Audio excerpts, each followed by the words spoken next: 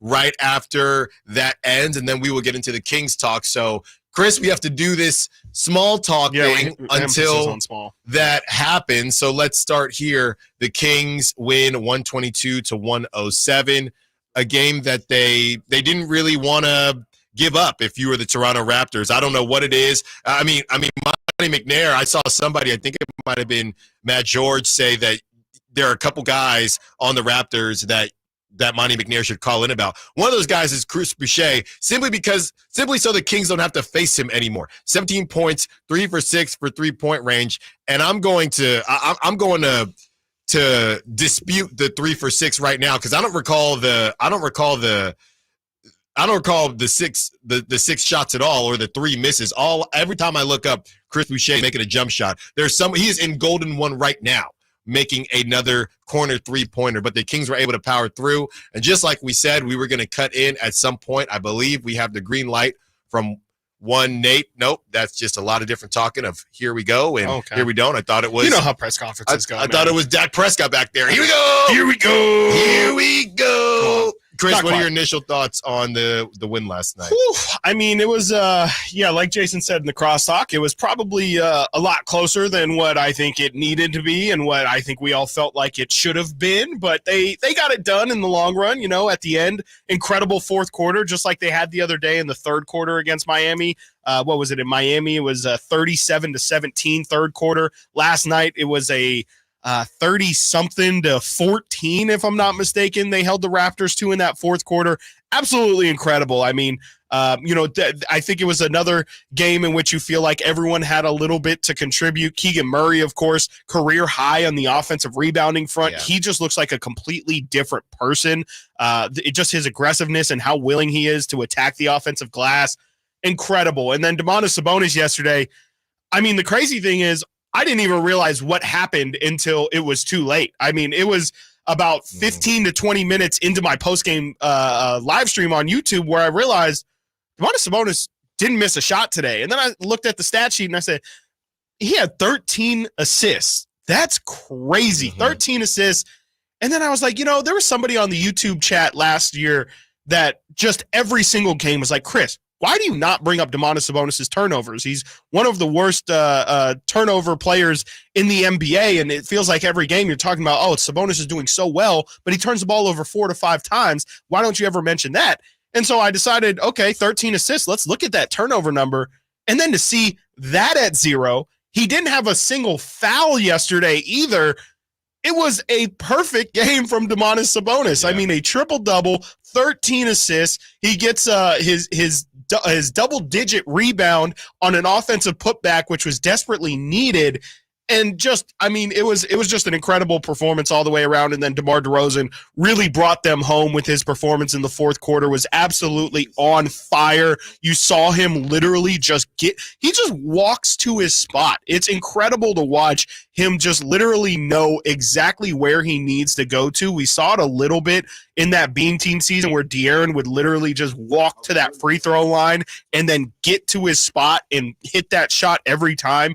You see it's almost the same exact thing with DeMar DeRozan. Last night, 11 of 21 from the field. He finishes with 27 points, and so many of them were just walking to that baseline, getting a guy posted up, and hitting that mid-range turnaround that we've heard so much about. 5 of 6 in that fourth quarter, 11 points, and really, again, just took them home where it felt like in that fourth, they desperately needed it. I mean, it's crazy when you look at the final score to think that this team was down by 4 heading into the fourth quarter and then outscore Toronto 33-14 in the fourth quarter and opened, I think, the first 6 minutes on a 27-7 run to open things up. And so I think that's what you want to see. I think, in an ideal, perfect world, we see that in the third quarter and not have to wait for it until the fourth quarter. But it ended up happening, and I think that's exactly, like we talked about, I think that's the exact kind of game recipe that the Kings were looking for in a game like yesterday.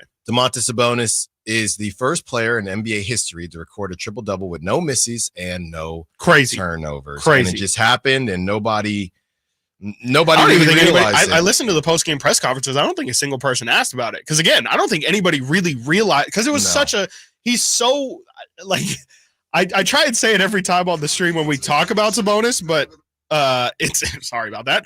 That was crazy. You try to not like forget. You just try to not overlook it. Like he does it so regular and he does it so easy where he's not forcing anything and it just kind of naturally comes to the score sheet or to the box score.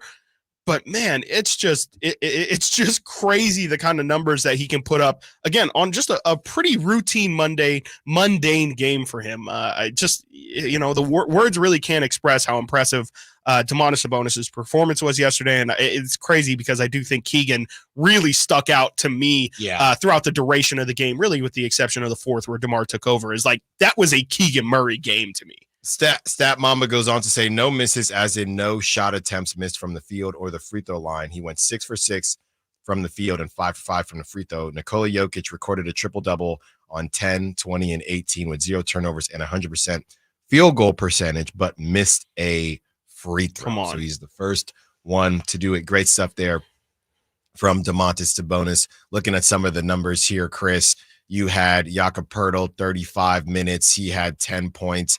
I really don't know what to make of him. Honestly, he might maybe because he's on the Raptors. He honestly seems like he'd be a good backup for the Kings. I think I maybe he is starter level and I'm missing on that, but I think he's right in that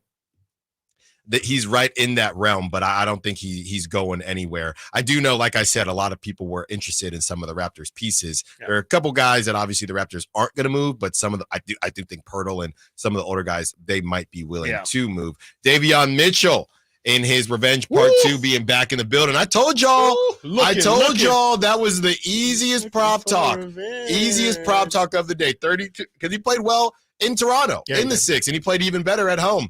32 minutes, 8 of 11, 2 for 3 from three-point range, 2 for 2 from the free throw line, 20 points, 6 assists as well. Talk about that playmaking. Yeah. RJ Barrett, 9 of 19, 33 minutes, 1 of 5 from three-point range. He was getting them up for sure, though. Yeah. 23 points. He had that stretch, Chris, was in the second quarter where it felt like he scored about 8 points in a row, something like that. RJ Barrett. I don't know what to make of him. I was talking to Frankie Cartoscelli about how he is really talented and he's a lefty, so I love that. But at the same time, there's clearly some holes in his game, but he's a big body. He is. You see him in person, he's a big body. Yeah, he's starting to look like that. What was it, the number 2 pick in that draft behind Zion? Was it 3? It was either 2 or 3. Top 5. Yeah, he was top 5 for sure. And he's starting to look like it. He's really starting to look like he's rounding out into shape. And I think it's kind of a similar story with Davion, where it's just like these guys have an opportunity for a bad team. And obviously there's some bad connotations with being good stats, bad team guy. But I think there's some young players in this league that just desperately need opportunity. And to me, RJ and Davion are perfect examples of guys where it's like, look what they do when they just get free reign to have to make mistakes, really. I mean, that's the thing is Davion wasn't allowed to really make mistakes in the role that he had here. And now that his team, frankly, isn't really trying to win basketball games, they can focus more on his development than, trying to make sure that they're winning every single possession. You had Grady Dick, 24 minutes. He came back to life a little bit, Chris. 0 for 5 from three-point range. Not a shooter's arena for Mr. Dick. And 7 points right there. 3 for 10 from the field. And Chris Boucher, before we get to the other side, we'll discuss what the Kings did at length. But Chris Boucher, 25 minutes, 7 of 11. Again, 3 for 6. I really don't recall those 3 misses from three-point range. 17 points. Okay, we have Sacramento Republic FC and all of the announcement that they have coming. We have more Kings. Don't go anywhere. Stiles Watkins, Sacktown Sports. Subscribe to Sacktown Sports on YouTube and watch the Carmichael Dave Show with Jason Ross, Stiles Watkins, and the Drive Guys. Live Monday through Friday from 6 to 6. Plus view archive shows and exclusive content. Subscribe at youtube.com/Sacktown Sports.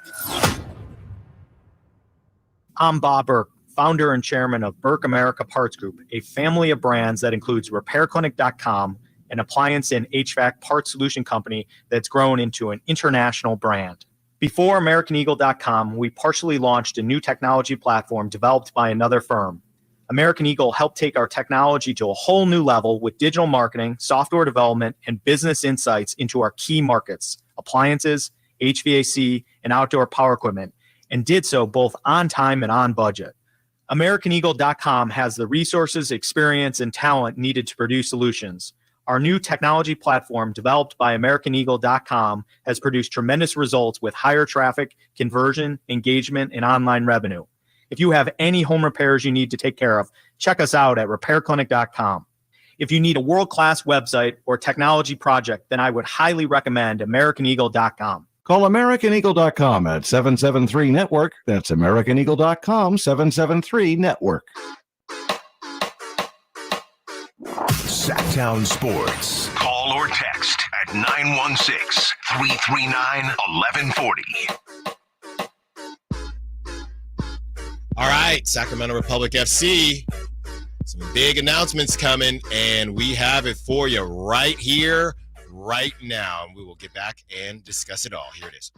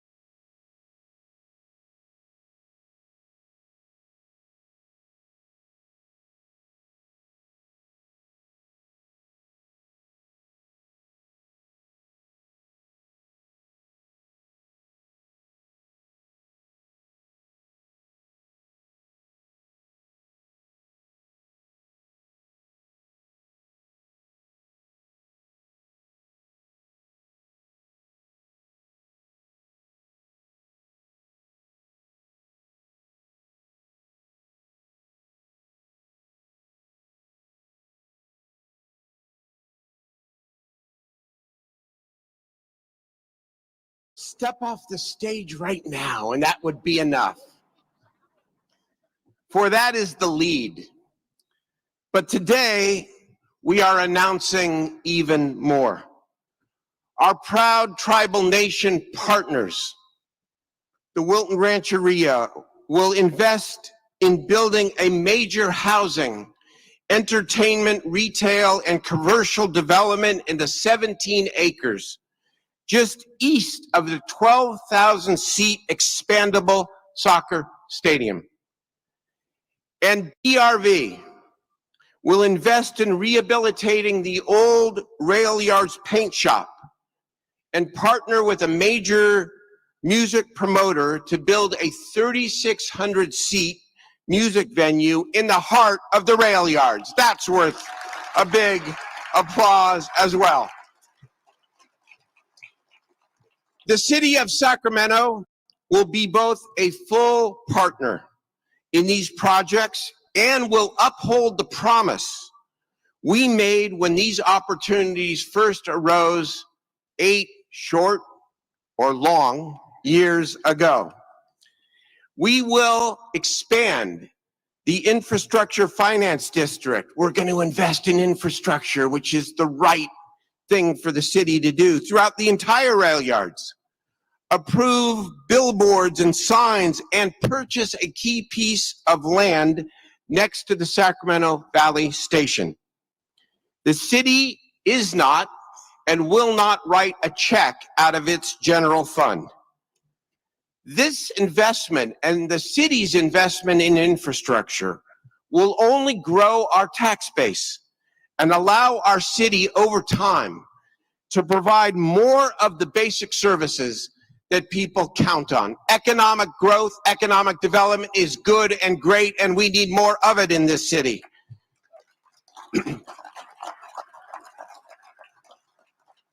I think it is fair to say that this is the biggest announcement for our downtown since the 2013 fight to save the Kings and build a Golden One Center and DOCO. Huh? Now, as mayor of our city, I get the privilege to make this announcement for our city for one reason. All of these partners that you will soon hear from never gave up. The indomitable city. They never gave up. They fought to make Sacramento their home and their future. And so let me begin with some thank yous. The framework for this agreement, by the way, is very complex. It's a whole story to be told about how we all came together. But really, the framework for this agreement is not that much different from what we put on the table 5 or 6 years ago. But here is the difference and why we stand here today. We finally found the right investor, and that's the Wilton Rancheria and Chairman Tarango.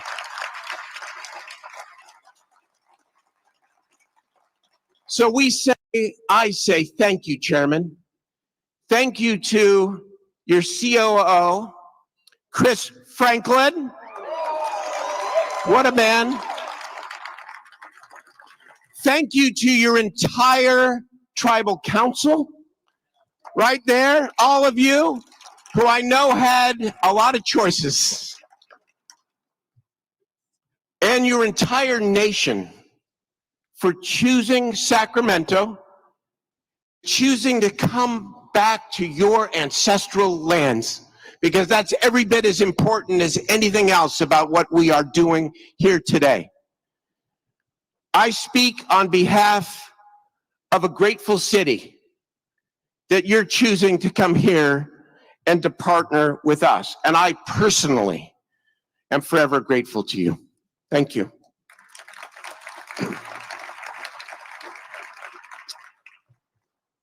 Kevin Nagel, Todd Donovan, the leaders of the Sacramento Republic, thank you. Todd, former professional athlete, smart, and calm under pressure. You're a key piece of this, and thank you. And this gentleman sitting on the end here, Kevin Nagel, is a Sacramento hero. And I don't say that lightly. Kevin Nagel is a Sacramento hero. This project had so many stops and starts. And Kevin and Todd and the Republic and DRV always did the right thing with other potential investors. But some of this history has been well chronicled. And you know, given some of the challenges and difficulties, that Kevin specifically could have understandably and rightfully picked up stakes at any time and chosen to go elsewhere. And he didn't. He chose Sacramento. He was loyal to Sacramento. And I, again, and our city are forever grateful. Thank you. And to Denton Kelly and to DRV, you have always believed and worked to develop the potential of what we call the single largest infill project west of Mississippi. And you have worked tirelessly on so many fronts to not only promote the rail yards, but to promote the city of Sacramento. And you never gave up. And I and we are also forever grateful to you. Thank you. And to all of our business organizations who work tirelessly on behalf of our downtown and our city, from Visit Sacramento to the Downtown Partnership, Michael, the two Michaels, and Barry Broom and GSAC, thank you so much for believing in our city, the Metro Chamber, everybody else who is here, who work day and night to make sure that this downtown and this central city is everything that we want it to be. Thank you to Assembly Member McCarty, who you're going to hear from in a few moments, for always believing in your city. And I want to give a special thank you and a profound gratitude to Senator Angelique Ashby, who's sitting in the front row here. When this story is written, part of what will be written is that Senator Ashby played a key role on a very, very difficult state issue that needed to be addressed. And if it had not been addressed, we would not be here celebrating today. So thank you, Senator Ashby, my friend. And then there is the city of Sacramento. And I've acknowledged my colleagues who love this city, so many who are going to be carrying on as I leave this office. And this will be in your good hands. And I'm grateful again to all of you. To City Manager Howard Chan and your team. Howard, you have been a great partner in this and in so much else over these 8 years. We all have our critics, but you, together with me and together with all of us, have helped steer this city through unbelievably tumultuous and historic times. And on this agreement, after I kind of set the table, you came right in there and we partnered together to help land this 5-part behemoth of a deal.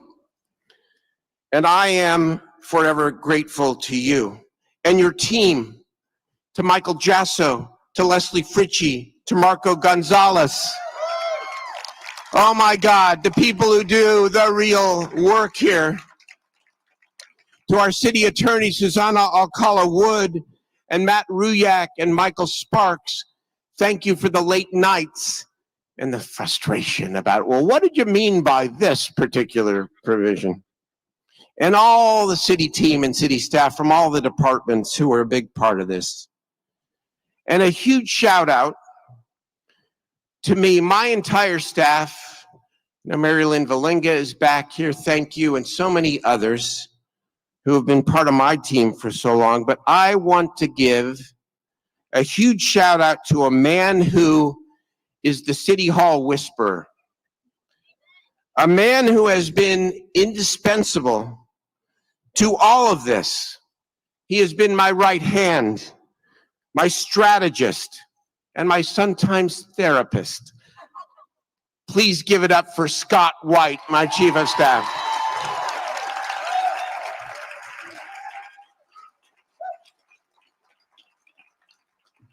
And thank you to everyone who never gave up when some thought this could never happen. The City Council will vote Tuesday at 5 p.m. in these chambers behind us, here at City Hall, on this agreement and on all of its details. And I am hopeful, because I never take anything for granted, but relatively confident that it will pass overwhelmingly. As you all know, I am exiting the stage next month. I could not think of a better way to end this chapter of my service. And it's a little bit of a bookend for me because it was the end of my last service as Senate Pro Tem that I was in a position to play a role to pass a very important bill and help save our Kings. And so this is a happy moment for me, but mostly I am so proud of Sacramento. We are a growing, a vibrant, an exciting, and a changing city. And with all that growth and change comes many challenges, which we are meeting every day head on. Today represents why it is so important to always be ambitious about our city, to always be positive about our city, and to always work for more good and great things for our city and for our people. This is Sacramento. We never give up. The indomitable city. We always welcome new people. We make places for people and for families to have fun and to make memories. And that's what this is about too. We focus on the present and we always, always point to the future. What a great day, everybody. Thank you. All right, great stuff. We're going to throw to break, and we'll be right back breaking all that down. Stiles and Watkins, Sacktown Sports. Malik Monk plays here. Started left, goes right, steps back, launches the three. Nothing but net. Oh, that was just filthy. Oh, my, that was sweet. Sacktown Sports is your proud home of the Sacramento Kings. Facts are facts, and the facts show that for eliminating hip, knee, back, leg, and foot pain, it's the Good Feet personalized arch support system, clinically proven to provide significant pain relief in only 4 weeks. Good Feet arch supports are designed to help put your feet and whole body back in pain-relieved proper alignment. Good Feet arch supports are HSA and FSA eligible. Book your free fitting at Good Feet in Sacramento, Roseville, and Vacaville. What sets Ashton & Price apart from other injury law firms? I'll tell you. From beginning to end, all important legal decisions are made directly between our clients and their experienced local attorney. A gate agent flying the plane, the receptionist performing surgery, not a chance. There's simply no substitute for the unique power of the direct attorney-client relationship offered by Ashton & Price. And there's never a fee until we win, and between you and me, we win a lot. Remember, for the best advice, don't think twice. Call Ashton and Price. Whitey here reminding you that not all grills are created equal. Give your family a real treat. Bring out all the flavors of the upcoming holidays with the amazing Napoleon Prestige line of outdoor cookers. Napoleon grills that features other grills can't match. They're built different, built better, built to last, complete with a lifetime warranty.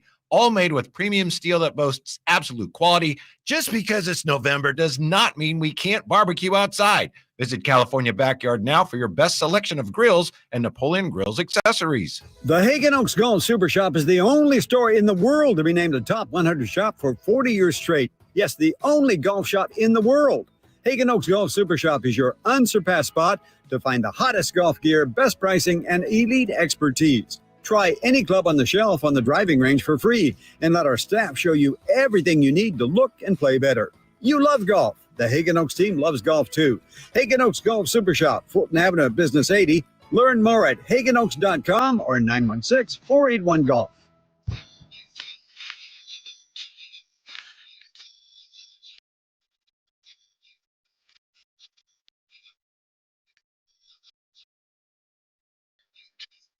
Live and local. Live and local. This is Sacktown Sports. We will play second fiddle to no one. Chris Watkins, the news that just came out that you just listened to here on these airwaves, your home for all things Sacramento sports. The Sacramento Republic FC with some huge announcements. Chris, your first thoughts? Great. I mean, absolutely fantastic. You could definitely say about time for sure. I mean, I was at the press conference. in which they announced MLS and a similar, kind of environment where they're trying to get you excited about the new stadiums at the rail yards and everything. And that environment, I remember, was just incredible. It was at the bank downtown. There were supporters up in the rafters, absolutely screaming. I'm looking at the photos from my phone right now. October 21st, 2019 was the date that they had the MLS commissioner come out and give a speech. And then just to think about how long it's been since that press conference and where they're at today with the announcement today. Absolutely massive, not just for Sac Republic, obviously really huge for them. We'll see what the next step for them is. I think a lot of people, of course, would assume that with this new stadium, hopefully comes new MLS hopes as well. I'm sure it's not going to be as simple as what it was last time, but you would definitely figure that with a new stadium, that helps your chances pretty good. 12,000 seats, I think, is a definite nice thing to have here in Sacramento. I mean, we really have Golden One Center as our premier venue for not just, Kings games, obviously, but for concerts as well. It's going to be nice to have an outdoor venue. And they also talked about a 3,600 seat music venue that they're also going to put in the rail yards development out there. I think it's huge. I think it's huge for the expansion of downtown. You now have, right now, Doco is kind of where it stops. I mentioned the bank. I think the bank is still open. But that's really kind of where the fun stops downtown. It's going to be really nice. You can go on the other side of the Amtrak and see that, you can have a continuation of downtown and it can all kind of flow into each other from Doco to this new rail yards development. I think it's going to be awesome for the city. And I think the important thing to hear from a lot of people is that it sounds like it's going to be, at least from the building of the stadium, is going to be privately funded by this new ownership group. And I think that's music to a lot of taxpayers' ears. I'm sure, we'll have to chip in some capacity, but for a majority of the stadium to be built with private funding, I think is music to a lot of people's ears. The official announcement, if anybody is just now tuning in, first of all, good morning. Good morning. Stiles and Watkins. Second of all, Wilton Rancheria has obtained majority ownership of the Sacramento Republic FC and reached an agreement to build a new stadium at the rail yard site in downtown Sacramento. This is something that I think Sacramento Republic, you can hear from the mayor, very excited about. A huge day for Sacramento. The first Native American tribe to own a majority stake in men's professional sports teams. So there you go. There's also history as well. There you go. Following years of uncertainty, it's official. The Sacramento Republic FC will be getting a new stadium. The Republic announced on Thursday that it will sell the club's majority ownership to Wilton Rancheria, making the group, just like Chris said, the first Native American tribe to possess majority ownership of a professional sports franchise. Yeah, I mean, I think it's just great stuff, Chris, here. A completed term sheet for the site and planned stadium will be delivered to the Sacramento City Council on Tuesday, November 12th. According to multiple sources, the hope is to open the new stadium in 2027. Wow, okay. 2027. I got to check what year we in now. 2024. Okay, I mean, that's not too bad. No, you'll start seeing development real soon, I'm assuming. Yeah, I mean, as long as it's approved. Right, yeah. It's not crazy. I mean, everybody's sitting here already talking about, that we're making plans for the Olympics. I mean, the Olympics, that's every 4 years. So it'll be around that time. Yeah. It'll be before the Olympics. So I think it'll be great stuff and really excited for the city as it continues to grow, continues to expand. This is the place to be right now, man. And we complain about, like you said, Chris, a couple days ago, I'm sitting here complaining about the traffic, complaining about the construction. That's because things are happening. Too much. Things are happening out here in Sacramento. And I love to quote actually, now that I think about it, the Kings, they're not doing that promo. I haven't seen the promo this season. Which one? Not just a little Cowtown anymore, because I think that was because of the anniversary. Right. Maybe it was the anniversary. Yeah. So even though that's not, and we may find that audio, because I do love that, not just a little Cowtown anymore. We will find that, because that is the truth. Sacramento is on the way up. And it is a beautiful thing to watch, see, and be a part of. I was just reading a piece from SactownSports.com. You can read the whole thing on SactownSports.com. called Sacramento Republic FC announces plan for Rail Yard Stadium, written by Frankie Cartoscelli, who is supposed to be in the building today. We're going to see if we can get a hold of Frankie. Nobody has seen Frankie. I saw a dude sitting in Frankie's seat last night during the game with a bag on his head. I have not seen Frankie since the Yankees lost, so I'm just trying to make sure that he's okay. Yeah, he's our guy. He's got a little one on the way. We got to make sure he's in the right headspace. Okay, before Junior gets on home. So great stuff there. We're gonna have some fun with Frankie and Brendan at 11:30 during the Kings Roundtable. But the initial thoughts, Chris, I mean, close your eyes, and I'm trying to remember now the timeline for the Sac State Stadium, right? So we can just it's 2030 a safe assumption that you're in the year 2030, however old you are now, you're in the year 2030. The Kings are continuing to rock and roll. All right. You got Keegan Murray, who is one of the best two-way players in the league at that point. You have De'Aaron Fox, who at that point, Fox, he'll be kind of just cementing his legacy, right? Three-time NBA champion. Exactly, along with Domantas Sabonis. So they've built their legacy there. And then, the Kings aren't playing today. Let's pop on over to the Hornets as they're getting it done, whether it's the Pac-12, Sac-12, or Mountain West.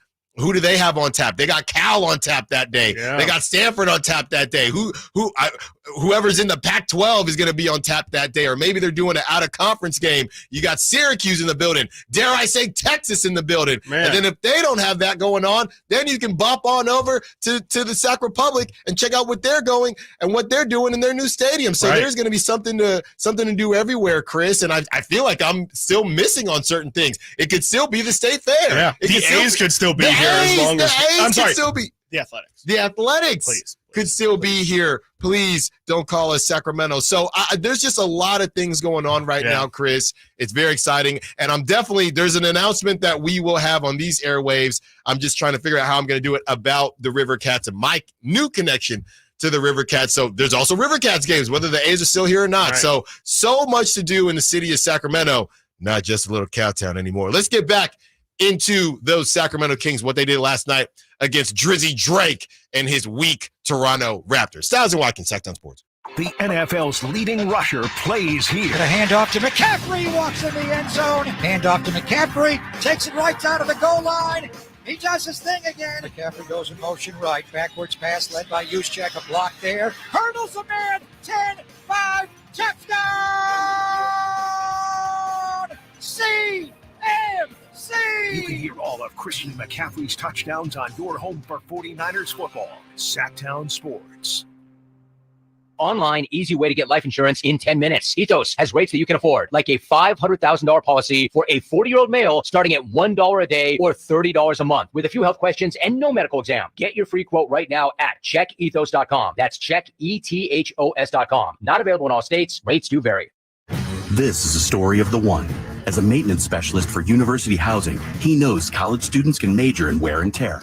Plus, housing so many students doesn't leave a lot of room to house all the supplies he needs. That's where Grainger comes in. With over 1 million industrial-grade products and fast, dependable delivery, Grainger carries the quality products he needs so he doesn't have to. From a new door hinge to a whole new faucet. Call, click Grainger.com, or just stop by. Grainger, for the ones who get it done.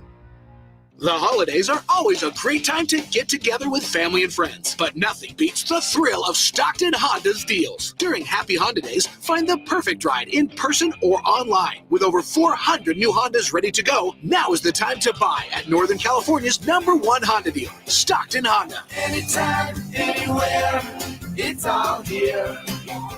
StocktonHonda.com. #1 ranked based on 2023 total new and Honda certified pre-owned vehicle car sales from American Honda Motor Company. Sold on report. Ready to make this Christmas unforgettable? Shop early and save at Prestigio Jewelers' biggest Black November sale ever. For over 30 years, Prestigio Jewelers has offered in-house financing and fine jewelry. Guaranteed credit approval between $400 and $10,000 with no money down options. Prestigio Jewelers, the perfect jewelry, the perfect price, helping you build perfect credit. With locations in Sacramento, Stockton, Merced, and Fresno, or online at prestigiojewelers.com.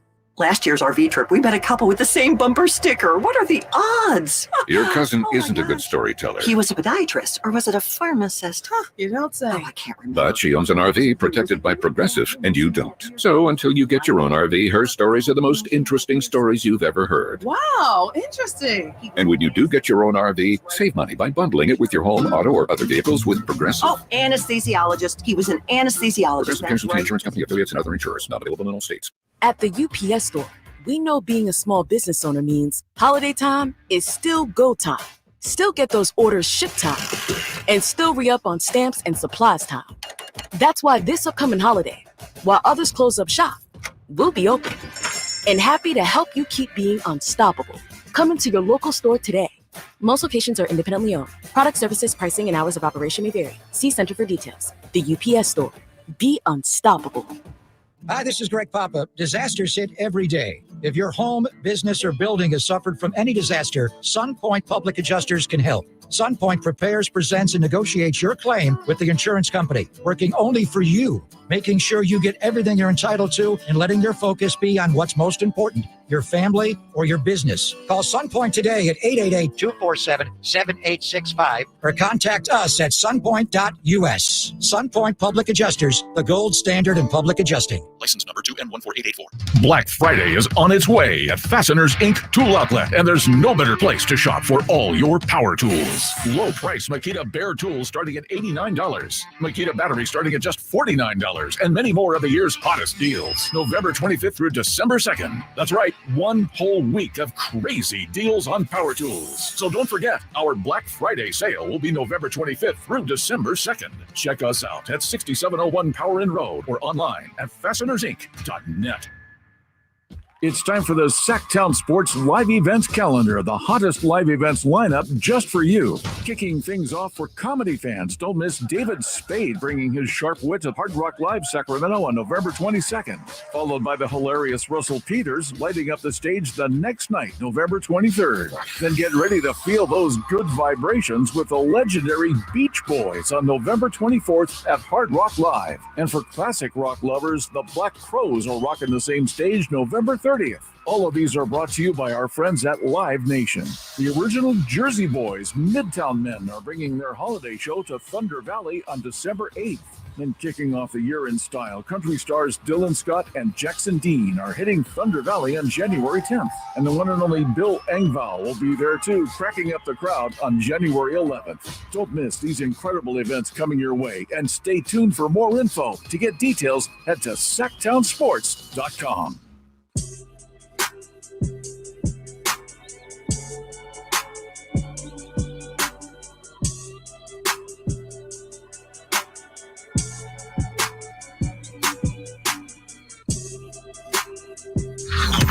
Sacktown Sports. Check us out on YouTube. Search Sacktown Sports and subscribe. I see you, DJ Bedhead. Little Kendrick, because they not like us.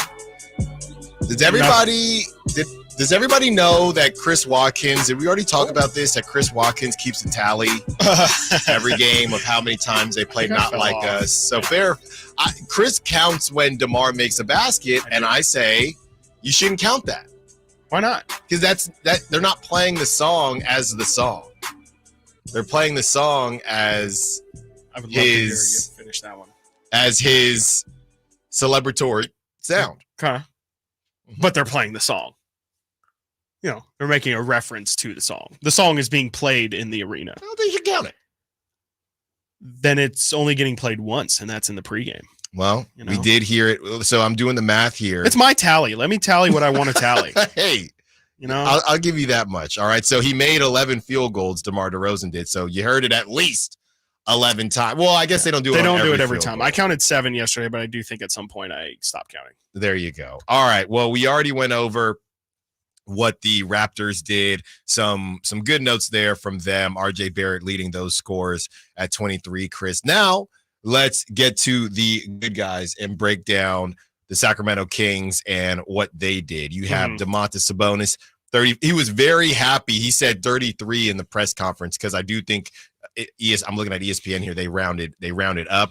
But I'll tell you this much, Chris. The conversations about the usage and the minutes, it's a real thing. Domantas Sabonis, he said the best thing about today, he said it with a smile. It was towards the end of the post game. He said the best thing about today is that I played 33 minutes. Yeah. These guys don't want to be out there for 40 minutes. They all, I'll put it to you like this.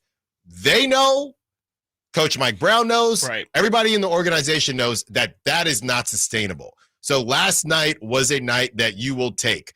35 minutes. We know DeMar DeRozan has always played a lot of minutes, but you got 34 minutes for Domantas Sabonis. Hope you didn't take the over for his three-pointers. He did not take a three-pointer yesterday because he didn't have to. He's too busy throwing dimes and getting boards. 11 rebounds, 13 assists, 1 steal. He was a plus 16, 17 points, 6 for 6, like we talked about at the beginning of the show. That perfect triple-double, first time in NBA history. No turnovers, no missed shots, and he had the perfect triple-double. Not even Jokic has done that. DeMar DeRozan, 35 minutes, 11 for 21, 2 for 4 from three-point range, 3 for 3 from the free throw line. By the way, Sabonis was 5 for 5 from the free throw line as well. He had DeMar DeRozan 3 assists, 2 rebounds, 1 steal, plus 15. He had 27 points. He is just automatic. And he breaks the franchise record for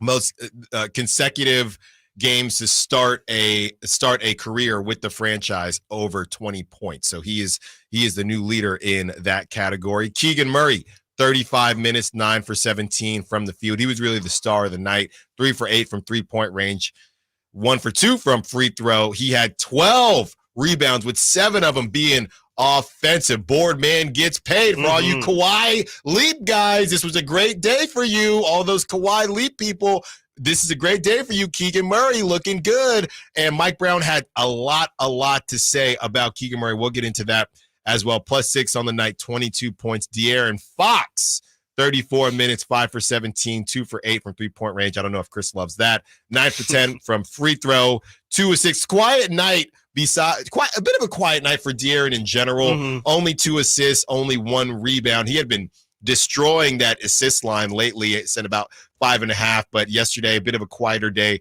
for De'Aaron, but still got it done. 21 points, nothing to sneeze at there. Kevin Huerter, he returns back. Huerter. Thank you, Patrick Beverly, who apparently almost came to the Kings, but he stayed because he was supposed to get 94 basketball courts from Steve Ballmer, and only got 2, but that's a conversation for a different day. Kevin Huerter, 24 minutes, 4 for 7 from the field, 1 for 4 from three-point range, 2 for 2 from free throw. Kevin Huerter had 2 assists, 4 rebounds, and he had 11 points. The Trey Lyles movement, not necessarily moving. 11 minutes, 1 rebound, 1 assist, 0 points, still a plus 9 on the night. Doug McDermott, 3 minutes. Alex Len, Chris, 14 minutes. Looked good. 1 for 1 from the field, 1 for 2 from free throw land. He had 6 rebounds, 4 blocks. And that was a guy, Chris, that he won the defensive player of the game. Mike Brown definitely had some things to say about him in the post game. And 2 more. Malik Monk, 21 minutes, 4 for 12 from the field, 1 for 3 from three-point range, 4 for 5 from free throw. One of those free throws was kind of an important free throw, so didn't like to see that out of Malik Monk. 13 points. Nate, it's crazy because you were sitting next to me yesterday. It feels like Malik had more than 1 turnover, but he only had 1 turnover. He was playing with some crazy person energy. He was just running and flopping to the basket. Yeah, there was a lot going on. It wasn't even Malik. I don't mean flopping in the traditional sense either of looking for a foul. It was just trying to put on a show. It was crazy. Yeah, we'll talk with the roundtable a little bit. Does it seem like Malik might be pressing early on here? Still 13 points, 1 for 4 from three-point range. And last but not least, Ellis Island, Keon Ellis, 23 minutes, 2 for 4 from the field, 1 for 3 from three-point range, perfect from the line, 3 for 3. He had 3 rebounds, all offensive rebounds, by the way, 1 assist, 2 steals, and he had 8 points. And 1 real dude moment with the other team with RJ Barrett as things got a little bit chippy, and I love to see that out of Keon. And Keon, I don't know what he said, but he just, I don't know. What, bro? What are we doing? Yeah, what's going on? I mean, that was I'll put it to you like this, Chris. that was a grown man win from the Sacramento Kings.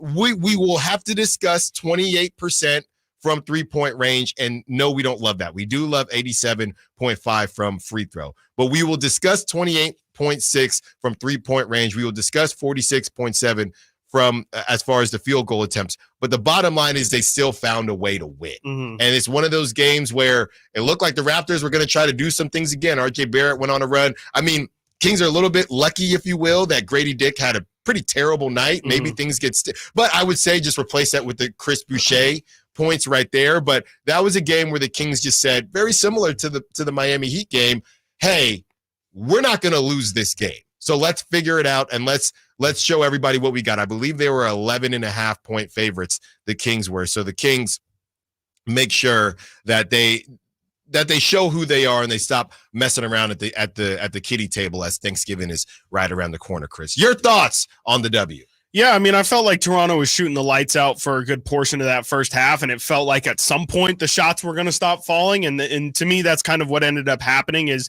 you know, the Raptors had RJ Barrett knocking down shots, like you said, Chris Boucher was knocking down shots, and then, you know, what ended up happening is the shots stopped falling for Toronto, even though they had some good looks. You know, they just didn't fall. And like you said, Grady Dick definitely had a pretty disappointing night from his standards. But I think the Kings just kind of had faith that at some point here, they were going to be the talent was going to win out. They just kind of believed that, you know, if you stick to the process, if you keep playing defense, if you keep playing tough, you keep getting to the free throw line, which I think is huge for staying in that game. They double up, more than double up Toronto at the free throw line in terms of attempts.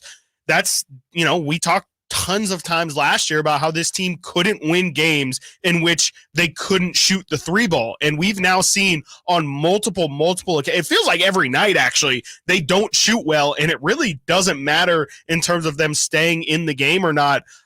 You know, I think that's growth. I think that's maturity. And I think it's a really good sign for this team, multiple ways to win. And you have to believe that at some point here, the Kings aren't going to shoot 35% or lower from three. And those are going to be the games where we talk about this team looking like a juggernaut. I mean, again, they're not really hitting perimeter jumpers right now, and they're still keeping these games close at the very least. Their biggest loss so far has been by 3 points. I think it's a combined 9 that they've lost their 3 games by.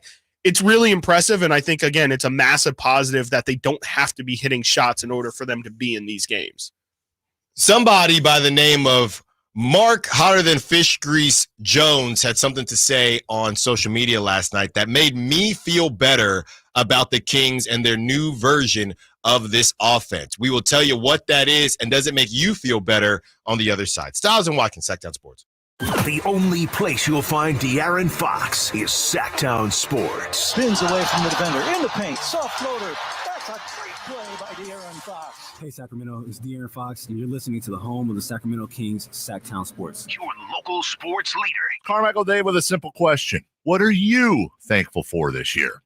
So many things to consider, but one thing we can all agree on is a well-running vehicle to get you where you need to go each and every day. Jiffy Lube would like to say thank you to all their customers this November. Whether a weekend road trip to Lake Tahoe or your daily commute to work, Jiffy Lube has you covered. Serving the greater Sacramento area since 1984. Visit jiffylube.com today to find a location near you, generous oil change coupons, and more. Happy Thanksgiving and holiday driving from Jiffy Lube. Facts are facts, and the facts show that for eliminating hip, knee, back, leg, and foot pain, it's the Good Feet personalized arch support system, clinically proven to provide significant pain relief in only 4 weeks. Good Feet arch supports are designed to help put your feet and whole body back in pain-relieved proper alignment. Good Feet arch supports are HSA and FSA eligible. Book your free fitting at Good Feet in Sacramento, Roseville, and Vacaville.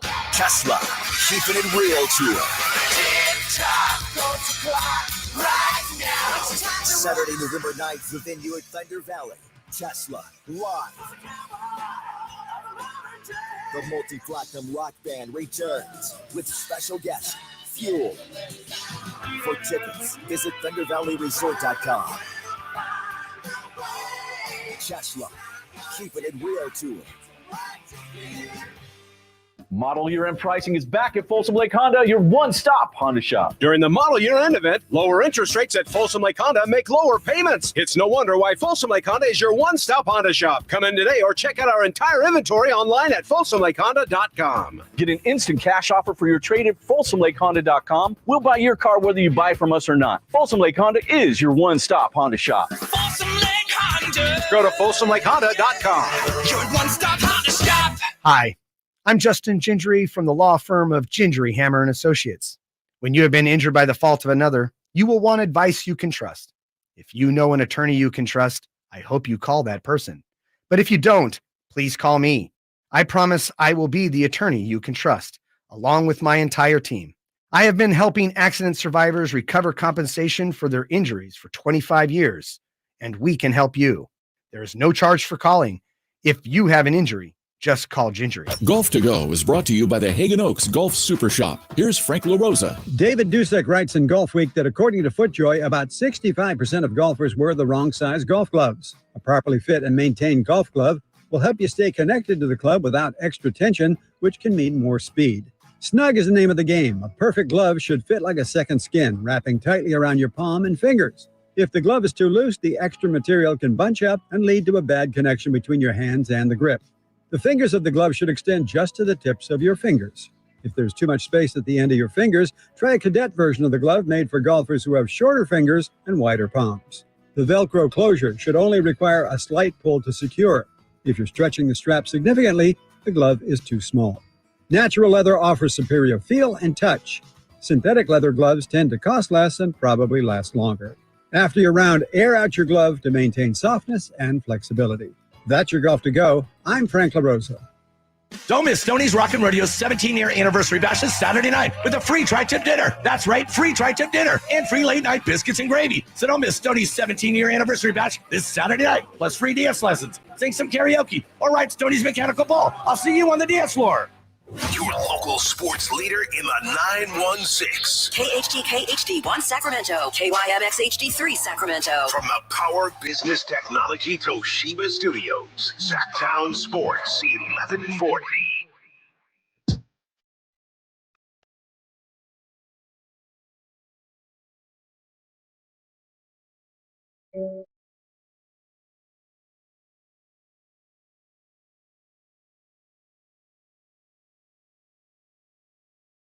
Sacktown Sports. Call or text at 916-339-1140.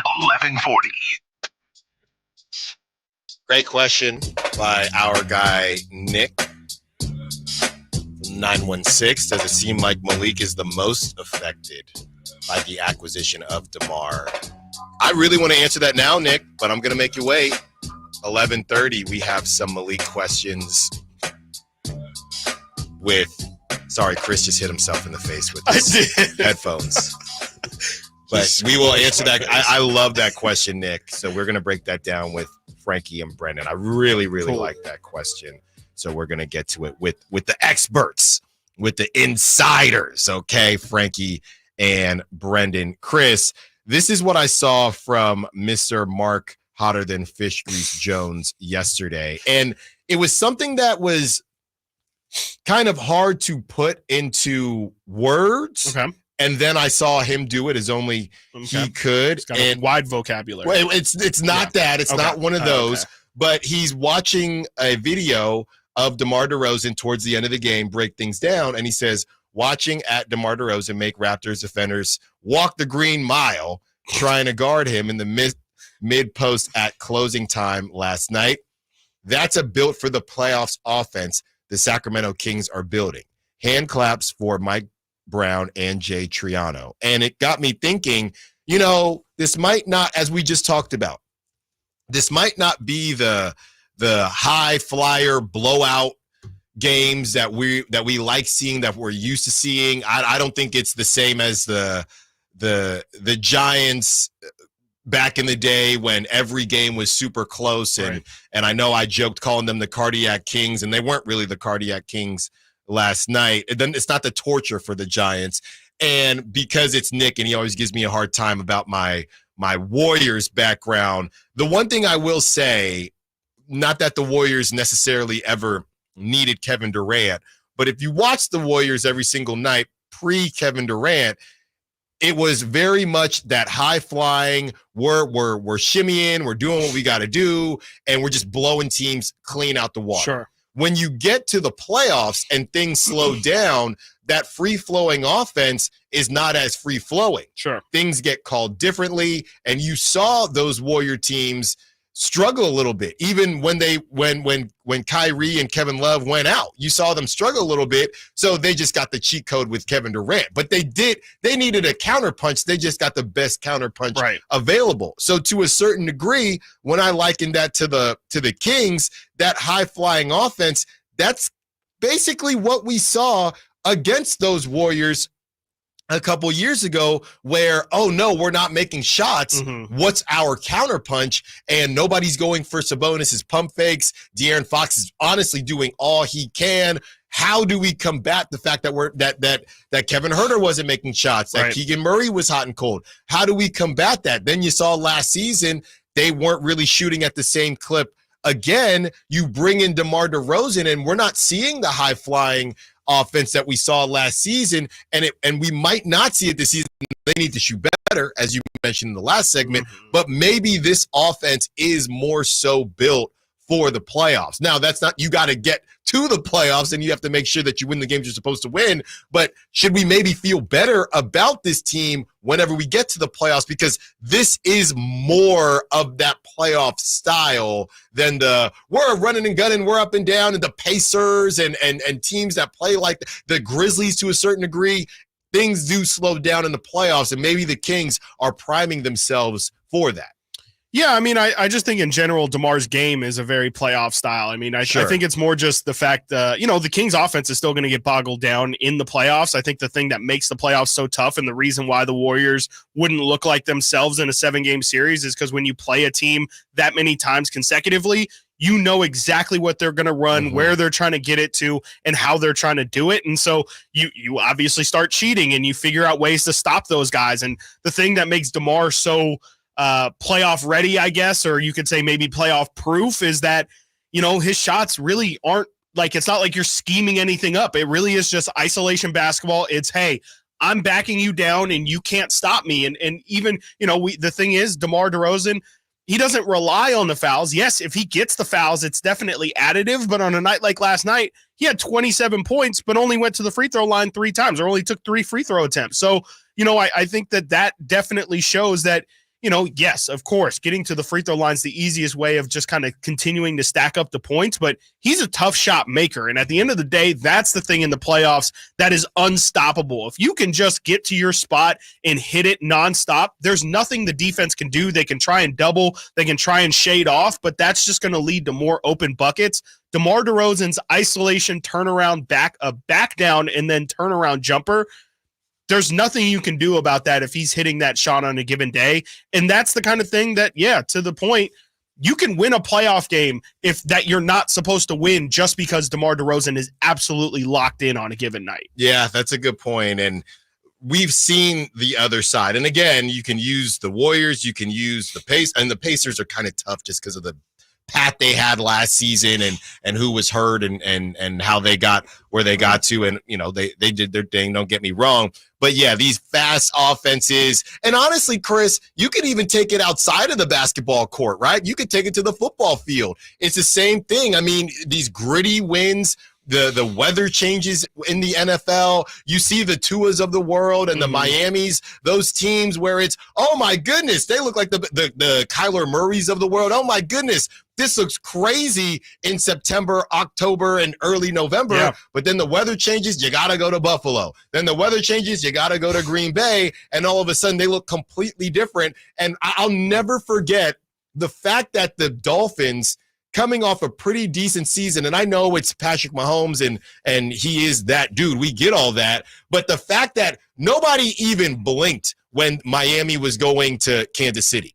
Nobody even I don't even know if Dolphins fans picked Kansas City because they knew that this is a different style. This is a different style of football. With the Miami Dolphins, you feel like their path, and we talked about this at the beginning of the season before Tua got injured, you got to win your division. It has to come through Miami. Right. Because you're never going to play a Super Bowl in a cold weather place. So you have to win your division, let it come through Miami, and maybe you guys would have a shot. It's the same thing in the NBA. These teams that have these high-flying offenses, when things slow down in the playoffs, they're just not – things can change a little bit. So I guess what I'm doing, Chris, is starting to condition myself to now maybe not expect – I think the explosion is coming as far as the offense is concerned, but I don't know. I think I'm getting to the realization that it's just not going to happen as often as maybe we've seen in the years past. And I think I'm okay with that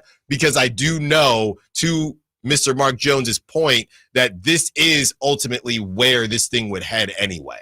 Yeah, I mean, and I do feel like the Kings offense not being like crazy explosive is a bit overblown, especially as I'm just looking at the raw numbers here. The Kings at 118.8 points per game is the 5th highest scoring team in the entirety of the NBA. And so, I think it's a massive positive, if anything, that we could say confidently that we believe that this team, or at least I believe that this team is going to knock down threes at a higher rate at some point, meaning that the offense is going to be more explosive. And there's still room to grow. I mean, again, they're 3rd in the Western Conference in terms of points per game. They are doing it on the defensive end as well. On defense, they've done a great job. They just fell out of the top 10 in terms of defensive ratings. They're at 11 right now in the entirety of the NBA. I definitely think that these guys have really, really built out this offense to where, again, there's room to grow, and we're already seeing that it is enough right now with where it stands. And I think that that's a massive positive. Who knows if, down the line, maybe sooner rather than later, but I think definitely down the line, if this team makes any other additions to this team in the shooting front, I think it can really take this offense to another level that we haven't seen yet. And, yeah, I mean, I just feel really great about where this team is at right now, and I'm excited for some of the challenges that are ahead on the road here as they're about to play Phoenix twice. I'm just excited to see what this team's going to look like stacked up against some of the better teams, and kind of what you were just laying out. Does things start to look a little bit different? When you play a high potent offense like Phoenix, can you keep up with them, or have you kind of gotten the luxury of being able to hang around with some of these Raptors and Blazers and Utah Jazz teams recently? Miami was a good, tough opponent, but it seems like with how Phoenix is playing right now, that's a whole nother challenge that they just haven't had yet this year. Yeah, I don't think that anybody, depending on what happens on Sunday, that's when they head to Club Phoenix to take on the Suns. I think that they've had enough time for this to they dang sure shouldn't get blown out or anything like that. Because I'm looking here, Chris. And, we took baby Stiles to some swim lessons, okay? And it's very similar, you start in the shallow end and you go to the deep end. Some people like to just throw them in the pool. The Kings didn't have to get thrown in the pool this season at all. I mean, maybe a little bit with game 1 against the Timberwolves, but the Timberwolves, it's not like they were the well-oiled machine. They're trying to get Julius Randle, and Dante DiVincenzo's kind of been a letdown so far. But after that start with the Timberwolves and the Lakers, you've been able to play the Blazers, the Jazz, the Hawks, the Raptors, the Heat, who I'm not necessarily terribly high on the Heat. Then you get the Raptors again. Then you get a Clippers team who I would put above, obviously, the Raptors, Jazz, and maybe at the same level as the Heat. Maybe the Heat's a little bit better. And then we get to I would call it, Chris, the first test of the season. You're going to go to the Suns. You're going to go to Club Phoenix against a team who's been playing pretty darn well. And Kevin Durant has been on a heater. We'll see if that lasts. They're 7-1 just based on everything that they had to deal with. They're Kevin Durant with Team USA. He was in, he was out. But yeah, I think to your point, you're taking care of business, or for the most part, you've taken care of business against these teams that you had no business losing to anyway. Let's see what you can, not to look too far ahead. Obviously, we got to see what they do against the Clippers, but I'm very excited for that Sunday game. I think that's the first litmus test for the Kings. Yeah, for sure. Completely agree. I mean, I think that that's really the first time where you can say, okay, they know themselves a lot better than they did when they played the Lakers and the Wolves. Mike Brown apparently knows his team a lot better now than he did in those first couple games where, yeah, you could say that it was an actual challenge.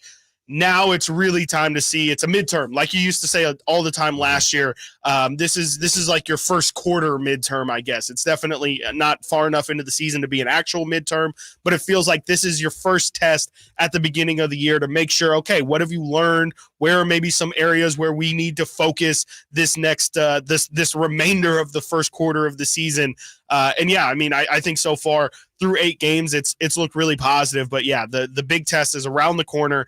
And you just hope, again, I think splitting is definitely a win in that kind of situation. But obviously, you don't want to lose both of those games, because that starts to feel like, all right, are we back at square one? Are we really just a team that can knock down some of these weaker opponents, but then we play, even some of the middling teams in this league, and it's a different story.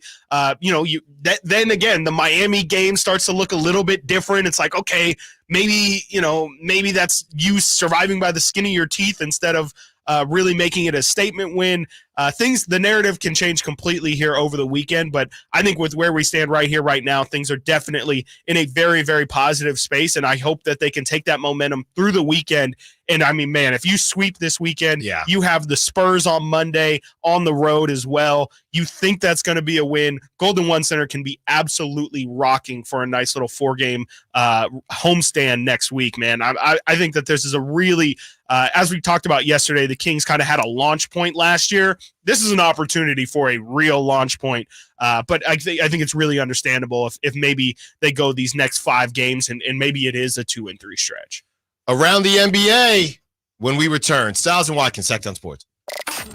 Did you miss any part of our live local shows? Don't worry, you never have to miss them again. Check out sacktownsports.com and search our podcast page and play our shows when you want. The Carmichael Dave Show with Jason Ross, Stiles and Watkins, and the Drive Guys. Plus, other podcasts like Return of the Empire, Return of the Roar, the Stingers Up podcast, and Golf to Go with Frank LaRosa. They're all available right now on sacktownsports.com. How was your job to school? Let me tell you, I had to get my iced coffee first. I just can't seem to put it down. My favorite rapper just announced a tour. My phone was buzzing like crazy. I'm so excited. I had to text all my friends right then to talk about it. Then someone started calling me and... Let's try that again. I turned my phone off right away. I never drive distracted. Visit StopTextStopWrecks.org. A message brought to you by the National Highway Traffic Safety Administration, Project Yellow Light, and the Ad Council. The smarter way to clean your floors. It's time to make the swap. Swiffer Power Mop. Introducing the new Swiffer Power Mop, the all-in-one tool that gives you a mop and bucket clean in half the time. The solution's built right in, so no heavy bucket, and the pad has hundreds of scrubbing strips to get deep into grout. Don't mop harder, mop smarter. Swiffer Power Mop. Swiffer Power Mop.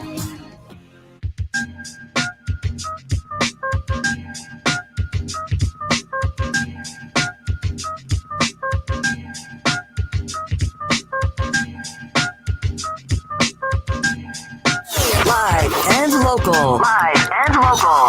This is Sacktown Sports.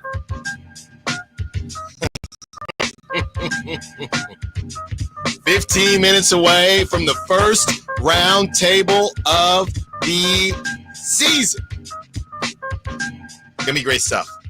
You're not gonna want to miss it. That's in 15 minutes. Frankie Cartoscelli, Brenden Nunes, Chris Watkins, Alan Stiles, Nate Littlefield, Battle Royale, as we talk all things Kings. And we didn't forget about you, Nick, in that question with Malik Monk. We're going to talk to the guys and really have a discussion about it. As you know, if you've been listening, my biggest question marks were for really Trey Lyles, Malik Monk, and Keegan Murray, all for different reasons, but we will get to all of them. I got a quick one for you guys. Mm-hmm. If you missed the game last night and you just looked at the score, okay, would you assume this is just a blowout, like the Kings just had it and took it? That really wasn't the case until the last, 5 minutes of the game? For a minute, you were looking good, Nate, when you thought it might have been a full-blown letdown. I know we quickly gave our... Yeah, it was a little ugly. Yeah, we quickly gave our predictions last night, and Chris won because I only had them winning by 7, and I think you had it an even closer game, Nate. So, yeah, and I give credit, and Mike Brown did too. I do give credit to the Toronto Raptors. I'm not going to give Drake no dang credit, but they play hard, and I've only seen them play against the Kings, to be quite honest, and they play pretty darn hard. So we'll see what happens with Toronto. But yeah, I think this was a test in a different way because you had a team that they refused to lay down. I mean, I've seen teams lay down. All right, the Blazers, I've seen them lay down against the Kings and other teams. I've seen the Jazz lay down. I'm sure the Raptors will have games where they lay down, but for whatever reason, and whether it's DeRozan or fighting for the Davion, October's very own, Davion, they were not laying down. So the Kings had to earn it, and they earned every bit of that blowout, if you will. Chris, this is from the 530 before we go around the NBA. Mm-hmm. Is it me, or is Fox losing a lot of balls driving to the basket? It seems like he is either getting stripped or just losing the handle. This is possibly from his fingers being taped or being sloppy with the ball. That's from Doug. I'm trying to think off the top of my head. It's happened a lot. It definitely has happened a lot. I talked about it yesterday on the post game. I think that's been the area where he's really where you've seen his finger injury more so than anywhere else. You can maybe say the shooting, but we know that De'Aaron just in general is a pretty inconsistent perimeter shooter. To me, the turnovers has been the most obvious thing, and that's the thing that showed up in that playoff series against the Warriors the most when he broke his finger in that series. If you remember correctly, he kind of lost the handle on that game-winning shot that ended up going to HB. He kind of lost it for a second, and again, that's right after he had broken his finger. So that's really where I've noticed it the most, is he has a lot of empty hand drives where he'll kind of, do a Euro or something like that, and then just kind of throw his hands in the air, and the ball will be bouncing on the ground because somebody stripped it. De'Aaron so far this season, 9th in the NBA in turnovers per game at 3.8. That number was at 4 before yesterday's game, and he thankfully only had 1 turnover yesterday, so that lowers it a bit, but definitely is the place where it's shown up the most, in my opinion, is in the handle, and more specifically, empty hands, going up for free throws, or I'm sorry, going up for layups and things like that. He's been stripped more times than I think I'm used to seeing. All right, it's time to go around the NBA. Now that you're back, Nate. You're definitely back. Never been here. Chris, let's go around the NBA. It just gets worse in the East. This is my guy, Chris.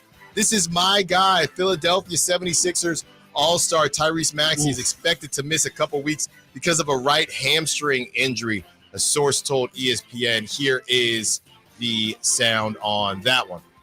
What more can you tell us? Yeah, Molly, I'm told that Tyrese Maxey will have a full evaluation later today, but the sides are bracing for him to miss about a couple of weeks with this hamstring injury. He's a guy that obviously wants to play through everything, but he will need to take his time. This is a soft tissue injury. The Sixers are going to take it very, very seriously. I've spoken to his agent, Rich Paul, at Clutch Sports, and they will make sure that he's going to be 100% when he comes back to the floor. This Sixers team, obviously, that's been battling injury.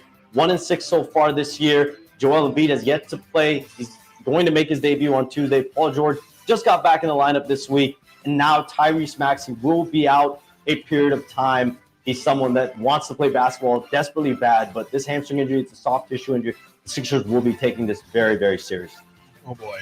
You get one, you lose another. They're turning into the Nets, Chris. When are they going to play at full strength? Can I propose something to you that they never do? It might not be as crazy as it sounds. 76ers pick right now, they owe a top 6 protected pick to OKC this year. If they finish outside of the top 6, it goes to OKC. They're 1-6 right now. What is that from? That would have been, let's see here, Sixers. Oh, that's a good question. I'm trying to think off the top of my head. Well, everybody owes OKC something. It could have been Paul George, perhaps. But he was with when he went from Thunder to. He went to the Clippers after. Yeah, I don't know. I can look that up. Everybody owes OKC something. Yeah, exactly. And there you have it. I mean, when you talk about the All-NBA thing, Chris, to be completely honest with you, might be just a war of attrition. If De'Aaron can just stay out there and put up some pretty decent numbers, we might be having that 340 $5 million conversation. Oh, man. In a trade for Danny Green, Terrence Ferguson, and Vincent Poirier, the 76ers gave the Thunder a protected first-round pick in 25. The pick is top 6 protected. If it doesn't convey in 25, it's top 4 protected in 26 and 27. So they did it to get Danny Green. So they just cooked it. They gave a first, and this is why when we say, some of the Dorian Finney-Smiths of the world, or even the DeMar trade to an extent, this is why DeMar and the Kings, the Kings in the DeMar trade did get some bad grades, because you trade these future, even if it's the Kings, I think is a pick swap, thankfully, but you trade these unprotected first-round picks, or even some of these protected first-round picks years down the line for your Alex Caruso's, your Dorian Finney-Smiths. Might be fine now, but you never know what's going to happen. You're higher on Alex Caruso than me. I am. Yep, absolutely. It's just dangerous. It's just that's the downside. It's not all lollipops. There you go. All right, we have this Trae Young sound that's just incredible. I don't know what to do with Trae Young, and we spent a lot of time on Trae Young yesterday during the ladder conversation. That was great stuff there. But here's Trae Young really leaning in. I still think he should go to the Nets to party with Jordy Fernandez. But here's Trae Young telling Knicks fans to take their bleep home.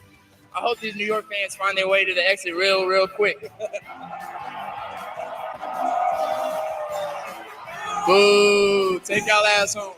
Boo. And he did have hair. He did have hair while saying all of that. I thought it was hilarious, Chris. It was funny.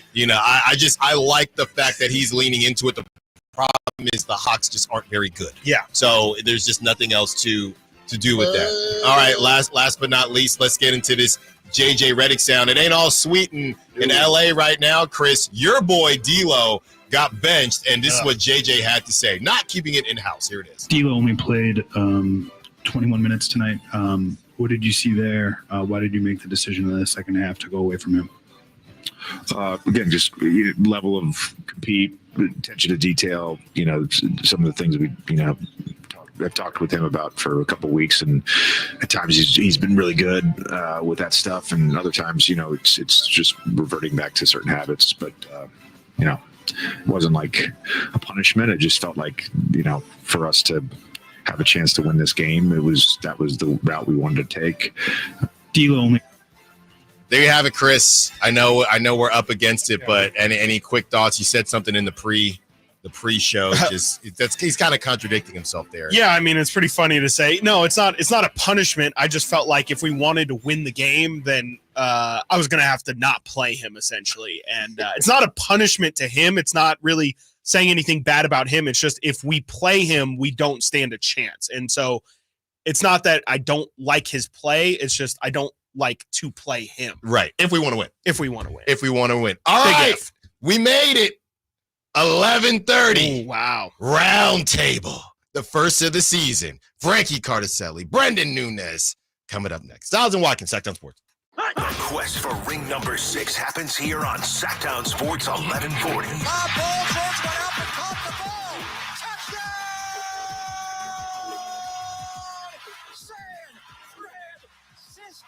Listen on Sacktown Sports for all the 49ers action. Jennings went up and took it away. What a catch by JJ. He scored 3 touchdowns today. Quest for 6 lives here on your local sports leader, Sacktown Sports 1140. Ready to make this Christmas unforgettable? Shop early and save at Prestigio Jewelers' biggest Black November sale ever. For over 30 years, Prestigio Jewelers has offered in-house financing and fine jewelry. Guaranteed credit approval between $400 and $10,000 with no money down options. Prestigio Jewelers, the perfect jewelry, the perfect price, helping you build perfect credit. With locations in Sacramento, Stockton, Merced, and Fresno, or online at prestigiojewelers.com. The Hagen Oaks Golf Super Shop is your unsurpassed spot to find the hottest golf gear, best pricing, and elite expertise. Every club on the shelves can be tried for free on the driving range. 3 TrackMan units and a Hagen Oaks team of skilled fitting professionals provide the finest club fitting experience. Our personable Super Shop staff will show you the newest to help you look and play your best. You love golf. The Hagen Oaks team loves golf too. Hagen Oaks Golf Super Shop, Fulton Avenue at Business 80. Learn more at hagenoaks.com or 916-481-GOLF. At the law offices of Dale R. Gomes, we understand that when you're facing a crisis, you need more than just a lawyer. You need a team. Our dedicated attorneys work together, combining decades of experience to guide you through personal injury or criminal defense matters with care and expertise. We're committed to supporting you every step of the way, ensuring your voice is heard and your rights are protected. With offices in Sacramento and El Dorado County, reach out to the law offices of Dale R. Gomes today, 916-999-9033, or online at dalegomslaw.com. Facts are facts, and the facts show that for eliminating hip, knee, back, leg, and foot pain, it's the Good Feet personalized arch support system, clinically proven to provide significant pain relief in only 4 weeks. Good Feet arch supports are designed to help put your feet and whole body back in pain-relieved proper alignment. Good Feet arch supports are HSA and FSA eligible. Book your free fitting at Good Feet in Sacramento, Roseville, and Vacaville. The Hagen Oaks Golf Super Shop is your unsurpassed spot to find the hottest golf gear, best pricing,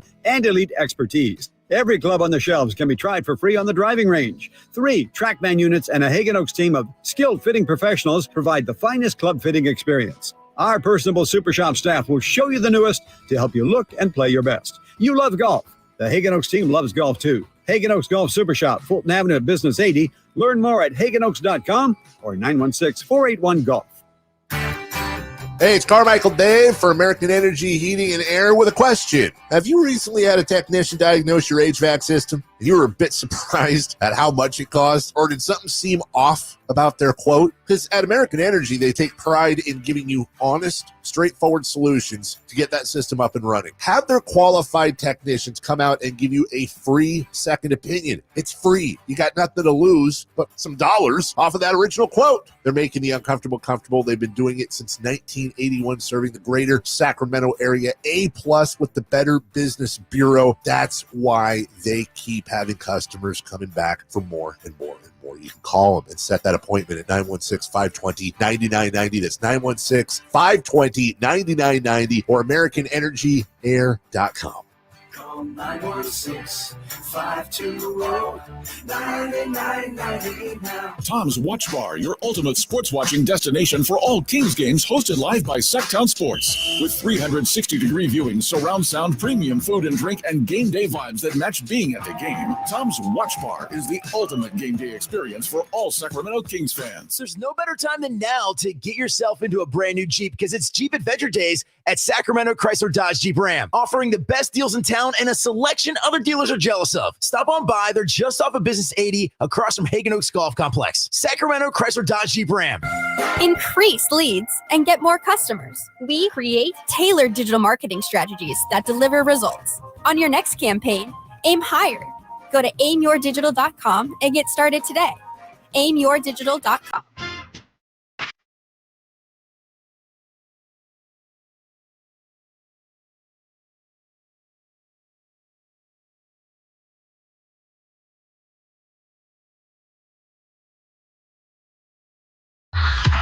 Sacktown Sports. Check us out on YouTube. Search Sacktown Sports and subscribe.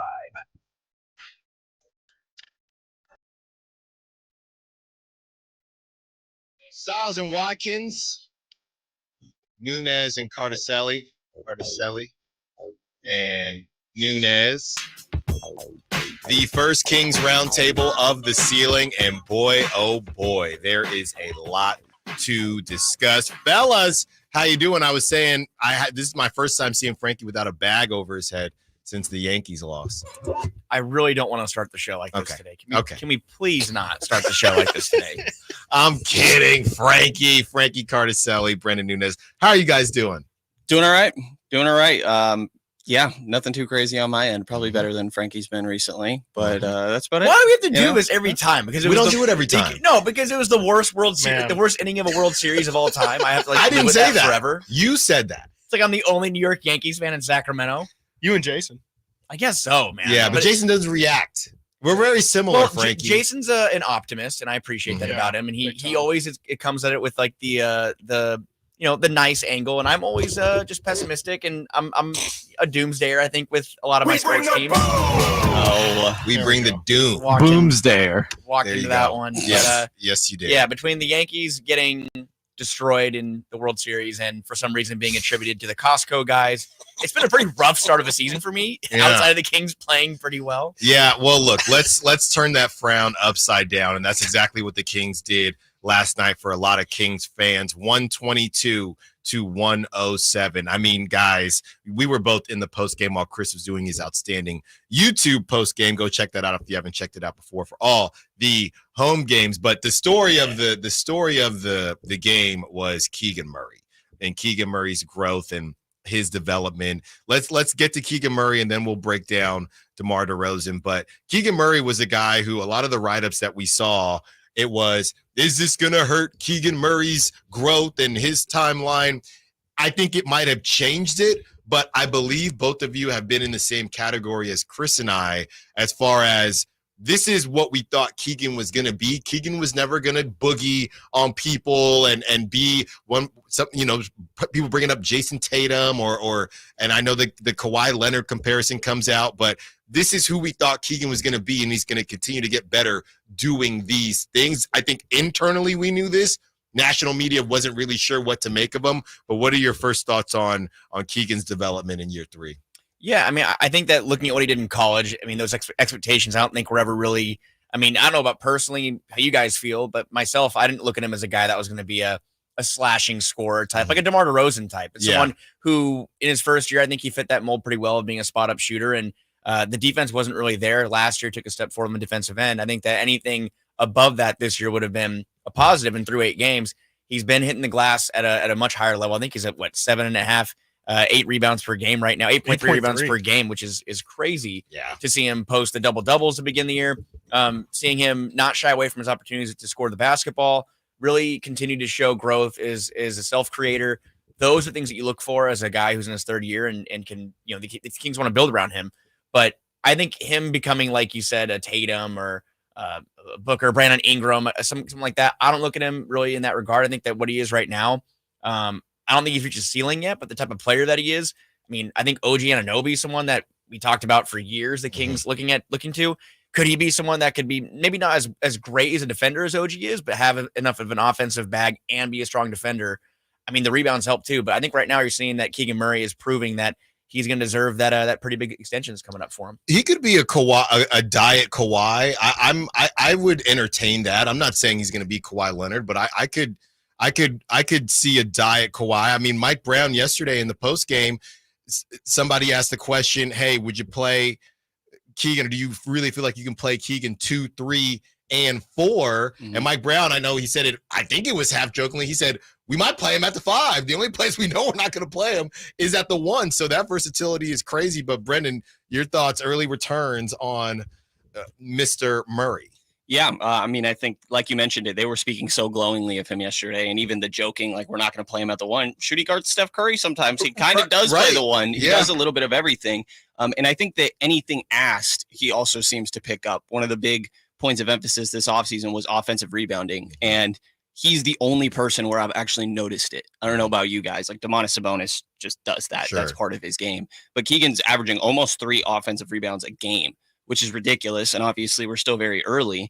But I think he's doing everything there. And the whole was DeMar going to get in his way thing, I think that this was it was before DeMar got there and after DeMar, it didn't change what Keegan needed to do. Yeah. I think it was always an internal thing, and kind of thought that the X factor was just, is he going to be able to or want to recognize his own moments and try to capitalize them? And I think that he's been more aggressive, and we've seen DeMar enable previous teammates. I mean, I thought even just how excited he got for Sabonis after that game winner, or makes me think back to Kobe White hitting game winners next to him and how excited he looked for that, So I think DeMar's enabling, but really Keegan had to go and take it. And I think he's been doing that. Yeah, Frankie, and I want to toss this to you because you and I have both been watching the Kings for as long as we can remember. And I think a thing that's been a common through line with more so Kings young players is that they haven't really been great at like developing young guys. You don't really see like the year-to-year progression. It feels more, I mean, a lot of the time it's because there wasn't much to to work from. But I think the one thing that we've seen pretty consistently with Mike Brown and his staff in total is that they do really emphasize player development. I mean, we've seen Doug Christie and Barbosa train with Sabonis, and he's shooting 50% from three right now on 2 attempts a game. And then, Keegan Murray, his offensive rebounding growth, largely because Mike Brown / Monty McNair really enabled them to have the power to crash the offensive glass at the rate that Keegan is. Just in general, I mean, what have you really noticed from the player development side this year? Who's taken some leaps in some specific areas that you've noticed? I mean, across it could just be those two. Well, I mean, those two to begin with, but I think just kind of to start, I would say that the difference between this year, even last year's Kings team compared to the ones that we grew up watching, a lot of people watched over the years, the stability of a coaching staff, I think, is super important. Yeah. And I think DeMarcus Cousins has said it a lot in interviews that he played here for, I think, 7-8 years and had 6 or 7 head coaches. He had 3 in 1 year, right? Yeah. I mean, just a revolving door of head coaches that bring in a new idea or new schemes or new ideas for certain players, what they want them to do, what avenues they want these players to kind of fit for their respective teams. But I mean, Mike Brown and his coaching staff, there are some staples that know what each player should be doing, what their job should be. And Keegan Murray is someone I think that we're seeing, like you mentioned, Doug Christie, one of the best defenders in this franchise's history, an all defensive, player multiple times in his career. Barbosa, who was a headache on defense too during his career. Those are great guys to learn from. And that's not to say there wasn't players in the past that weren't learning from current player coaches. Like Bobby Jackson was around for a long time. Right.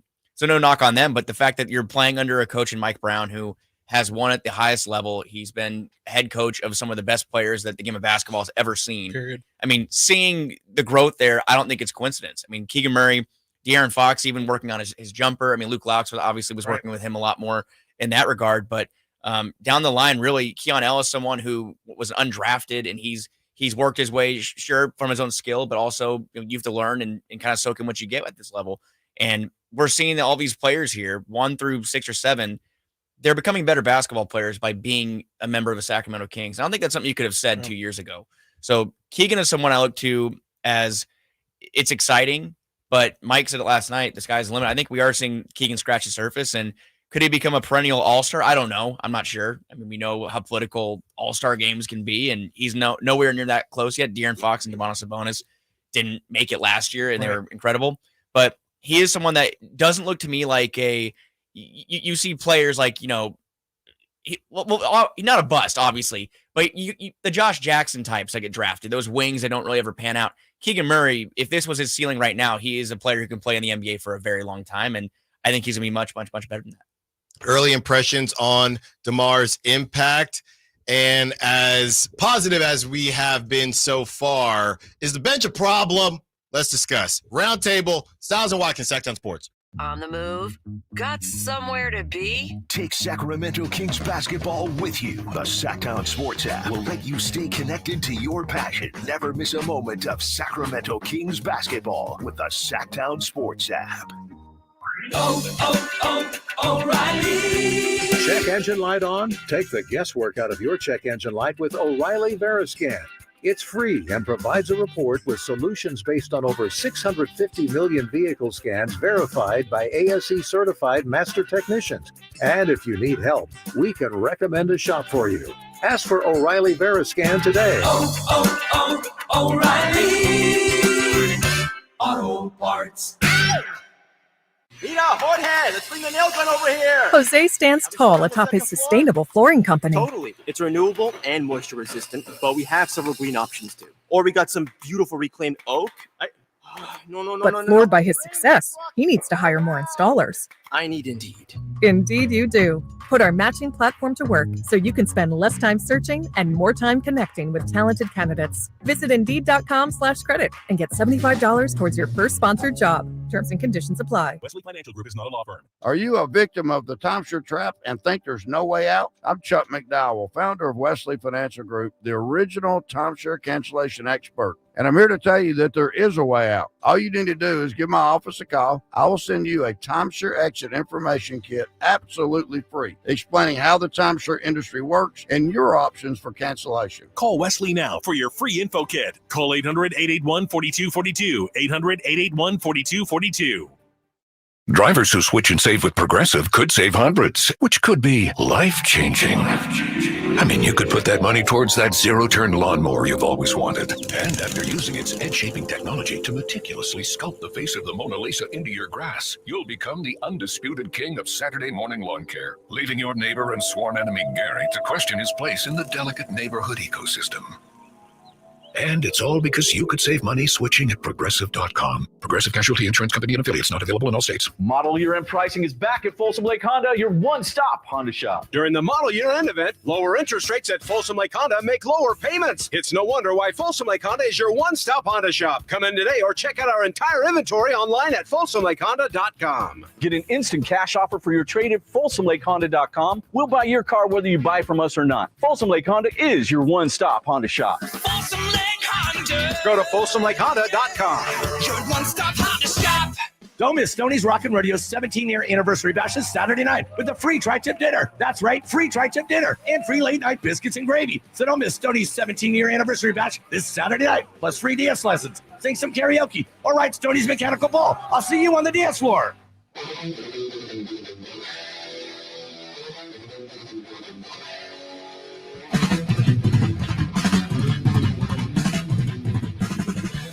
Sacktown Sports. Call or text at 916-339-1140.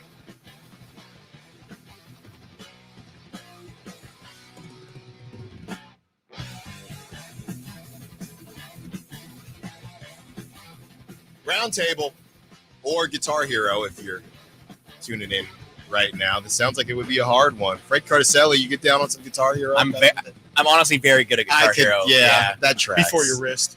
Frankie. I can battle. I mean, my right wrist is good. We got to start a rock band setup here. Get the drums going. I'm down for the drums. Anybody Are you a drummer? I'll do the drums. Dude, I love Guitar Hero. I would love to play. I'll be the singer. I guess that. I definitely guess that. Can you sing? Can you sing? I can get it done. I was in concert choir. Were you really? Oh, yeah, he was. Yep.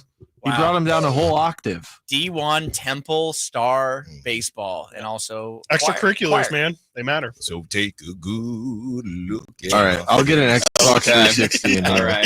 All right, let's get back into some action here, guys. We discussed Keegan before the break. Now, I really want to get into the early impressions on DeMar, but I just think it's going to go fairly quickly because it's just been great.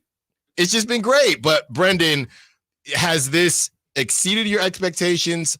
Is this what you thought it would look like? Is it better than what you thought it looked like? Did you think it would look even better? Your first impressions on DeMar, and let's take it a step further and kind of discuss the new version of this Kings offense as well.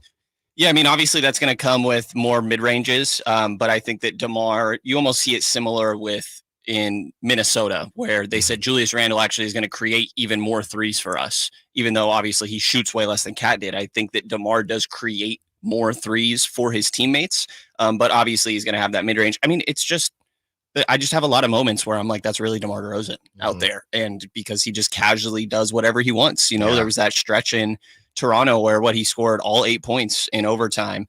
He had a stretch, I want to say it was last night as well, where you know, he walks into a easy midi, looks easy for him at least. Yeah. And then he does this ridiculous pass and then hits a and one for a 4-point play. And it's just there's stretches, I feel like, and runs that he goes on completely by himself. Yeah. And it seems like there's nothing anybody could do about it. So I think that he's fit in well. I do think it's a credit to Mike Brown and how he's integrated these guys. But the 52% from the field and 38% from three, even on low volume, isn't going to last, to be honest. But I kind of think that everything else is, and just those numbers will regress back down to the norm a bit, but he's just being DeMar DeRozan when it comes down to it, doing whatever he wants on offense, it feels like. Yeah, I mean, I think that when the move happened, we kind of looked at it as, obviously it's HB's minutes that he's moving into, and it's not a knock against HB, but I mean, it really is night and day, the production that you see out of that spot. And it's, like you mentioned, the tough shot making, the times where the Kings are in a scoring lull or things are kind of stagnant, he's able to go and demand the attention of the opposing defenses, and he can get to the basket, whether it's drawing a foul. He's a master at getting to the foul line and a great free throw shooter. The Kings, I think, are still number one in the NBA in free throw shooting percentage.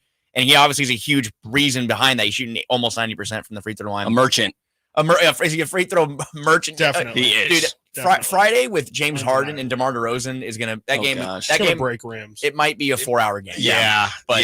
But just like you said, it's pretty to the point. I mean, he is an incredible player. He's going to be in the Hall of Fame someday. And I think it just kind of, with each passing game, I think Kings fans or those that are watching the team are kind of seeing more and more how valuable he is and how just really meaningful of a move it was that the Kings signed him. He chose to come here. He could have gone somewhere else. Like Chris and I were talking about it the other day, that I think he has enough money for the rest of his life already. I think that one thing he doesn't have is a ring. And I'm not saying the Sacramento Kings are going to win the NBA Finals because of DeMar DeRozan, but he could have. He could have joined the Heat. Yeah. He could have joined, the Lakers or the Clippers or back home. He could have gone somewhere else where he had a better chance of being at the forefront of a title chase. But he came here where there is a lot of talent, a lot of young talent, and clearly, even at 35 years old, we're kind of seeing that old NBA trope of once you're about 33, 34, your career is over. I mean, he doesn't look like he's slowing down at all. No, and he's a name, Chris, and I'll throw it to you right after this. He's a name where we talk about the Stephs and we talk about the LeBrons and the longevity of the game and how the game is changing. He's more in the conversation. I would put him in the conversation with the Chris Pauls, and be honest with you, I haven't watched a ton of Spurs basketball, but even watching Chris Paul last season with the Warriors, he's one of those places where he doesn't get talked about, right? He's a little bit younger than those guys, so he doesn't get talked about the same way, but he's kind of keeping that mantle up as well. I mean, his production hasn't changed at all. So, yeah, nobody really thinks about DeMar DeRozan when we talk about the longevity of the game, but I think what he's doing this season, they're going to start to because they're going to have to. Yeah, and I mean, just to continue on the DeMar front and the free throw front as well. I mean, what are the exact parts of, because we've talked about it before, and what are the exact parts of DeMar's game where you guys feel like, okay, more so where you say this is the reason why DeMar is on this team, like him going to the free throw line, him maybe stopping a run or something like that. Have there been moments, and what do you feel like are the moments where you specifically are really looking to say, yes, maybe, I think the 4-point play the other night is the extreme example of, okay, that just doesn't happen last year. The Kings just lose that game last year because they don't have anyone besides De'Aaron Fox who probably is willing to take that shot. What have just been the moments, or what are going to be the moments that you guys look for where you're like, okay, this is a moment right here where DeMar DeRozan earns his money, or Monty McNair is vindicated in bringing DeMar here? I definitely think clutch moments. I mean, obviously they already had De'Aaron for that reason, but I think the composed nature that he has, and having multiple options is just always a good thing. Yep. It's not like the there being one ball thing is an issue, I think. Right. I think it's also just about having less lulls and less slow nights in general. You have something to fall back on. Again, I think he's extremely consistent. He scored 20 in every game that he's played with the Kings so far.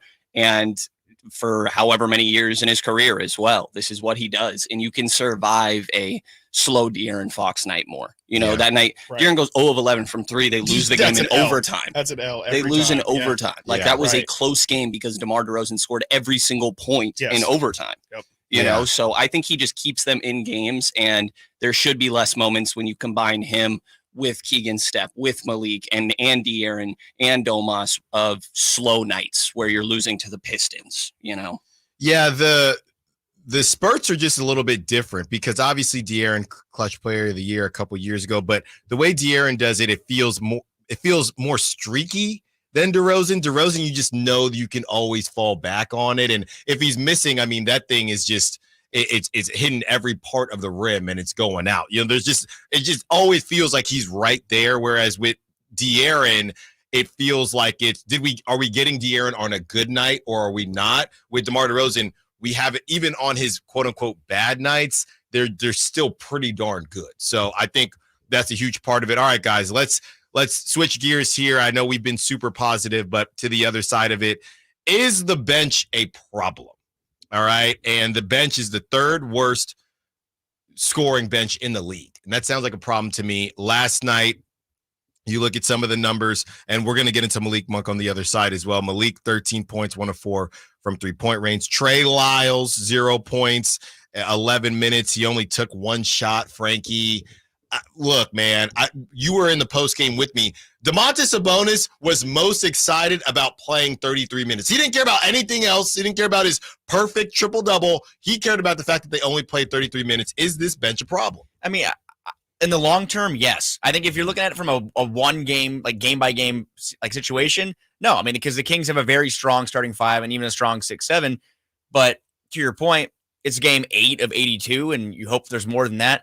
And to that, yeah, there's going to have to make some kind of move here. And I was talking with Whitey and Draper yesterday about no, the trade machine will not be broken out now.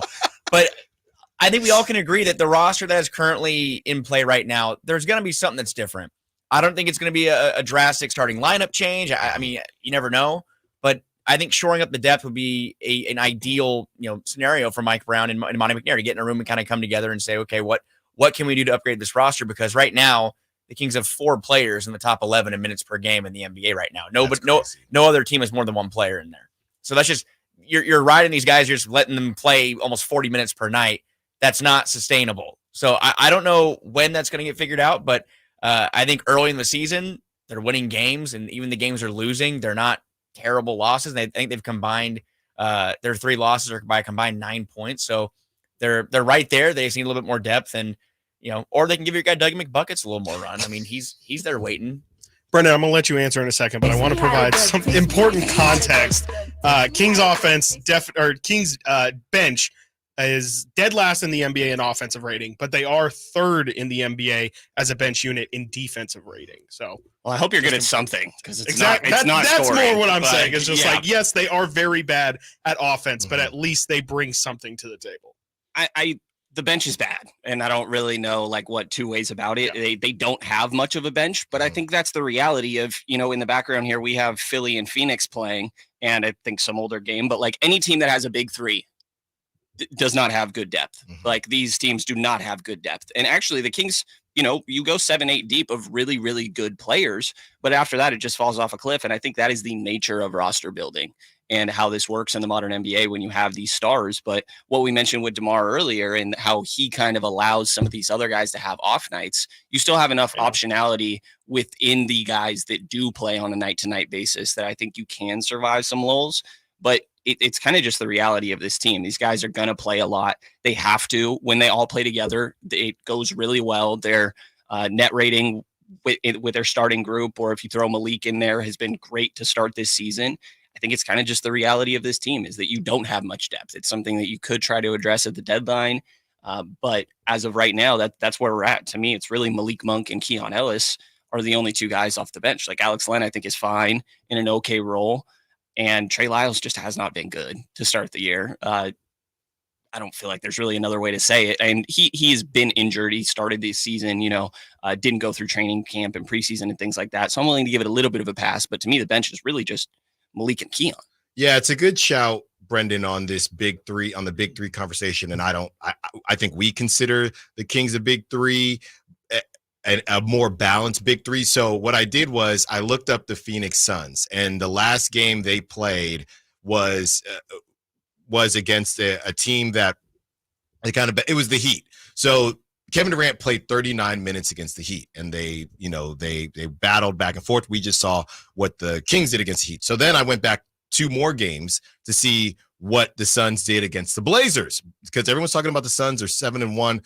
Okay, so they beat the Blazers 103-97. Kevin Durant, 38 minutes. Right. All right. Bradley Beal, 34 minutes. Devin Booker, 36 minutes. And then you look at their bench, they did play more guys, but you got Royce O'Neal with 3 points and Grayson Allen, who is essentially their Malik Monk, 18 points. So maybe this isn't as unique to the Kings as maybe it feels, or maybe I'm making it out to be, because on the surface it feels bad. But if you look, the Warriors, they've been doing a good job with their scoring. But if you look at some of these teams out here and their big 3s, yeah, I mean, this is they scored 21 points against this Blazers team, the Suns did.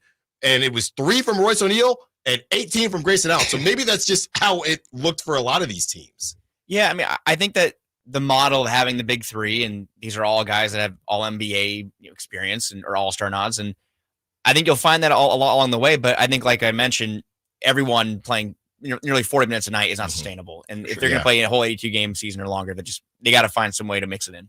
Get back to Frankie on the other side here, and it leads to Malik Monk's fit with DeMar DeRozan and the crew as Malik decided to stay here in Sacramento. More Roundtable when we return. Stiles Watkins, Sacktown Sports. On the move? Got somewhere to be? Take Sacramento Kings basketball with you. The Sacktown Sports app will let you stay connected to your passion. Never miss a moment of Sacramento Kings basketball with the Sacktown Sports app.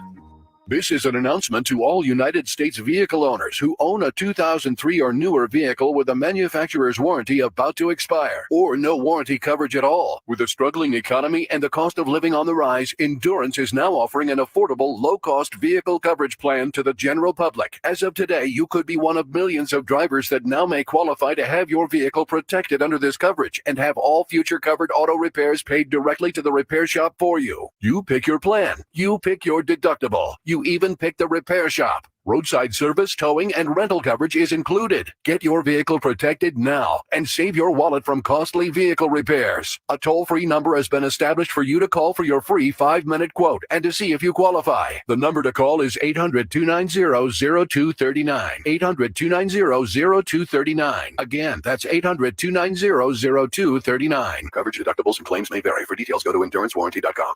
Coach Doug Christie here for your truck headquarters, Folsom Lake Ford. Shop all your favorite models on sale now, like America's best-selling F-Series. Check out a huge selection of Mavericks, F-150s, and Super Duty trucks, or tech-filled SUVs like Explorers and Expeditions, plus a huge selection of Broncos and Bronco Sports, all in stock now at Folsom Lake Ford in the Folsom Auto Mall. Right now, buy any new Ford with zero down on approval of credit. Save big with low interest finance rates. And Folsom Lake Ford always pays top dollar for your trade. Hurry to Folsom Lake Ford in the Folsom Auto Mall, a 6-time Triple Crown winner for sales and service excellence. That's why they are my trusted dealer, and they should be yours too. For 35 years and counting, come down and take a test drive today. Tell them Coach Doug Christie sent you, or shop online at FolsomLakeFord.com. Bonneville International Radio Station contests are open to participants at least 18 years of age and older that are residents of California and who reside in one of the 6 counties that make up the Sacramento metro area, unless otherwise specified. Employees or agents of the station, Bonneville International Corporation, other area radio stations, or any entity associated with the contest are not eligible to win, unless the station otherwise specifies in its own discretion. Persons who have won in the last 30 days from a station contest or event may not be eligible. For a copy of the general contest rules, visit KHTK.com. When it's all on the line, you need a big-time closer. That's especially true when it comes to your garage door. And I recommend National Garage Door. Whitey Gleason here. And whether you're looking to repair an existing door or get a brand new one installed, you need National Garage Door. Family-owned and operated. They've been around since 1974 because service is their number one priority. National Garage Door are the region's BSE broken spring experts, and the styles, prices, and quality of their new doors will amaze you. If you have a garage door need, let National Garage Door be your closer. 338-4554 National Garage Door. The Hagen Oaks Golf Super Shop is the only store in the world to be named the top 100 shop for 40 years straight. Yes, the only golf shop in the world.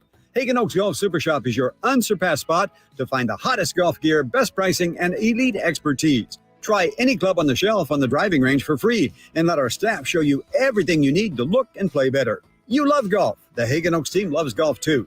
Hagen Oaks Golf Super Shop, Fulton Avenue, Business 80. Learn more at hagenoaks.com or 916-481-GOLF.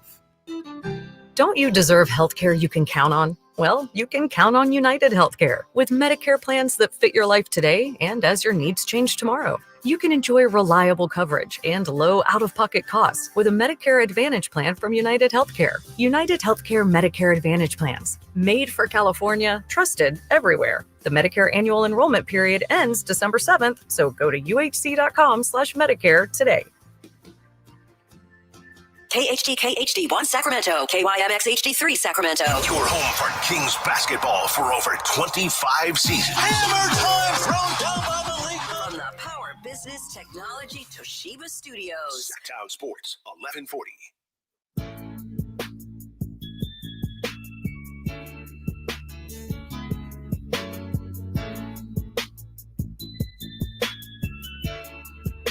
Live and local. Live and local. This is Sacktown Sports.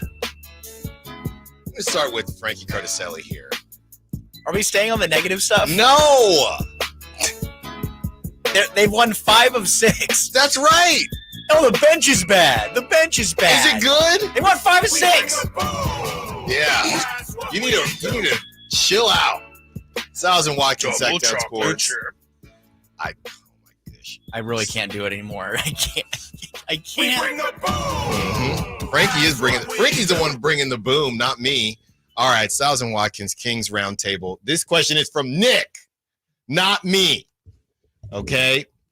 From the 916, does it seem like Malik is the most affected by the acquisition of DeMar? This was a question that we had. I think I talked more about Malik than Keegan Murray as far as how things would fit, specifically towards the end of the game. I'm trying to remember off the top of my head. I know at one point they were running essentially the starters with Keon instead of Kevin Huerter or Malik Monk.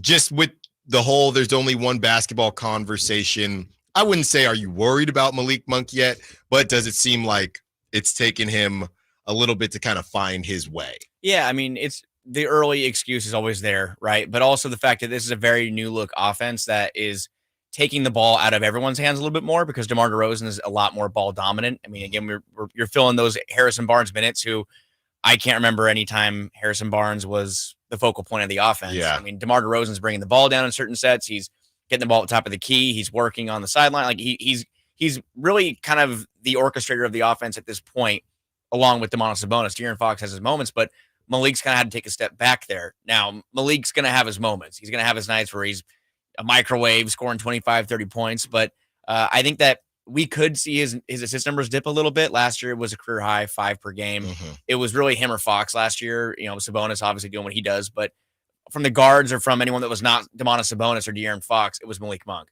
This year, a little bit different. You have one of the best players, you know, the game is one of the best scorers the game has seen. Someone who isn't a negative distributing the basketball. DeMar was around 5 assists per game last year too. So yeah, Mike Brown even said that he was a better passer than he had realized once he got into the building. Yeah, I mean, that just, I think, comes with the territory when you've been playing for 15 plus years. I mean, I think that Malik's gonna have to kind of find out, you know, or find his spots and kind of find not a new niche, but I think that the ball dominance we saw last year is not going to be there this year, and that's not a bad thing. It's just, well, it'll give the opportunity to be a little more of a scorer and not have to worry about setting his teammates up as much. That's going to be taken care of. But Malik's the most valuable from what he brings to the bench as a scorer. Like you said, the bench last night, there was little to no production from them. Malik's got to be that guy. He doesn't have to score 20 plus every night, but he's got to give you his best effort. And last year was 15 points per game, I think. Should have been 6th man of the year. He needs to replicate those numbers in my mind, and maybe that means focusing a little bit less on distributing. Yeah, I think it's really well said. I think he's in a role where he's now more of a play finisher than a creator. If you just even think about, you know, we're talking about DeMar essentially replacing Harrison Barnes. When Malik is playing next to DeMar DeRozan versus Harrison Barnes, how much he has the ball is going to be way different. And I think that's what we've seen. The assists are the only number that really have slowed down, but field goal attempts, he's just under, it was 12.4 last year. He's 11 this year. Reality is he's just not hitting his threes at a super high rate right now, which I think will come around. Obviously, he's a good shooter overall, but it's going to be a little bit different when you have another ball handler next to you. And I think that Malik has adapted to that role. He's able to do whatever, and maybe it'll affect his 6th man of the year, and maybe Buddy Hield will just never slow down end up taking that one away. But I think that he's fit into this role, and I would be curious his maybe happiness level in all of this, but he's not let on that he feels any type of way about it, this or anything. And he asked for this. He asked for that's why he chose to come back. Yeah. From the numbers perspective as well, real quick, the touches per game, Malik last year, 52 touches per game, 30 touches in the front court. This year, down 8 in both of those numbers, 45 touches per game, down from 52, and then down to 22 front court touches per game, down from 30 last year. Yeah, I think it's a balancing act, because the reason it initially came up, he only had one turnover last night, but Nate was sitting next to me, and as we were watching it, it just felt, I don't know if frantic is the word. I don't want to make too much out of it, but it felt like not that he was pressing, but just felt more frantic than normal. Whereas when Malik knew it's me, it's De'Aaron, and whoever else has it going that day, hopefully it's Keegan, I'm going to get mine, even though I'm coming off the bench. The pressing that I'm seeing, and maybe I'm focusing too much on it, but the pressing that I'm seeing is because I got to get mine when I'm in, because we got a whole Hall of Famer in here who's, he's going to take shots from people. That's just the reality of the situation. Yeah, and I think that with, like we talked about, Malik not being as much of a, he's seeing the ball in his hands a little bit less right now. I think like last night, you see him go 4 for 12, combined with De'Aaron Fox last night, 9 of 29. That's rough. But Malik Monk last night, he did seem a little frantic at times. We're all looking at each other saying, he's forcing a little bit. That's going to go back to him and say, okay, yeah, you're going to be able to score a little more and be a finisher. But if you don't have it, maybe revert back into that. You have a strong basketball IQ. You can make the smart pass. We saw it all last year. He's crafty. He's great in the pick and roll. If your offense is not working, don't force. Don't waste possessions. And last night, the Kings did waste a couple possessions. And on some, they benefited because Keegan Murray was a madman on the offensive glass. He was pulling down a couple offensive boards, I think specifically on a couple Malik misses. But it's going to come down to, revert back to that, play style from last year. If it's not working for you, if you're 0 of 7 from 3, sure, take an open shot, but don't force. And last night we saw Malik force a little bit. Yeah, that specific play, and Chris had a great kind of explanation to it, but it was the fast break, and it was Malik Monk and De'Aaron, and it was a 2-on-1. And Malik Monk could have thrown the lob. He decided to keep it, and he ended up getting a charge called. And I said to Chris, that's an obvious, De'Aaron Fox is right there. And Chris said, well, that kind of seems like a situation where Malik is overthinking, and it's, well, does he think I'm going to throw the lob, so I'm going to keep it? And I thought it was a kind of a great microcosm of maybe what we're seeing here from Malik in the early goings. Yeah, I think that play definitely stood out, and that's one of those moments where you do wonder that a little bit. But again, just to go back to this is the reality of it. Like, the reason he comes off the bench is somewhat to stagger him and De'Aaron, and previously he's checking in the game, and De'Aaron is not in there for a decent portion of it, and he got to run the show. Yeah. And now that's not the case. You're seeing Domas's role change as well. I think the reason that he's taking more threes is because he has to create space for DeMar DeRozan. Like, he has had to change his game as well. So I think that, it's just, you added a guy that is now 29th all time on the scoring list, and he's going to get his looks. But I think that Malik has accepted the role well. I'm curious what you guys have thought, obviously, during the preseason and leading into the start of the season. A lot of the talk is about Kevin Huerter and Keon Ellis and their back and forth. Who's going to be the starter? Who deserves starter? Which team is better, with a team with Kevin Huerter in there or a team with Keon in there? I think so far, especially Kevin returning from injury, he's 11.5 points per game. He's shooting 36% from 3, 6 3-point attempts. He's shooting 77% inside the arc. Keon shooting 75% inside the arc as well. What have been your guys' early thoughts on just really those two, but I guess the backstory that goes along with it, the competition between the two, and where you kind of feel like you're at right now? Yeah, it seemed like there was a lot of noise around Kevin last year, and it seemed like it was a lot of it was mental with him, I think, and that's something I think some people have alluded to even around the team, that I think that it was very hard for him, for someone who's been predominantly a starter for his entire career and in winning situations in the playoffs with Atlanta, Sacramento in the playoffs for the first Beam team year. Just seeing him be more comfortable this year and not be as much of a revolving door on defense, to put it bluntly, I guess. But it seems like he's holding his own on that end. It seems like he's not as much of a liability, and I think that had to happen. That was an absolute had to happen if he wanted to start and keep that spot over Keon Ellis, because we saw how effective the Kings were last year. They were, I think, top 10 in defensive rating the second half of the year. They finished in the second or the upper half of the league at the end of the year when it was all said and done, because of what Keon Ellis brought to that starting unit and what he did in his heightened minutes on the floor. So what Kevin brings to the table, though, is he is one of the best spot-up shooters in the league. He great off DHOs. That's what made the Kings so successful, during their time with Sabonis here, Fox, the Beam team era. Can he be that again? So far, it looks like he has. And Chris and I were joking last night about how he's been automatic in and around the basket. He's been crafty, getting to the rim, which wasn't really in his bag at the beginning of his Kings tenure. So I think he's finding ways to keep defenses on their toes and not just be a player that's going to float on the perimeter, and someone who can, he's 6'7", has a long frame. Can he use it? Can he hold his own on the defensive end? That's going to be the biggest indicator. And can Kevin Huerter keep the spot over Keon Ellis? Because like we've seen, Keon Ellis, since Mike Brown put him back in the rotation, he's the kind of player that that contending teams want and that they have. We've seen several teams over the years have a player that can be a 3-and-D, a great on-ball defender, someone who can get in the passing lane. The athleticism is there. I think having someone like that off the bench, if Kevin's producing at a high level, can strengthen that second unit with Malik Monk. But, the Kings need a lot more than that, obviously, but I think right now Kevin's in a good spot. Defensively, I mean, beginning of last year, or as they sort of winded into the point where he ended up not even being in that starting spot, it was other teams being like, let's go at that guy first play of, it felt like every game. And I feel like that's been tried at times throughout this season. And he's done a better job holding his own. Like Frankie said, that's something that needed to happen.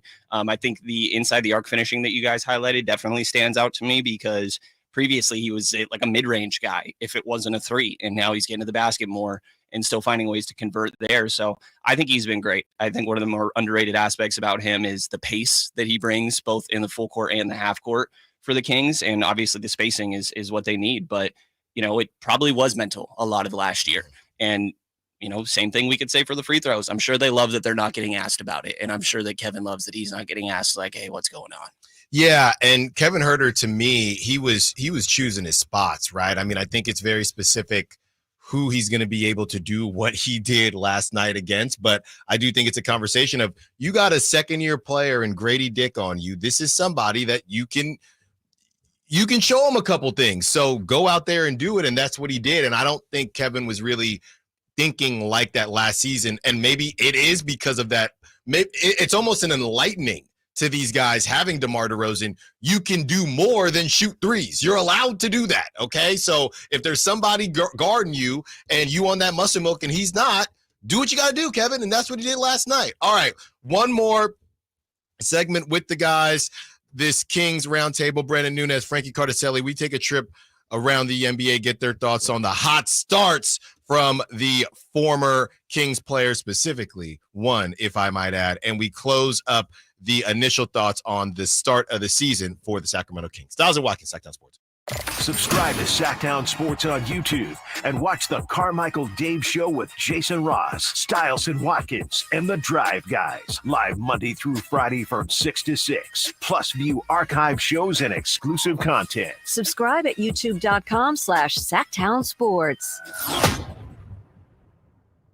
Carmichael Dave here from my good friends at American Energy. Cool weather, if not cold weather, is in our future. You know that. It'll eventually get there, and American Energy wants to make sure your system is operating safely and properly. So now is the time to take advantage of the $49 fall tune-up inspection. That's regularly $119, but includes a full safety and duct inspection. And if your system's over 10 years old, it's free. The tune-up is on American Energy. Give them a call right now. They're offering $50 off your first recommended repair, or if you need a new furnace, that's half off the price of a new unit. American Energy been serving the greater Sacramento area since 1981. A+ with the Better Business Bureau. You can check them out at theaeway.com for an instant quote. That's theaeway.com. Tell them Carmichael Dave sent you. Call 916-520-9998 now.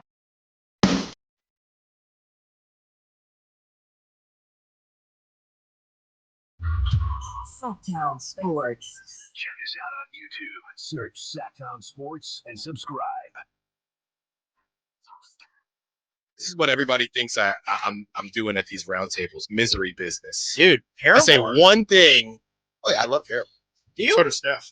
I say one thing about the bench, and these guys, when the mics come off, what are you doing, man? Brenden, I know you. I don't know why you're looking at me. Because you have my back. Me. Yeah, Yes. you have my back. Can I share something? Okay.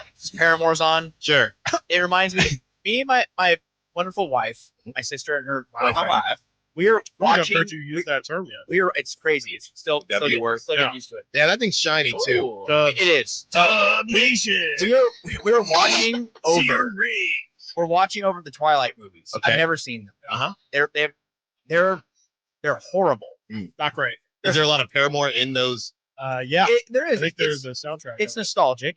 It's nice, but the movies are so bad. They're not good. And I'm just wondering if you guys have seen them, because I've I feel like them I'm multiple crazy. times. And one of them, the plot is he just proposes. Yes. Then the whole movie happens. Yeah. where she's like with Taylor Lautner. Yeah. And then at the end, he proposes again. Yeah. That's it. Yeah. Movie's over. Yeah, it's a great film. 2 hours. No, some movies don't age well. They play baseball at a point. You know, Yeah. it's iconic. And that's why I was in. Yeah. It's Werewolf really baseball. a baseball movie. Yeah. You know? My 3 favorite baseball movies. Okay. Sandlot, Mr. 3000, Twilight. and Twilight. Mr. 3000 is a great one. There you go. Rex Pennebaker. All right. R.I.P. Bernie Mac. Is that his name in that movie? That's the young gun coming after Bernie Mac. All right. That is. Okay. Let's round out the round table here, guys, and take a trip around the league. And we were having this conversation off air, so let's take it on air. Look, as I struggle with this. Chris, was that last week when people got mad at me about the Buddy Hield stuff? I believe so. I can't keep track. So both of you, and I think a lot of Kings Nation, and I believe Kyle was in for this show. But the whole thing is that, hey, the better Buddy plays now, it's going to be even funnier when that shoe drops. He had a dagger 3 as the Warriors had a nice comeback against the Celtics. No Jaylen Brown, but the Warriors get it done, and that's really their first. Pods. No pods. He was even. as well. What an even swap. I would say so. Hey, D'Anthony Melton too. And D'Anthony Melton. Hey, they wouldn't give up pods or Kuminga for Paul George. So They only could play 10 guys, not 12 that night. That's right. Buddy Hield, what are your initial thoughts on Buddy? Do you think things are going to go squirrely, or does it seem like I kind of feel this could be another Warriors reclamation project? So you think that Buddy Hield is going to be 6th man of the year? I did not say that. Okay, but he didn't say no. But I'm asking you, right? I'm asking you. No. Now. I'm not saying Buddy's going to be 6th man of the year, but because he's going to start. I'm saying I don't know if the shoe that a lot of Kings fans think is going to drop will drop this season. And to be completely fair, and you know, we're having fun, but maybe it won't. Like, there's a possibility it won't, because it's a new situation. We've seen players, like you said, turn it around, you know, going on to greener pastures, playing for winning environments. Steve Kerr is someone who obviously has been at the helm of, you know, a dynasty. Stephen Curry, the greatest shooter of all time. I mean, Draymond Green, who can tell players where to be and help orchestrate things. Yeah, I think slow-mo. I think Buddy Hield truly is an ideal fit for them. But I do think that what we're seeing right now, he's shooting 50% from 3. Like, it's not sustainable. And the turnovers we've seen, they will happen. And the defense is still the defense. But as a shot maker and from the offensive standpoint, he might end the year averaging 18, 19 points per game. That's very possible. But I don't know if it's going to be all, you know, sunflowers and rainbows. There's going to be some lumps they're going to have to take with it as well. We've seen in every stop for the Buddy Hield experience that he can score 35 and just light it up. And then the cycle. And then we saw the first time the Kings played against Buddy Hield in Indiana. I think he was having a pretty good game. Then he dropped the ball inexplicably off his foot, and the Kings won by 1 point. So there will be good and bad, but people don't forget. There's no denying Buddy Hield has been a great fit for the Warriors so far. Chris?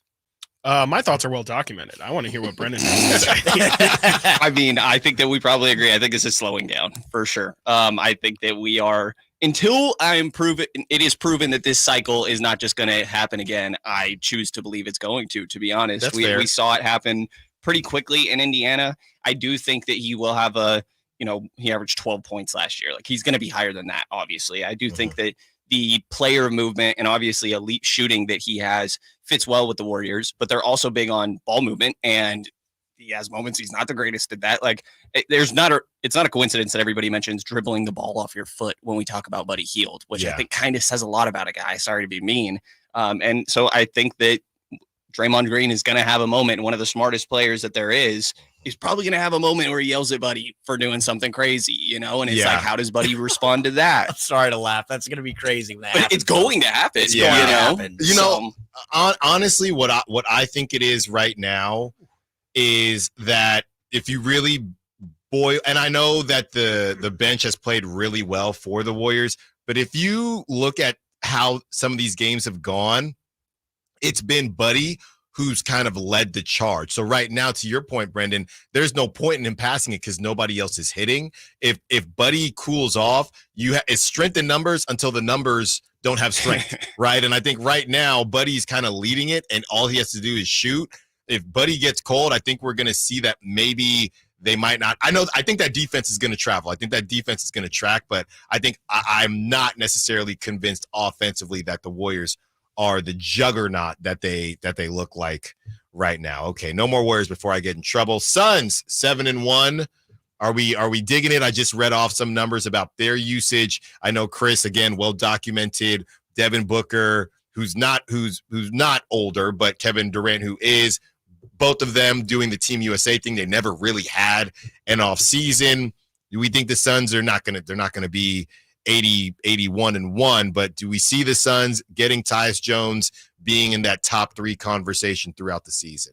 I think so. I mean, I was on record before the year started saying that I think that team is probably going to make it out of the Western Conference Finals. I think they have that level of talent. I did always preface it with I'm also a guy that believed in the Clippers for way longer than I clearly should have.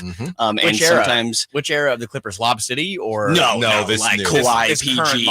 Okay. Every Kawhi PG year, I was like, this could still be the year. Yeah. If they can figure it out. Yeah, I mean, at some point, I just can't overlook a certain level of talent, and I feel like Phoenix has that. I mean, Kevin Durant, still every time you watch him play, he just is Kevin Durant. It's a crazy, ridiculous fadeaway over the top of a guy, and it looks like nothing. I think getting Tyus Jones, getting Monte Morris, Ryan Dunn has been really big for them in the draft. Royce O'Neal is playing well. You mentioned Grayson Allen almost like being their Malik earlier, which I think is fairly accurate. Like they have everything, and I think Budenholzer's fit in well there. I think they're legit. I think they're right there. Them and OKC have been insane to start the year. Yeah, they also were my pick to come out of the West this year. It just seems like it's going to be, if they're healthy. I mean, it just seems like if they're healthy, they're going to be there. Like Denver is going to be in the mix. OKC's look great, but I think that the experience and the talent that Phoenix has and the guys that took the minimum deals and to kind of round out their bench. And is it a great bench? No, but they have some pretty, impactful players that the Kings could use. A Tyus Jones right now off the bench. The Kings could use, a Royce O'Neal, who they were tied to last year. I mean, these are some players that maybe aren't complete difference makers. They're going to lead into a championship on their own, but they're players that are as complementary pieces. Very good. But I think that Phoenix, OKC, Denver, those are the teams I kind of think will still be there, Minnesota. But hey, man, Kings. I'm telling you, my opinion of the Kings, I think coming into the season, I thought they were going to be in the 6-7 range. I feel like they're more in that kind of 5 spot. I'm feeling the number 5. I don't know why. I'm just looking at number 5. Fox. I'm eyeing the number 5 spot. Yeah. You guys going to get the new shoes? De'Aaron Fox new shoes? Not after you showed me that commercial. Yeah, the commercial killed it for me. I'm not going to lie. And I don't think he made it, to be fair. I don't think that's... There's no way. But he did have to green light it. No. Yeah. I don't think that De'Aaron calls Steph Curry chef. Yeah. I don't think he calls him chef. Yeah. That's during the break, go check out the De'Aaron Fox commercial. Has a release date for his shoes. Real quick, guys, 30 seconds or less. Lakers recent fall off. Who are the Lakers? Frankie first. Who are they? Like, where are they going to be? Yeah. They'll finish top 8. I think I do believe if they stay healthy. I keep saying if they stay healthy, but I mean LeBron, AD. I think JJ Redick's done a good job with kind of crafting this team, and obviously a basketball mind. I don't see any way that they fall out of the top 8, in my opinion. Brendan? I think the same. I think they're just relying on the oldest guy in the league and a very, frail center. When he's healthy, they're great, and they have good pieces, but they're going to be inconsistent with that. Buddy wants to be a power forward. All right, Frankie Cartoscelli, Brenden Nunes, Kings Roundtable, part 1 of a lot of parts throughout this season. Thanks so much for joining us, guys.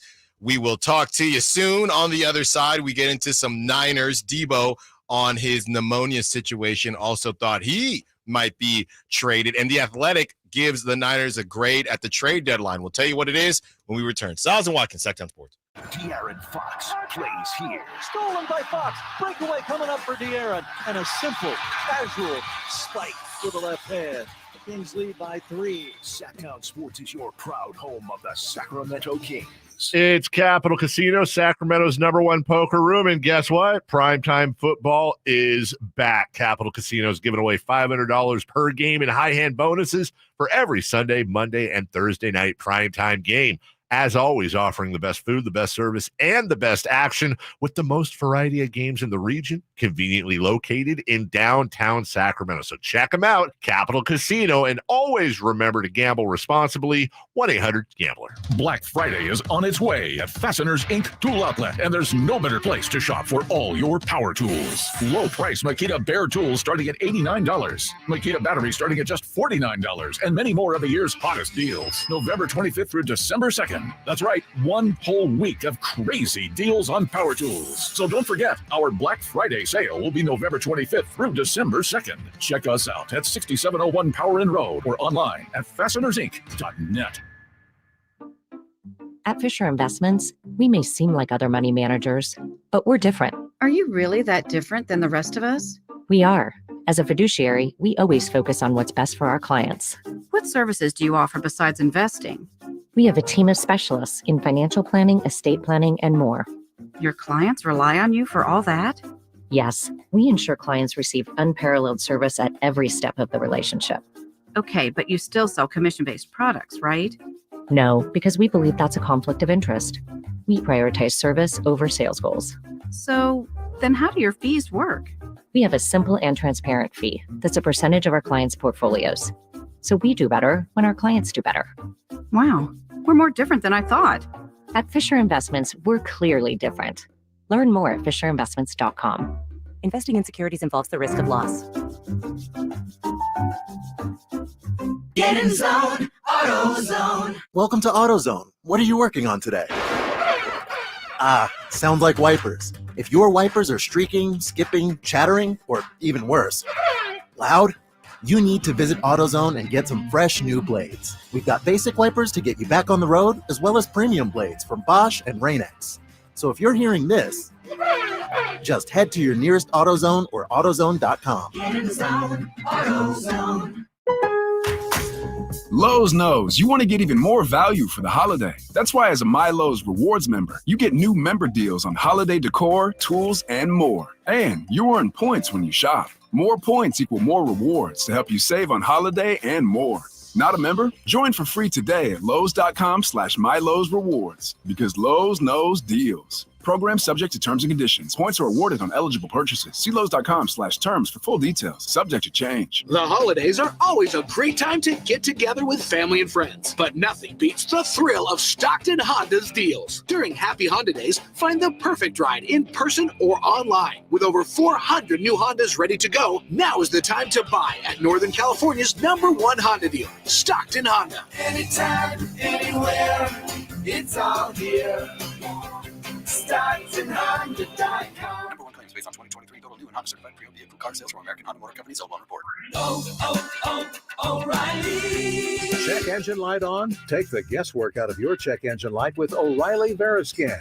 It's free and provides a report with solutions based on over 650 million vehicle scans verified by ASE certified master technicians. And if you need help, we can recommend a shop for you. Ask for O'Reilly Veriscan today.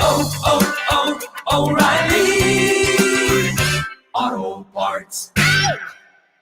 Mira, Jorge, let's bring the nail gun over here. Jose stands tall atop his sustainable flooring company. Totally. It's renewable and moisture resistant, but we have several green options too. Or we got some beautiful reclaimed oak. But floored by his success, he needs to hire more installers. I need Indeed. Indeed you do. Put our matching platform to work so you can spend less time searching and more time connecting with talented candidates. Visit Indeed.com/credit and get $75 towards your first sponsored job. Terms and conditions apply.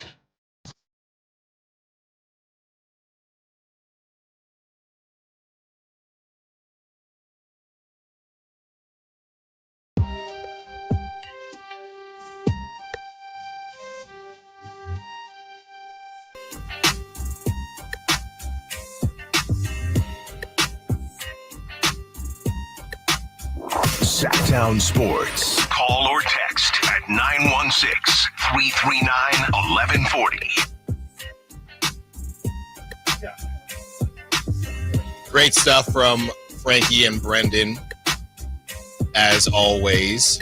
You know, it's not that there are a lot of... There's Brandon and Brenden, and obviously that's a Brenden. But because I say Frankie and Brenden, yep. Sometimes it's like Frankie. like you think there are any Franks like Frenk? No. Frank, like with an E instead. But sometimes that's how it sounds. I'm glad you brought this up, man. This is something that's been bothering me for a bit. It happened last night. I briefly mentioned it to you guys. I just mentioned it to Kyle Ledbetter in here. This is not necessarily the same, but no, but it's a name mix-up thing. Someone you just wanted to tell this, really wanted to tell. Yeah, because it kind of hurt my feelings. Okay, then tell everybody. Go ahead. We had a man in the media department last night who I'm very cool with, who I've talked to a bunch, call me Kyle last night. And I just asked Kyle Ledbetter. Probably listening now. Never met him. He probably doesn't even realize he did it. He probably just did it on accident. He's never met Kyle Ledbetter. Mm-hmm. And I was just like, why do people mix us up so much? We've been over this. I just it's you said the syllable. Simple. I pitched that idea to Kyle and he said no. And Kyle's always right. Well, I mean, you guys also and have Kyle the don't have a same say in job. Also, like you and Kyle don't have a say in this. You're on the inside. I guess we have the same job, but not. I don't know. No, you do have the same job You're from other people's perspective. Yeah. Sure, Definitely. from other You people's definitely have perspective, the but I've same never job. seen Kyle hold a camera. I don't think that's Nate. I think what a do lot you of want us to people- I'm do? just saying I'm butthurt. That's it. I'm just sad about it. All right. okay. Well, And I thought this was a good platform. yeah. So Look, let well, everyone know. you're Nate. You know you're Nate. Yep. You go home. It's sad when you do it, I guess. You know, That's no what one I can guess. see you, right? Too, like that's a big part of it. Like, Yeah, but our we're voices radio. are a lot different. Well, that's why I dyed my This hair. is what you're gonna do, Nate. And I don't want to hear another word about it. Okay, Dad. You're gonna go in the bathroom after this Okay. break. You're gonna look in the mirror. I already did some damage in there earlier. You're gonna say, "I am Nate, and Nate is me. Ooh. Okay. Nate is who I want to be." And record it and put it on And that's it. somewhere. You'll feel much better about yourself. Trust me. Okay. Okay, and we're about to talk Niners, so you're going to feel even better about course. that, Nate. Before we get to this athletic grade that the Athletic gave the Niners, the Debo pneumonia saga. This is from Debo's podcast, and Debo had some things to say. I think the pneumonia saga situation was interesting, but he also had something to say about the fact that he thought he was going to be traded. Let's first get to Debo on the pneumonia situation. How are you feeling? How are you doing? Kind of a scary thing with the pneumonia stuff. Yeah, that was no joke. I don't even know like how to explain it, but it kind of like feel like a elephant on your chest. But I woke up that morning and like I just thought like I ain't had no energy because I didn't eat or anything. Mhm. And called my IV lady over, got an IV and did some breathing treatment stuff, this and the third, and then headed over to the stadium. And I got there, I still ain't had no energy, so I'm just like, maybe I need some sugar or something that kind of like get me going. And we tried everything, and I went out there, tried to go out there in pregame, and I felt like I was literally like on my last breath. But went back in the locker room before the game started and got another IV and tried to go out there and go through it. And I didn't know what was really wrong at the time, but tried to go out there and play through the game, and that was not a good idea. And went to the hospital, stayed in the hospital for 2 days, and pneumonia got going, and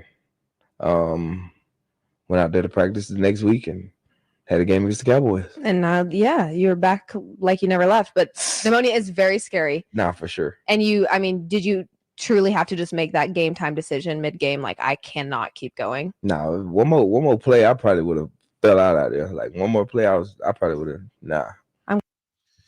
That's crazy, man. That is crazy. Yeah, and that's crazy. Obviously, great to have Debo back. Everybody in the Niners locker room feeling really good about getting the band back together. Christian McCaffrey and that update. I saw a video, Chris, of him sprinting, running. Boy.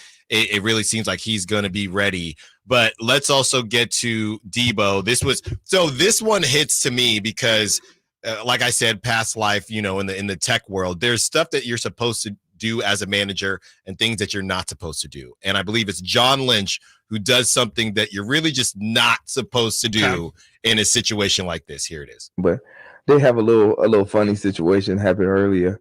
I had to do a little My Calls My Cleat commercial. Yeah. At the stadium. And then John Lynch called me at like 11 o'clock. And I'm in the calf. And I look at my phone, I'm like, yo, like why is he calling me right now? And then I answered the phone. He was like, yeah, man, my daughter is going to be the one running the NFL, like commercial that you're doing today. I'm like, but don't be calling me like. On NFL trade deadline day is crazy work. I answered the phone and I was just like, yo, and he was just like, yeah, man, I just want you to let you know, man. I don't think he was actually thinking about like the time of.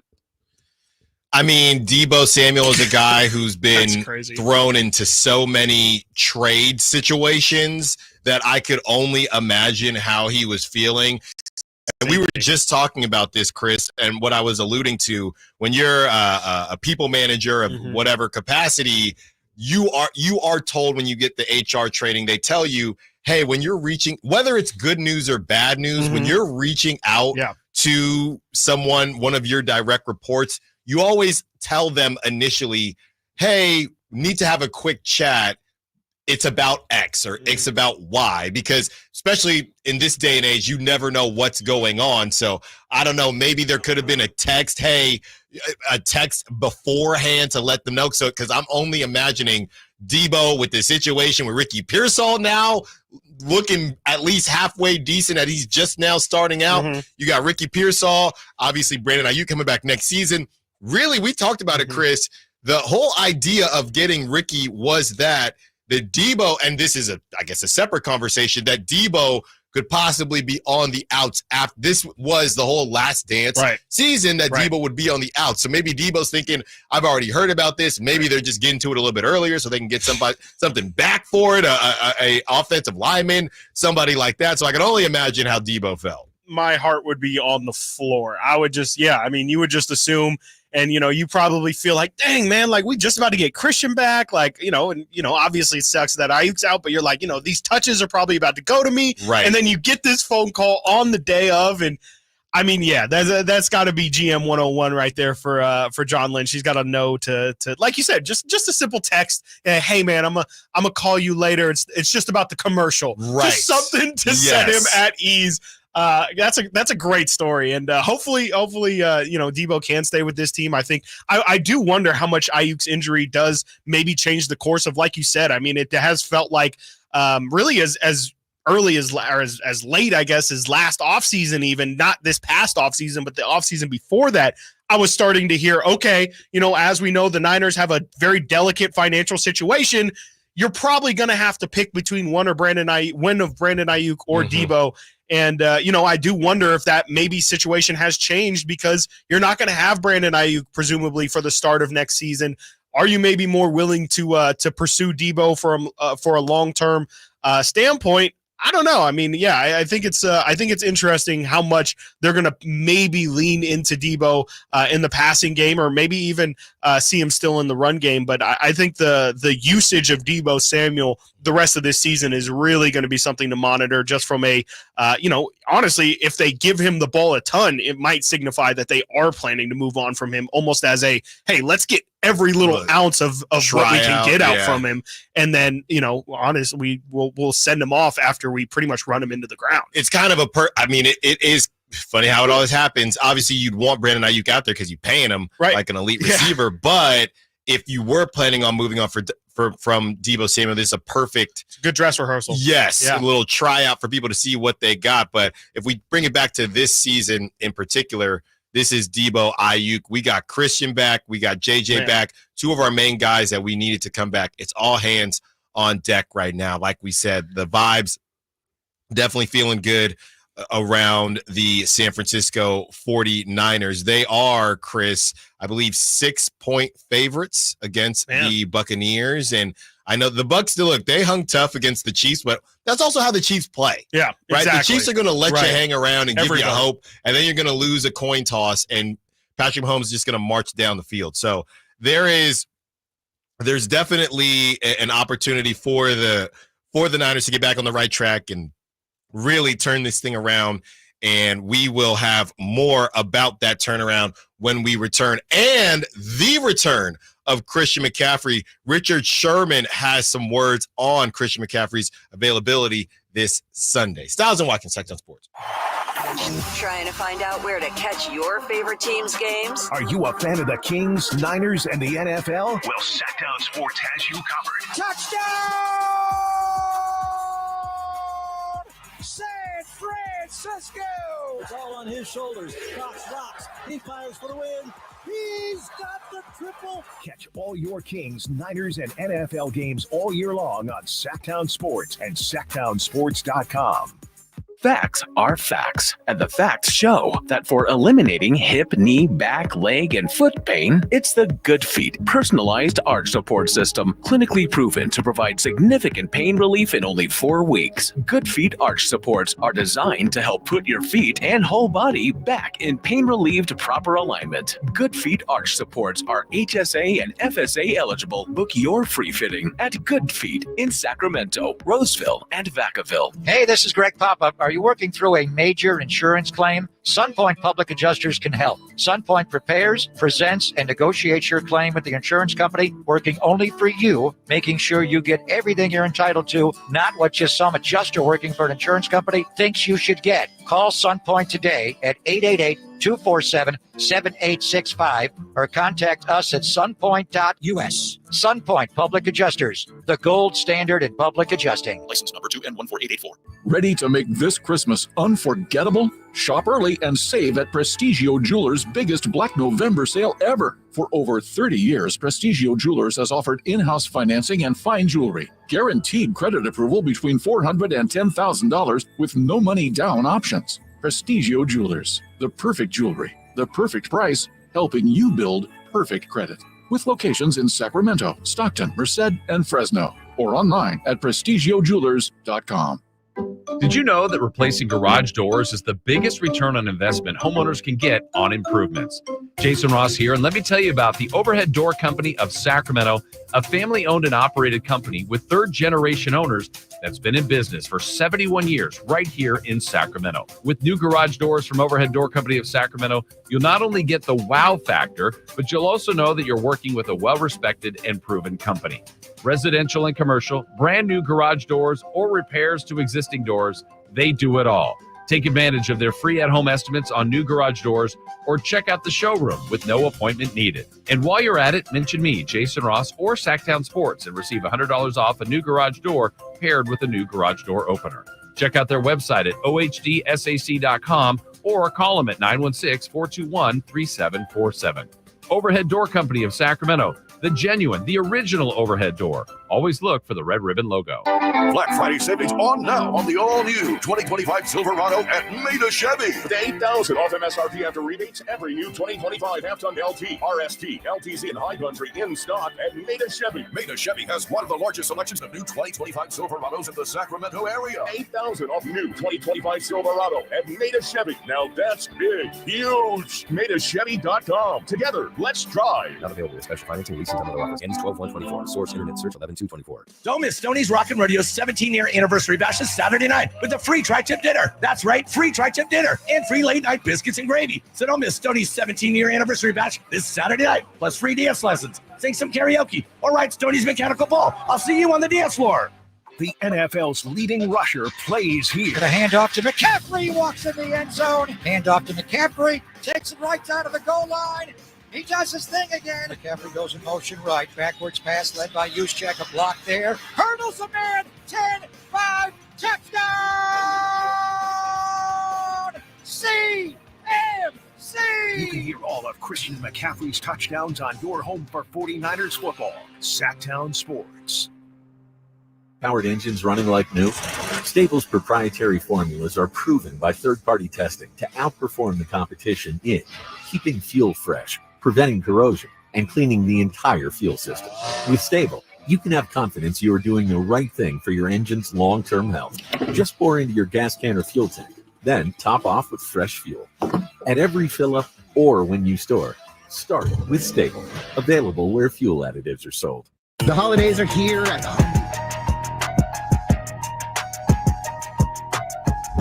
Live and local. Live and local. This is Sacktown Sports.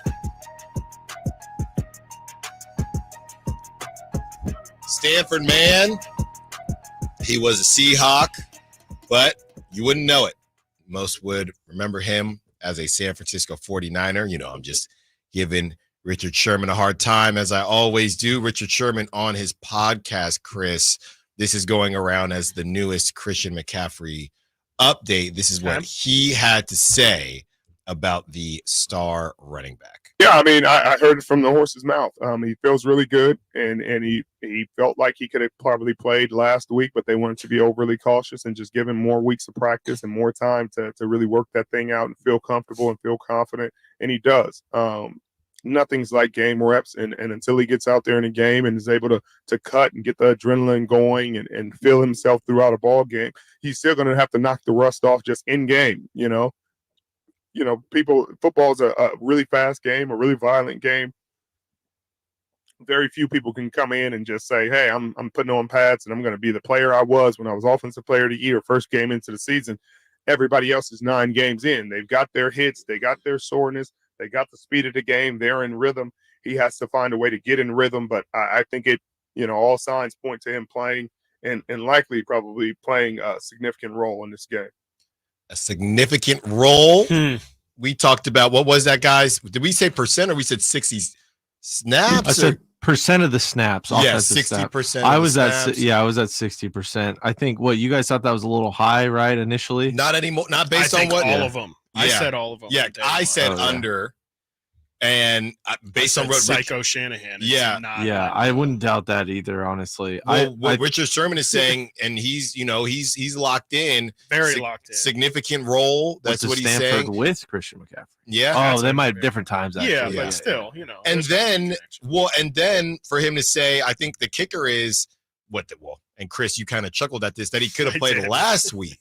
So if they think he could have played, that so much. I know, but if at least it was Sherman saying that. It's just we already heard it. We heard it in preseason that he could have played if it were a regular season game. Yeah. But if they are saying that would lend itself to Shanahan feeling like, well, he could have played last week, so really this is his second week. Right. So I'm gonna run him into the ground. Right. Exactly. Justification. But, I mean, if they do get and I know Richard Sherman said, hey, he's not going to be the offensive player of the year in the first couple snaps here, but if they get 80% of what Christian McCaffrey normally is, I think this could really change things in the NFC moving forward. But I don't know, guys. I as much, and I've seen video of him doing it. Richard Sherman did also say, this is football. He's got to cut. He's got to do football things. He's got to go through game speed.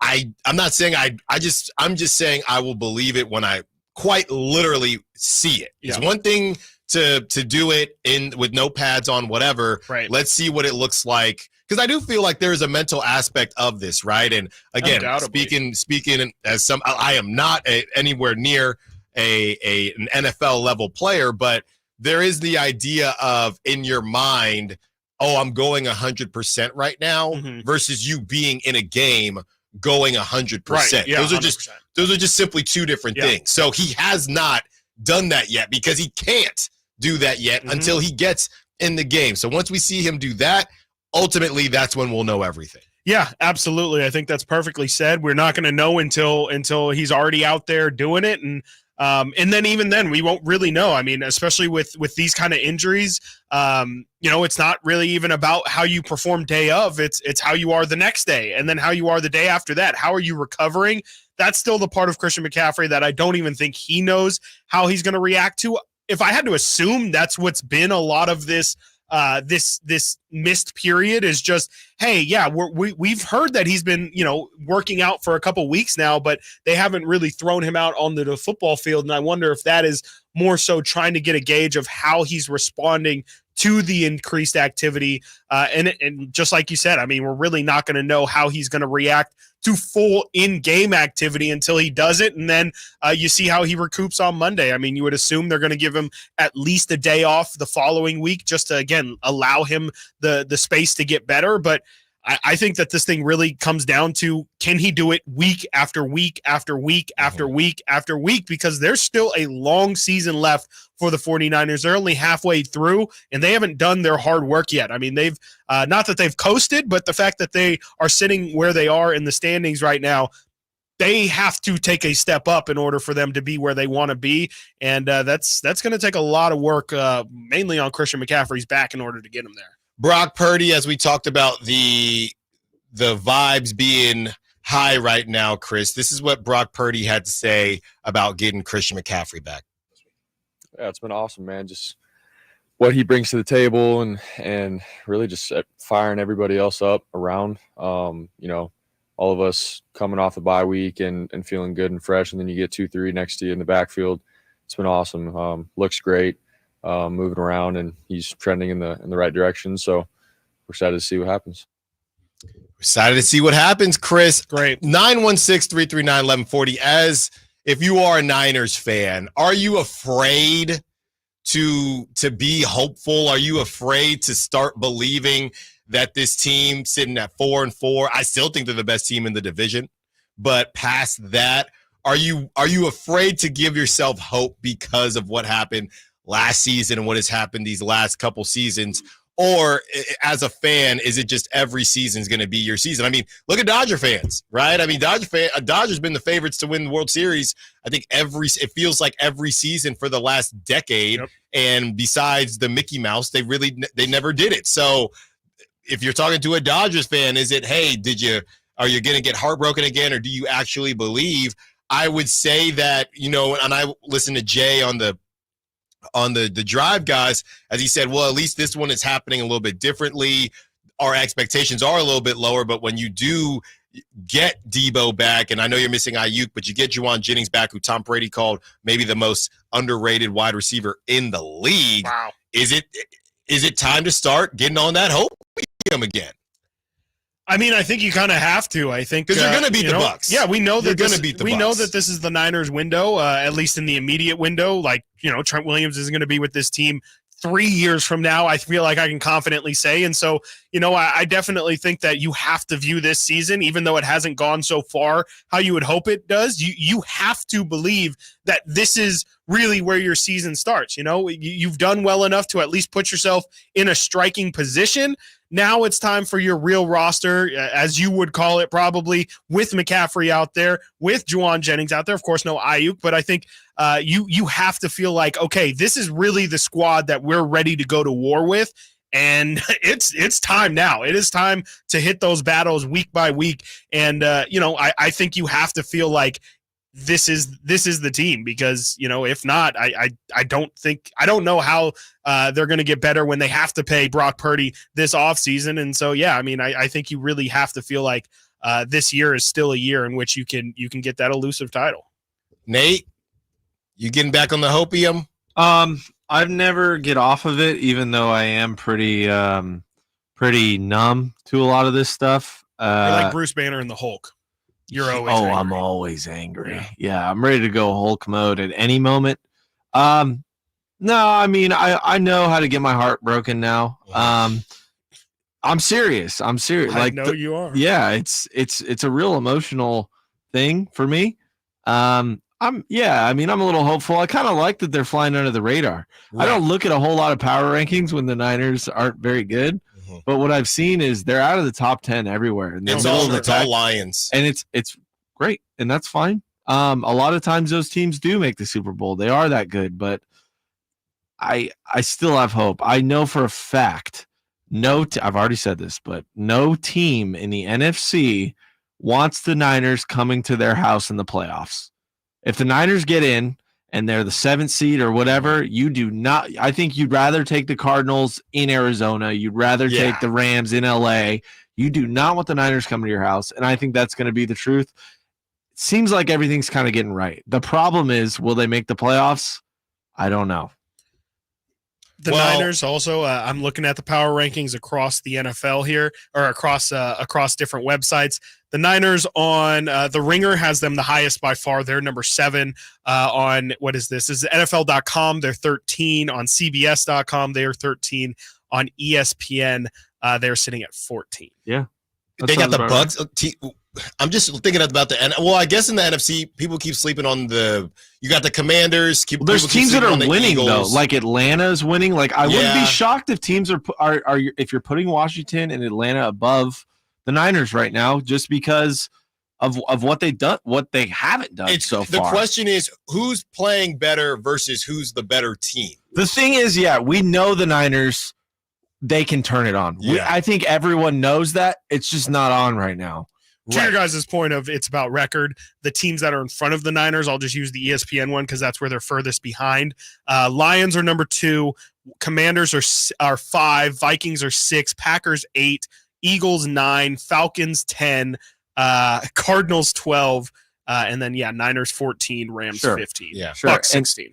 I mean, once everyone comes back, it's going to be pretty crazy. As in Dre Greenlaw coming back and CMC, those two, you would imagine. I don't know. Let's just see. But the hope is there for me. You got to beat the Bucks. You don't beat the Bucks. Sure.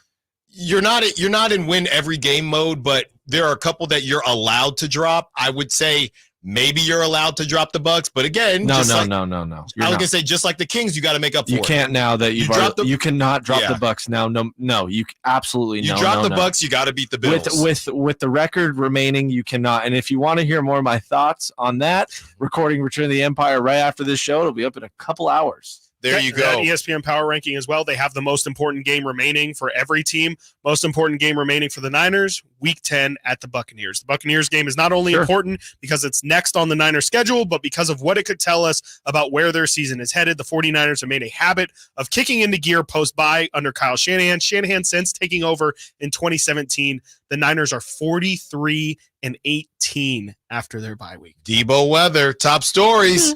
The top of the hour. Stiles and Watkins, Sacktown Sports. The NFL's leading rusher plays here. A handoff to McCaffrey, walks in the end zone. Handoff to McCaffrey, takes it right down to the goal line. He does his thing again. McCaffrey goes in motion right. Backwards pass led by Juszczyk. A block there. Hurdles a man. 10-5. Touchdown! CMC! You can hear all of Christian McCaffrey's touchdowns on your home for 49ers football. Sacktown Sports. Build up to Black Friday with savings all month long at Lowe's. Get up to 50% off select major appliances. Plus, take an additional 10% off when you buy select major appliances. And don't wait to pick up holiday inflatables under $20. Don't wait to save in-store or online now because Lowe's knows deals. Valid 11/6 through 12/4. Cannot be combined with additional discounts. See Lowe's.com for details and qualifying items. While supplies last. Did you know your skin is the largest organ of your body? Huh? That's why you should shower with Old Spice Super Hydration Body Wash instead of plain old bar soap. Love your skin by super hydrating it with vitamin B3 and glorious notes of vanilla and shea. Did you know that my super hydrated skin is the second largest organ of my body? Rob Thomas has special intimate performance. I don't wanna be lonely no more. I don't wanna have to pay for benefiting Sidewalk Angels Foundation. One night only, Saturday, November 16th, the venue at Thunder Valley. Rob Thomas, live. For tickets now, visit ThunderValleyResort.com. Whitey here reminding you that not all grills are created equal. Give your family a real treat. Bring out all the flavors of the upcoming holidays with the amazing Napoleon Prestige line of outdoor cookers. Napoleon grills that features other grills can't match. They're built different, built better, built to last, complete with a lifetime warranty. All made with premium steel that boasts absolute quality. Just because it's November does not mean we can't barbecue outside. Visit California Backyard now for your best selection of grills and Napoleon Grills accessories. It's time for the Sacktown Sports live events calendar, the hottest live events lineup just for you. Kicking things off for comedy fans, don't miss David Spade bringing his sharp wit to Hard Rock Live Sacramento on November 22nd, followed by the hilarious Russell Peters lighting up the stage the next night, November 23rd. Then get ready to feel those good vibrations with the legendary Beach Boys on November 24th at Hard Rock Live. And for classic rock lovers, the Black Crowes will rock in the same stage November 30th. All of these are brought to you by our friends at Live Nation. The original Jersey Boys, Midtown Men, are bringing their holiday show to Thunder Valley on December 8th. Then kicking off the year in style, country stars Dylan Scott and Jackson Dean are hitting Thunder Valley on January 10th. And the one and only Bill Engvall will be there too, cracking up the crowd on January 11th. Don't miss these incredible events coming your way, and stay tuned for more info. To get details, head to SacktownSports.com.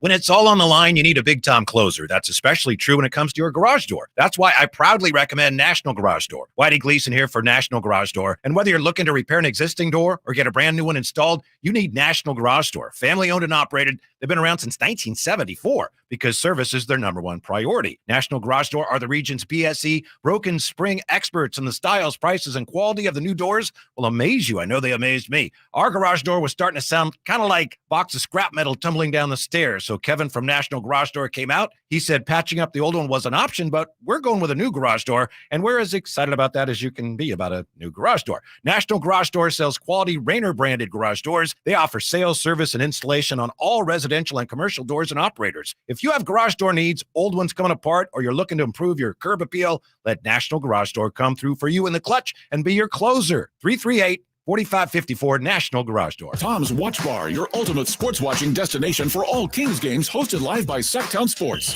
With 360-degree viewing, surround sound, premium food and drink, and game day vibes that match being at the game, Tom's Watch Bar is the ultimate game day experience for all Sacramento Kings fans.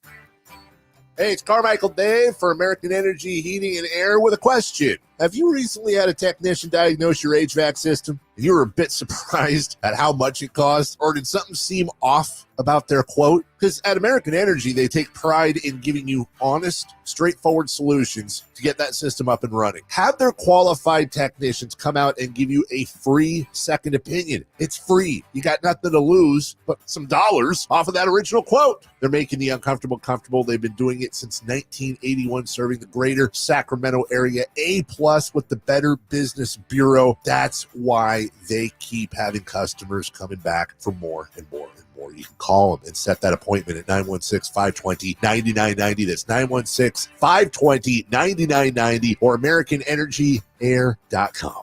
Call 916-520-9990 now. KHD 1 Sacramento, KYMX HD3 Sacramento.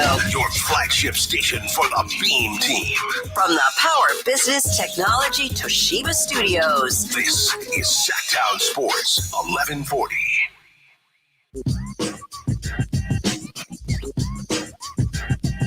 Now here's what I want you all to do for me. Live and local. Live and local. This is Sacktown Sports.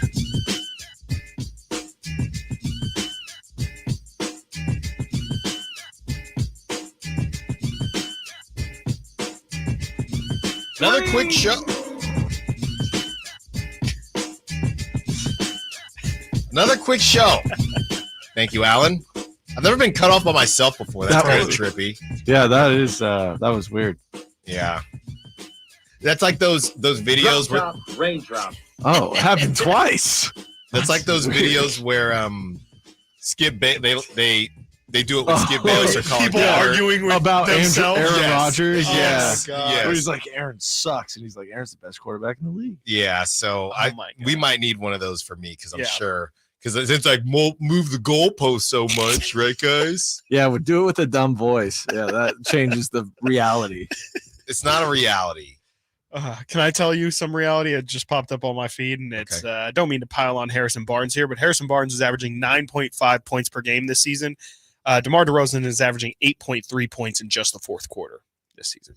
So, oh man, Kings lost that trade. Yeah, lateral move. We need to. That's what we need to find. We played something, and it was.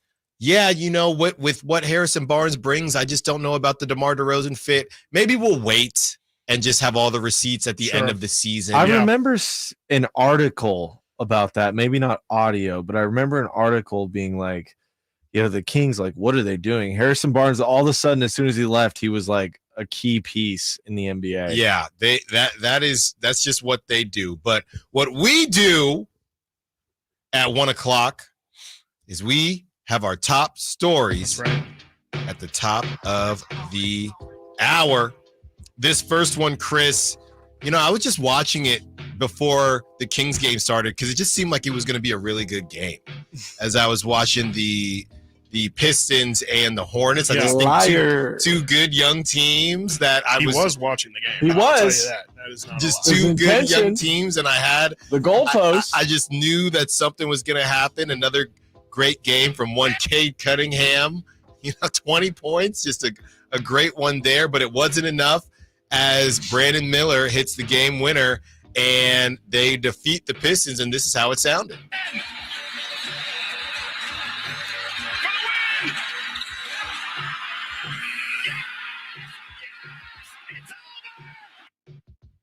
Calm down. There you go. That was the game winner.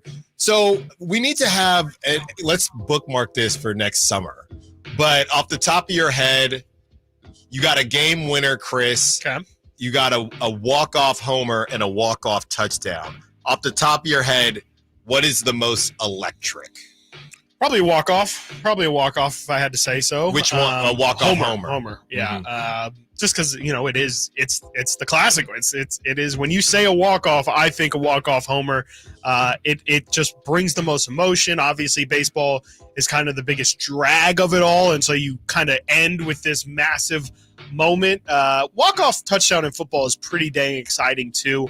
Buzzer beater, it only falls down because it feels like those happen the most, and so they hit the least. But I don't know. I mean, if you're talking like a Commanders Hail Mary level last play walk-off touchdown, that's really tough to beat. But it feels like, especially, maybe I'm just a little bit nostalgic for because we had so many homers in this baseball playoffs. But it does feel to me like the walk-off homer still is king in terms of the emotions of what it brings, especially playoff baseball. Come on. Well, I think that's the bottom line. There's too many other factors, and a walk-off is simply a walk-off. In the NFL, it's I had to specify. I said a walk-off touchdown, right, which doesn't happen that often. Definitely not a walk-off field goal.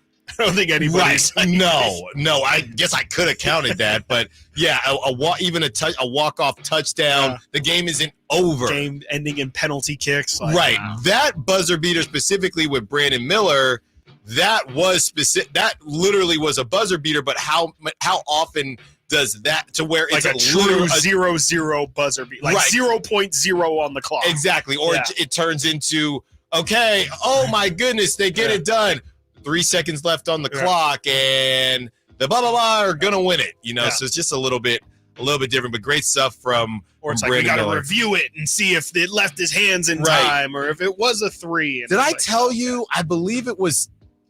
I think it was Temple, and I was watching them. My alma mater. I was watching them. It might have been 2 years ago because they haven't been very good in a very long time. And I'm talking basketball, definitely not football. Yeah. And there was a buzzer beater, and they beat a ranked team. Out there in the AAC. Okay. It had to get reviewed, or excuse me, there was time left on the clock. Okay. So it was a buzzer beater.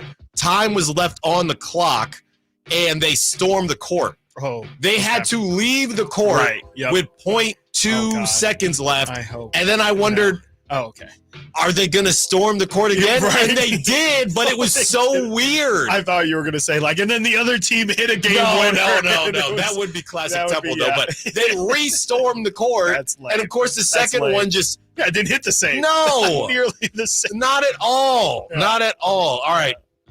Speaking of hitting differently, this Olympics, something definitely hit differently. And Rachel Ray Gunn announces retirement from competitive breakdancing after receiving criticism from her performance in the Olympics. Quote, I just didn't have any control over how people saw me or who I was. Is this a sad story? Did you see anybody dressed up like her for Halloween? I saw pictures, not in the wild. Yeah, not in the wild. I would have lost it if it's like a 10. That is a 10 out of 10 Halloween costume, because I feel like part of what makes a truly great Halloween one is if you can do a timely one, like a very time specific one that is very a hanging Chad reference in 2000 or something like that.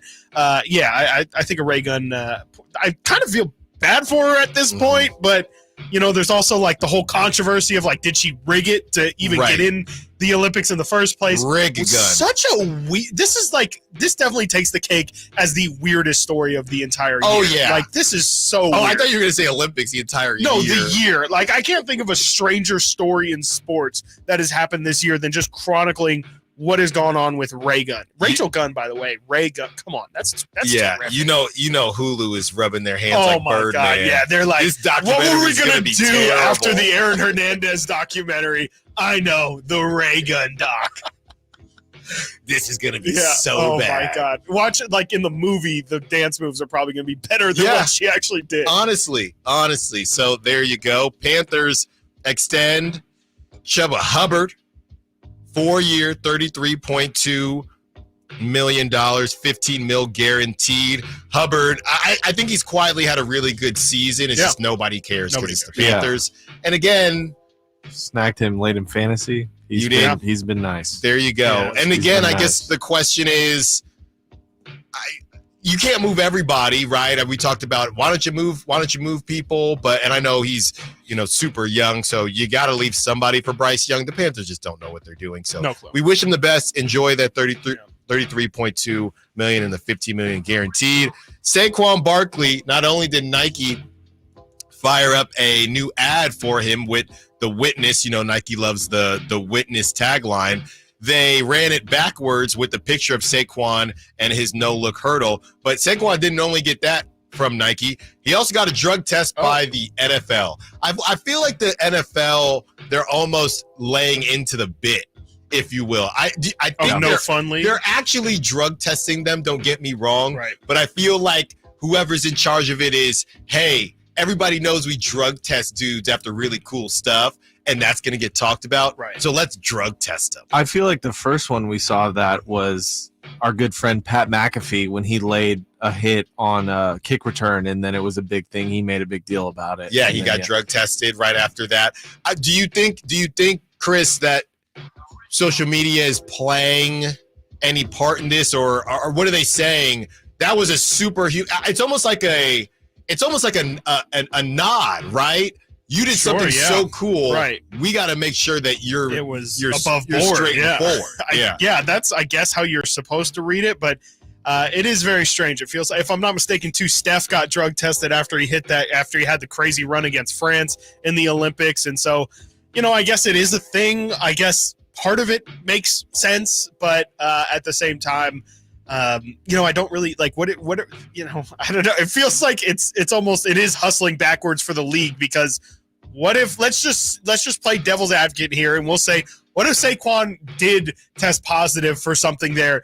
You then spoil maybe the coolest thing ever by immediately, and whatever. I guess it's hey, well, I want the sport to be clean, and if it happens when he's not clean, then it shouldn't count anyway. But I don't know. I just don't really know what exactly it's meant to accomplish. It feels like a hustling backwards thing. Next up, Chris, we all know that things get done a little bit differently down there in Florida, and USF is no different. Now, USF, again, as I talk about the AAC, the American Athletic Conference, pretty decent size teams in there, but I don't think anybody would look at them like the SEC or the ACC or anything like that. USF's $340 million future on-campus stadium will break ground tomorrow, Chris. A bull, they are the USF Bulls, a bull U-shaped student section, dedicated concessions for students, and a north lawn for tailgating and live music. So, I mean, that's pretty darn cool, Chris. That's a lot of money. That's a lot of moolah there, but pretty darn cool as well. And pretty darn cool. And I don't know what are you trolling me, Nate? That was fast. And last but not least, I know we got to go. 43 monkeys escaped from a research facility in South Carolina last night, and police are now searching for them. Residents have been warned to lock all doors and windows. Oh man, I love monkeys. I love gibbons a lot and orangutans. I hope they're gibbons. Terrence Fox's shoe is coming out December 6th. There you go. More like commercials. We said, you gotta see the commercial. They won't do it justice because there's no talking in it, but go check out that commercial, and you can do it in the meantime because we will be right back. More Kings, more Niners. Stiles Watkins, Sacktown Sports. Did you miss any part of our live local shows? Don't worry, you never have to miss them again. Check out sacktownsports.com and search our podcast page and play our shows when you want. The Carmichael Dave Show with Jason Ross, Stiles and Watkins, and the Drive Guys. Plus, other podcasts like Return of the Empire, Return of the Roar, the Stingers Up podcast, and Golf to Go with Frank LaRosa. They're all available right now on SacktownSports.com. Not to brag, but Progressive's Name Your Price tool is mankind's greatest tool ever. Even better than the wheel. Sure, without the wheel, we wouldn't have modern transportation or funny videos of dogs riding skateboards. But without the Name Your Price tool, we wouldn't have easy access to auto insurance options based on our budget. And, well, cars do need wheels. They also need insurance, and insurance never goes flat.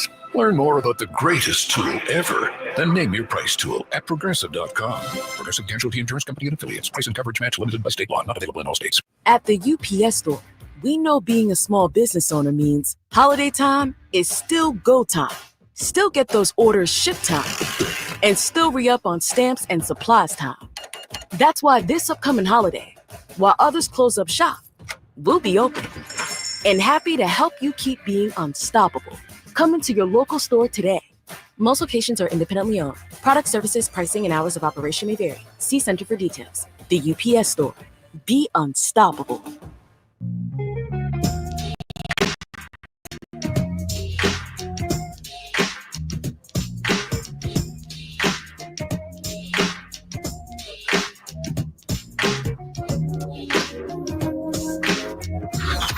Sacktown Sports. Check us out on YouTube. Search Sacktown Sports and subscribe.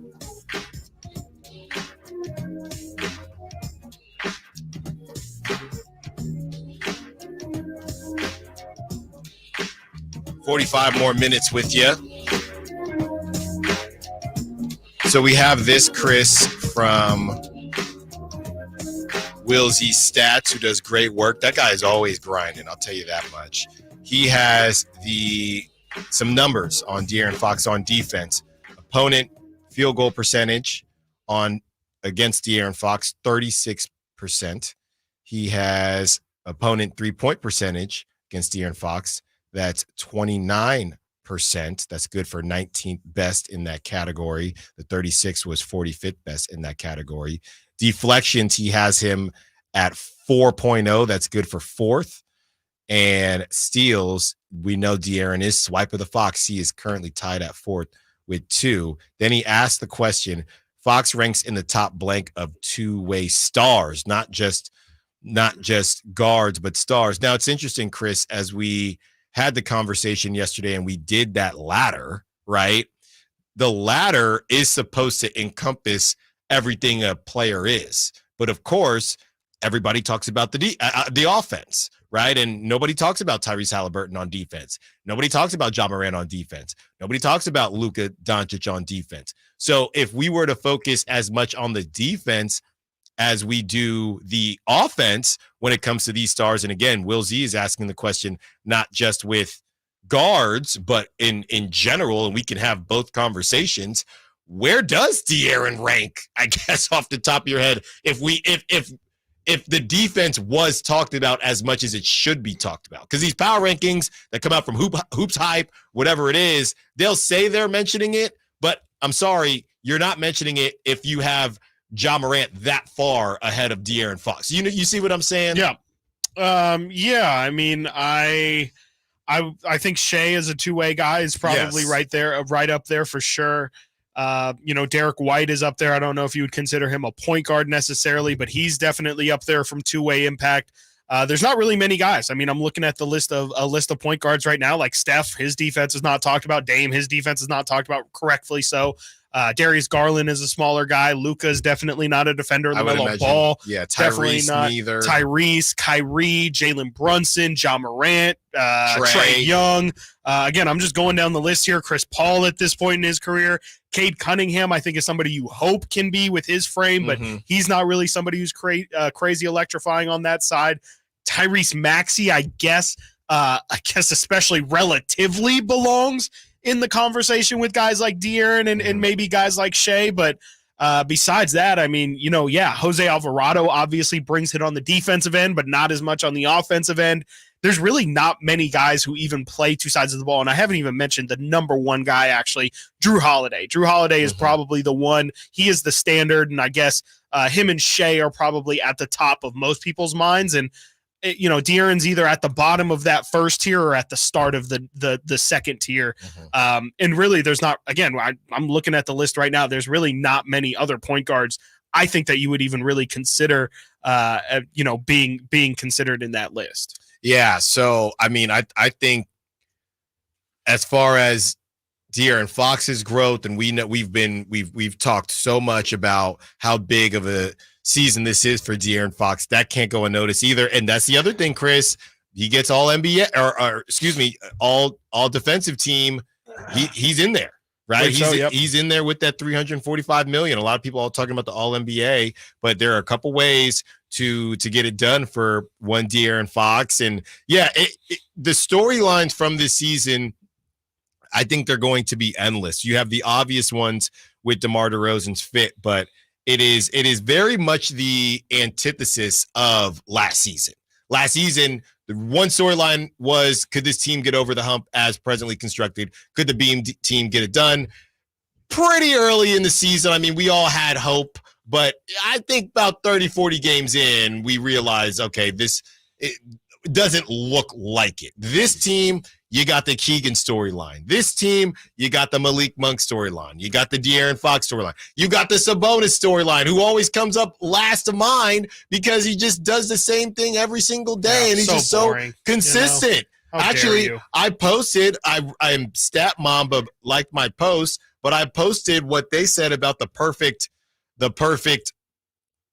triple-double from Domas, and obviously we're doing the show, but I saw somebody send a meme, and it said, boring, right? It said boring. Now, I don't know if that's a Kings fan. I think it's a joke. Yeah, I think it's a Kings fan being facetious, but that's how a lot of people feel. Yeah.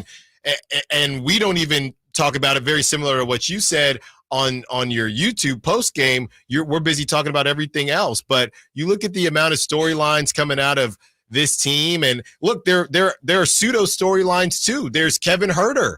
Who are you going to be in this league, right? Kevin Huerter, he's younger than you think, but everybody is getting older. I think he's 26, going to be 27 at some point. So you got Kevin Huerter, Trey Lyles. Trey Lyles, are you going to be the guy that everybody is, for lack of a better term, looking at all season long as the guy that has to step up? Because if you do step up and there's nobody to look at, right, that means that this team is in a pretty darn good spot. So it's an incredible 180 from last season. I'll tell you that much right now. From the 916, great stats on Fox. Can't wait until Devin Carter is healthy. Lethal defensive backcourt that includes Ellis as well. That is from Mark. Yeah, and I didn't even mention Devin Carter. Fryer, right? I think somebody might have dropped 40 in a Providence game. I saw Devin Carter on social media. So, he's just grinding any type of film he can get. I see him all fitted up trying to battle Malik Monk for best dress. So you're going to get Devin Carter at some point. This is just, I think Kings fans need this after last season. Last season was just blah. I don't even know if vanilla is the right term, Chris. It was just, it happened, right? I mean, Sabonis, what was it? The double-double record? Yep. So that happened. 74. And besides that, it just was, what are the moves we're going to make for next season? I mean, At what point last season were people already looking forward to this season, knowing that a move was going to be made, not even knowing that move was going to be somebody like a DeMar DeRozan? And look, we sat here, we had conversations. Oh, okay. I mean, was that the name when we were talking about Kyle Kuzma, who hasn't even really played for the Wizards and things like that? All these names that we talked about, looks like it's a pretty darn good fit right now, and we'll see how that continues as we carry on. Ravens Bengals tonight. Look, Thursday night football, I'll take Ravens Bengals all day long, and twice on Tuesday, or in this case, twice on Thursday. Ravens Bengals, Ravens debuting a new helmet. We have some prop talk to go over, and we review our prop talk from the Kings last night. Previewing Ravens Bengals on the other side. Stiles and Watkins, Sacramento Sports. The only place you'll find Kevin Huerter is Sacktown Sports. Huerter's open, steps into three. He's got the triple. Hey, Sacramento, it's Kevin Huerter, and you're listening to the home of the Sacramento Kings, Sacktown Sports. Your local sports leader. Hey, what are you doing up on the step stool? About to clean these light fixtures. The whole family's coming over, and if there's even a speck of dust in the house, my abuela will find it. Here, I got a Swiffer duster to help with that. A Swiffer what? A Swiffer duster. It has this cool extendable handle that reaches 6 feet to get high and low, with fluffy dusters that easily trap and lock dust. So no more step stool? No more step stool. Easily trap and lock dust from hard-to-reach places with the Swiffer duster. Love it or your money back. Lowe's knows that to win the job, pros need the best prices. That's why only at Lowe's, MVP's Pro Rewards members can get a volume discount on eligible orders as low as $1,500 at the Pro Desk. That means you get the prices you need to start any job, small or large. Because Lowe's knows pros. Valid in-store only. More terms and restrictions apply. Visit Lowe's.com/terms or Pro Desk for details. The Hagen Oaks Golf Super Shop is your unsurpassed spot to find the hottest golf gear, best pricing, and elite expertise. Every club on the shelves can be tried for free on the driving range. 3 TrackMan units and a Hagen Oaks team of skilled fitting professionals provide the finest club fitting experience. Our personable Super Shop staff will show you the newest to help you look and play your best. You love golf. The Hagen Oaks team loves golf too. Hagen Oaks Golf Super Shop, Fulton Avenue at Business 80. Learn more at hagenoaks.com or 916-481-GOLF.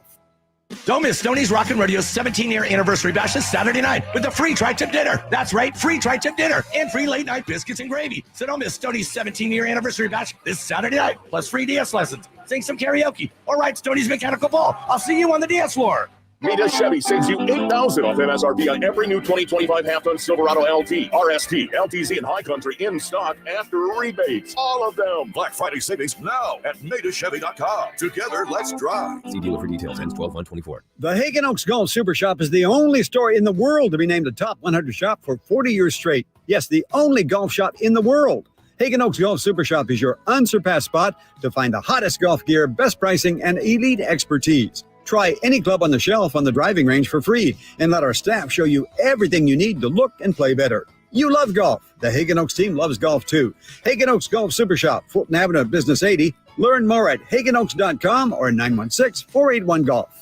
Facts are facts, and the facts show that for eliminating hip, knee, back, leg, and foot pain, it's the Good Feet personalized arch support system, clinically proven to provide significant pain relief in only 4 weeks. Good Feet arch supports are designed to help put your feet and whole body back in pain-relieved proper alignment. Good Feet arch supports are HSA and FSA eligible. Book your free fitting at Good Feet in Sacramento, Roseville, and Vacaville. At the law offices of Dale R. Gomes, we understand that when you're facing a crisis, you need more than just a lawyer. You need a team. Our dedicated attorneys work together, combining decades of experience to guide you through personal injury or criminal defense matters with care and expertise. We're committed to supporting you every step of the way, ensuring your voice is heard and your rights are protected. With offices in Sacramento and El Dorado County, reach out to the law offices of Dale R. Gomes today, 916-999-9033, or online at dalegomslaw.com. Don't let cold season make you miserable. Try the quick drug-free solution for nasal congestion, Navage. Navage uses gentle suction to flush out your sinuses with refreshing saline, helping you breathe easier, sleep better, and feel healthier all winter long. And here's even better news. Navage is now available at select Costco locations in a great new value pack. It's everything you need to start breathing better fast. Check out Navage at your local Costco today. Navage, Navage. Breathe easy. Hey, what's up, everybody? It's your boy Drapes, Kyle Draper. As the proud sponsor of the Sacramento Kings Mop Crew, Alsco Uniforms offers certified hygienically clean lab coats, scrubs, bed linens, towels, floor mats, and an array of mops tailored for your healthcare facility. Our services include convenient delivery to your doorstep. Leading the way in healthcare laundry services in Northern California, discover why it pays to keep clean with Alsco Uniforms. Go to alsco.com to learn more. Again, that's alsco.com.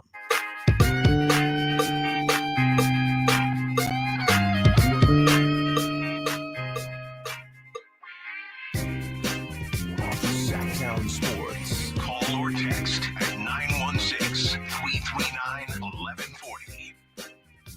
It's time to go. to the swamp. Oh, okay. Could anybody hear me?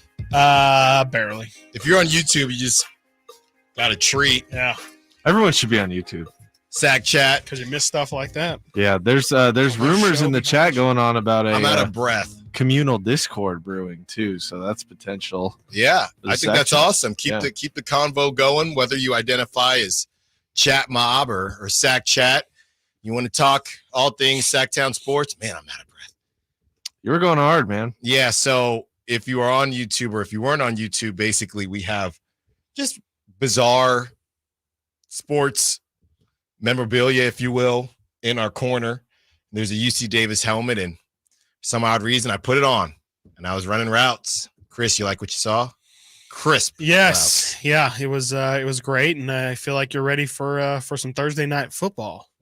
You know? That's right. You could have gone out there. You could probably outgain Chase Brown tonight, maybe. I think the Bengals just traded for Khalil Herbert the other day. Mm-hmm. They could have just asked for your services. That's what I'm could talking definitely about. The Raiders could probably use you. Oh, 100%. Well, That's actually not, question. because you might get more yards than That's right. Yeah, no, we're those trying to dudes. we're trying to yeah, I don't want to hustle backwards myself. Right. Yeah, because you are the loudest mouth when it comes to the Raiders losing. Yeah, and well, it's crazy, and I'm not trying to poke the bear here. This is something that Dave would say. Yeah, we haven't heard from Raider fans in like 2 months. It's been a while. Yeah, it's been a while. Our been a while. phones He was dead were on off about the that. hook. Yeah, Our phones were off the hook, man. a very loud minority, just like talking about the Raiders constantly. And look, I think they're just all starting to see it my way. That's Allen's way. Yeah. Just lose, get on out, and we'll I haven't forgot about the mustache either. You said what? Oh, I did.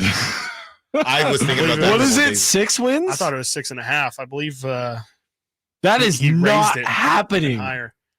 Yeah. Oh, that sucks, man. We'll Not discuss. for me. They got to play the Chiefs again. Not for me. They're No. going to lose every divisional game. We'll sure. We'll discuss. Well, There's a we reason can figure it out. Yeah, we do certain things, and Mhm. it's we'll figure You're it going to all look out. like a police officer. It's not really about that right now. It's Right. about All right. It's about the goalpost and how it's moving. it's about the Ravens and the Bengals. Right. All right, Sure. guys. So the Ravens and the Bengals do Mhm. battle tonight. Mhm. And that is what is most important here. The Bengals sitting at 4-5. We haven't buried them yet. This is their first test, right? We knew it was going to get a little bit soft for them for these last couple games. They took care of business, one being against the Raiders, and then the Baltimore Ravens. It's going to be a tough one. Baltimore Ravens sitting at 6-3. They've kind of shot themselves in the foot a couple of different times against the lower tier teams of the league. So the Baltimore Ravens are looking to keep pace with the Chiefs team, who hasn't lost. And if they lose this one, the Chiefs can kind of waltz to that number 1 seed. They probably can already, but it definitely is cooked after this. What are your initial thoughts on the game, Chris Watkins? Yeah, I mean, the Chiefs actually still have the Bills still only have 2 losses as well, so they there you still go. Are on their tracks too. So do the Steelers, actually, still 6-2. The Steelers are, but I think this one's going to be a great one. I think the Bengals definitely should have had this one circled for a long, long time here. This is a big opportunity for them to kind of, I feel like, change the momentum completely on their season. I mean, we know how they started. They definitely put themselves behind the 8 ball, started 1-4, since have gone 3-1 in their last 4 weeks. This is an opportunity for them to really take off and really, again, change the momentum of their entire season and really start to be talked about in the elites. I mean, we know the Ravens are an elite team. Even if they lose this game, I don't think that's going to change the conversation of Baltimore still being a playoff contender. But the Bengals have completely fallen off the wayside. I think it's going to be tough for them. The Ravens defense, incredibly legit. It is going to be in Baltimore. And I do think, regardless of their record, I feel like Lamar has played like the MVP yet again this season. I think it's really hard to not give it to him so far with how he's played. It's going to be a great game. That's really my only expectations for tonight. I don't think it's going to be a blowout on either side. I think it's going to come down to one of the last possessions. And I'm not really leaning any particular way in this. I guess if I had to pick one, it would be the Ravens. We do have to pick one for what it's worth. Is this your official? But yeah, I think I'm leaning Ravens only slightly, but I really do believe the Bengals could get it done tonight. The question is what we always talk about. How desperate are you, right? And the Bengals are more desperate technically. I just think that there are too many. I just think that there are a couple holes with the Bengals. No T. Higgins again. Their running game has been hit or miss. You're trading for running backs. I'm gonna go with the Ravens. I'm just gonna go chalk here and go Ravens. Nate? I'm just gonna go against the grain for fun. I lost last week. You guys are tied, by the way. It's 4-4-5. I'm just gonna go for the Bengals. I think I'm just gonna use Chris's points and just say it just kind of slides the Bengals' way. Mm-hmm. Okay, there you have it. 2 Ravens, 1 Bengals, 209. Yes, Bills are 7-2 and still got to play the Chiefs. Yeah, but Bills, Ravens, all these teams, their desperation is just trying to get to that 1 seed. But I guess if you're the Bills, you just ask for some help from the Texans, or you just ask for a letdown game from the Chiefs, which is possible, and the Bills are right there. Asking help from the Texans, though, is like right now the Texans are just banged up and just out of sync completely. Well, they still got, and the Chiefs still got the Raiders again. They still got that's the last time they lost a game. Oh, you're saying that the Raiders could beat the Chiefs? I'm saying that's the last time the Chiefs lost a game. You did say that, sure. They could mess around. I mean, they could mess around against Chiefs. Could lose any game. Literally, they could lose any game, but they won't. And let's not sleep on that Steelers. They got to go to Pittsburgh on Christmas. So a couple notes in there, but let's not get our hopes up here. All right.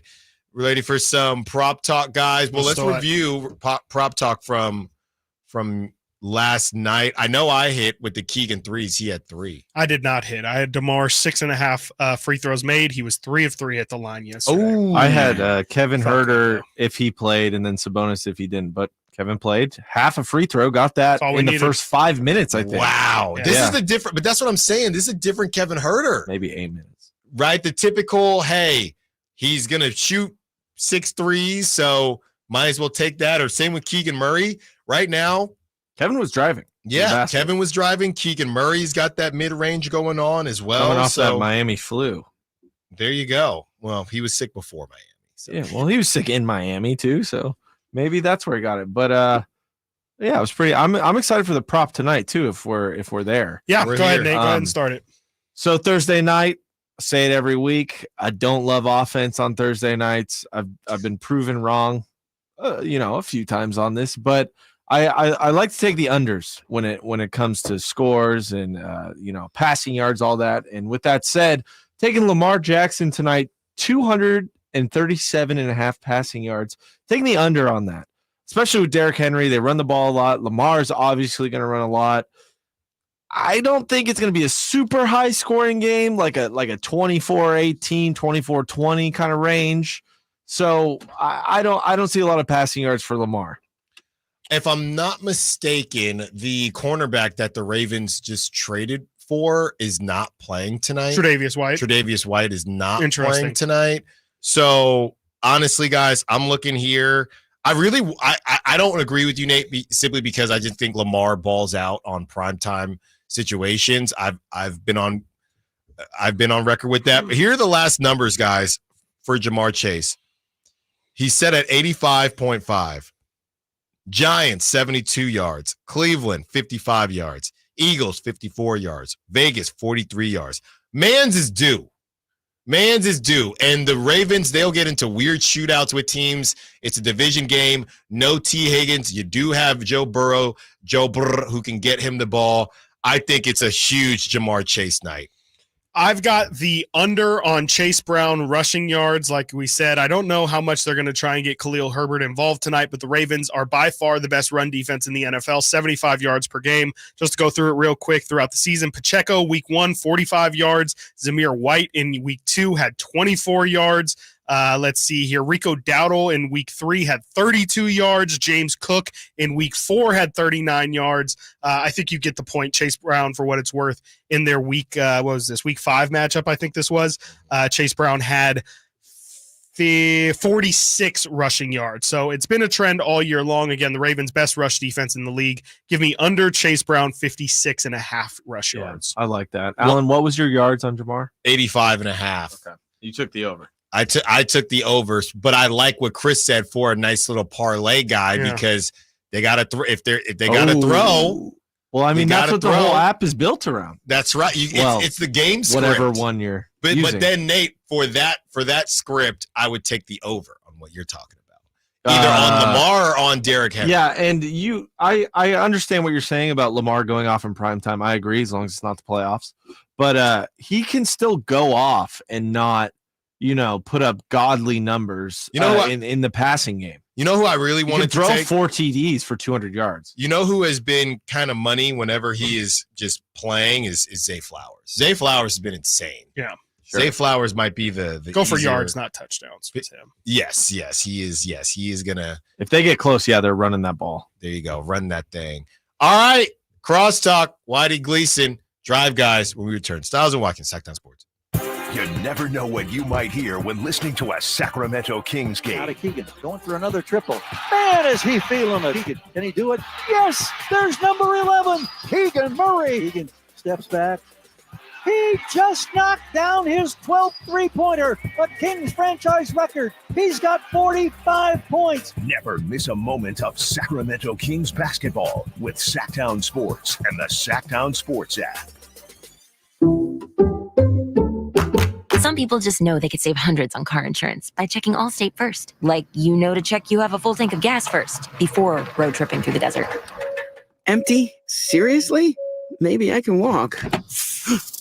Yeah, checking first is smart. So check Allstate first for a quote that could save you hundreds. Maybe I can't. You're in good hands with Allstate. Savings vary. Terms apply. Allstate Fire and Casualty Insurance Company and affiliates, Northbrook, Illinois. If you need bold banners to boost your business, but you're on a budget, think Staples. Because now at Staples, you can save up to $50 on your print purchase. From posters and flyers to signs and menus, Staples can print anything you need to move your business forward. And with Staples Print Perfect Guarantee, it's done right or it's printed again free. Plus, same-day service is available on hundreds of items if you order by noon. Get it printed right at Staples. And now get up to $50 off your print purchase. And 7/6, visit staples.com/print for details. Ready to pre-game your next big arena event? Head to Beach Hut Deli, a Sacramento tradition for over 40 years, where aloha is served daily. Located just steps away from the arena, whether it's game day or concert night, it's the perfect spot to gather with friends and enjoy amazing sandwiches. Are you planning a bigger get-together? Beach Hut Deli offers endless catering options to bring those delicious flavors to your next party or event. Beach Hut Deli. Good vibes, great food, and epic times await. Insurance companies perform a very valuable service, but they want to keep their money. Although most cases settle before trial, it is paramount that the insurance companies know that if pressed, your legal team has the experience to take your case all the way. For 25 years, Ashton & Price has earned the reputation that if the insurance company isn't fair, we're ready to force them to be fair. My mom used to warn me, wait till dad gets home. Think of us as dad. The best part, there's no fee until we win. Remember, for the best advice, don't think twice. Call Ashton and Price. Did you know that replacing garage doors is the biggest return on investment homeowners can get on improvements? Jason Ross here, and let me tell you about the Overhead Door Company of Sacramento, a family-owned and operated company with third-generation owners that's been in business for 71 years right here in Sacramento. With new garage doors from Overhead Door Company of Sacramento, you'll not only get the wow factor, but you'll also know that you're working with a well-respected and proven company. Residential and commercial, brand new garage doors, or repairs to existing doors, they do it all. Take advantage of their free at-home estimates on new garage doors or check out the showroom with no appointment needed. And while you're at it, mention me, Jason Ross, or Sacktown Sports and receive $100 off a new garage door paired with a new garage door opener. Check out their website at ohdsac.com or call them at 916-421-3747. Overhead Door Company of Sacramento, the genuine, the original overhead door. Always look for the red ribbon logo. Keep the cargo in your truck's bed dry and protected with a bed cover from TruckSmart. Bed covers that fold up, roll up, and lift up are ready to install on your truck. Turn your vehicle into a hauling machine. TruckSmart Truck and SUV Accessories in Rockland and Auburn.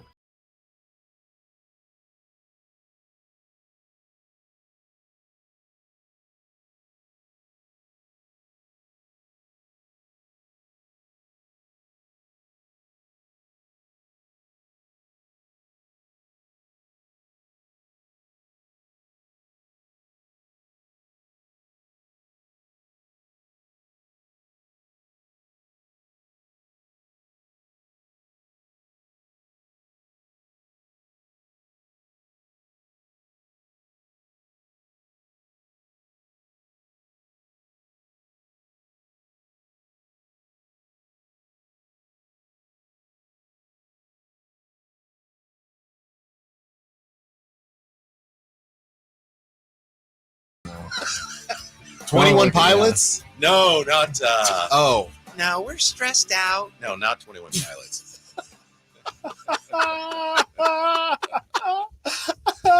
Wow. I did not have that on today's bingo card. Yeah. 21 Oh, Pilots. Good Whitey, knowledge. how you Good doing? knowledge, Whitey. I'm blurry face. Okay. How are you doing besides that? Besides your blurry face. Good. Splendid. Yeah. A nice win last night. Very. It's interesting how many people were, just at their wits' end in that third quarter. Yeah, I don't know who was kind of freaking out about that, but A lot of people. I'm not saying Yeah. they shouldn't have been. It's just interesting. Like, wow, just tells you where Kings fans' heads are. well, I just, as things were kind of unraveling there, Chris says it's still early. That's what he says to me. And I was in the second quarter, however. I definitely, towards the end of the third, was like, okay, guys. yeah. Not really super early anymore. Yeah. They got it done, though. That's what matters. They got That's it all that done. matters. Nate Better late than never. Yeah, Nate had mentioned if you just looked at the box score, you wouldn't have known necessarily Exactly.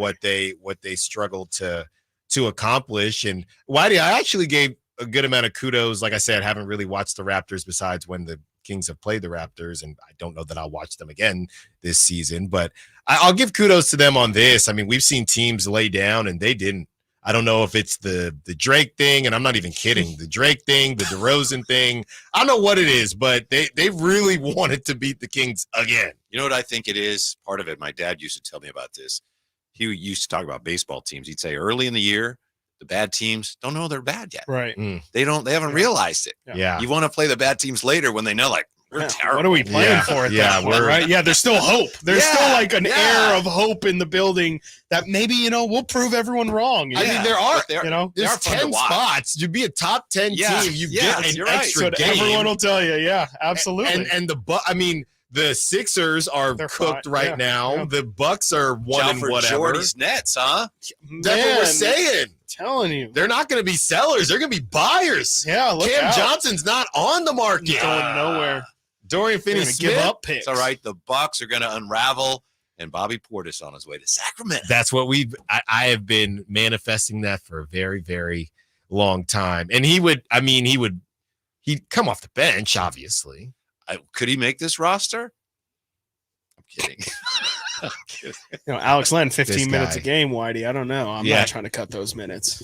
And He got the chain last night, right? he He got did. it's Alex a crown Len, now. yes, But yes, yes, that's right, that's right. that is correct. And now the Kings will take on the Clippers tomorrow. And the Clippers, they haven't looked terrible without Kawhi, with really James Harden and a bunch of decent role Put players. some I'd respect say. on my man Norm Powell, please. We always do. He's We might leading be the team in points. He's shooting like 50% We from might three. be the only. We might be the only show. Well, then we're the best show. that gives Norm Powell We as should. much love as you He's give Norm been Powell. the Clippers' best player this year. Go get Norman Powell then.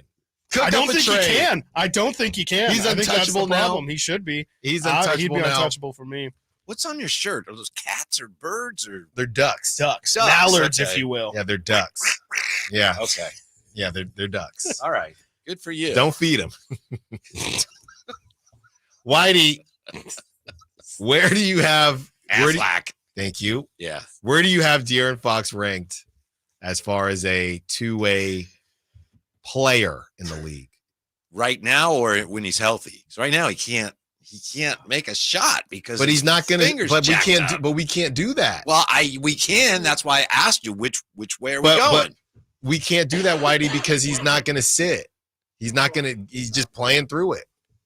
Yeah, I know. And it's not really working out too well. And I understand it, and I get it. And if it's going to be injured for a long time, I understand the reasoning of, well, he's got to play through it. I'm just saying right now he's not shooting the ball well. So that hurts him in my ranking of him as a two-way player fair. Right now. That's fair. Right now. And we had somebody on the text line, and Chris had said that he was paying attention to this as well.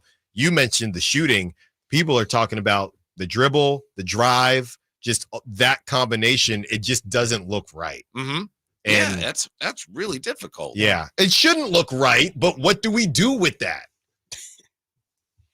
We have Malik run point more when he's on the floor with him. I don't know, run the offense. His assist numbers have been all over the place.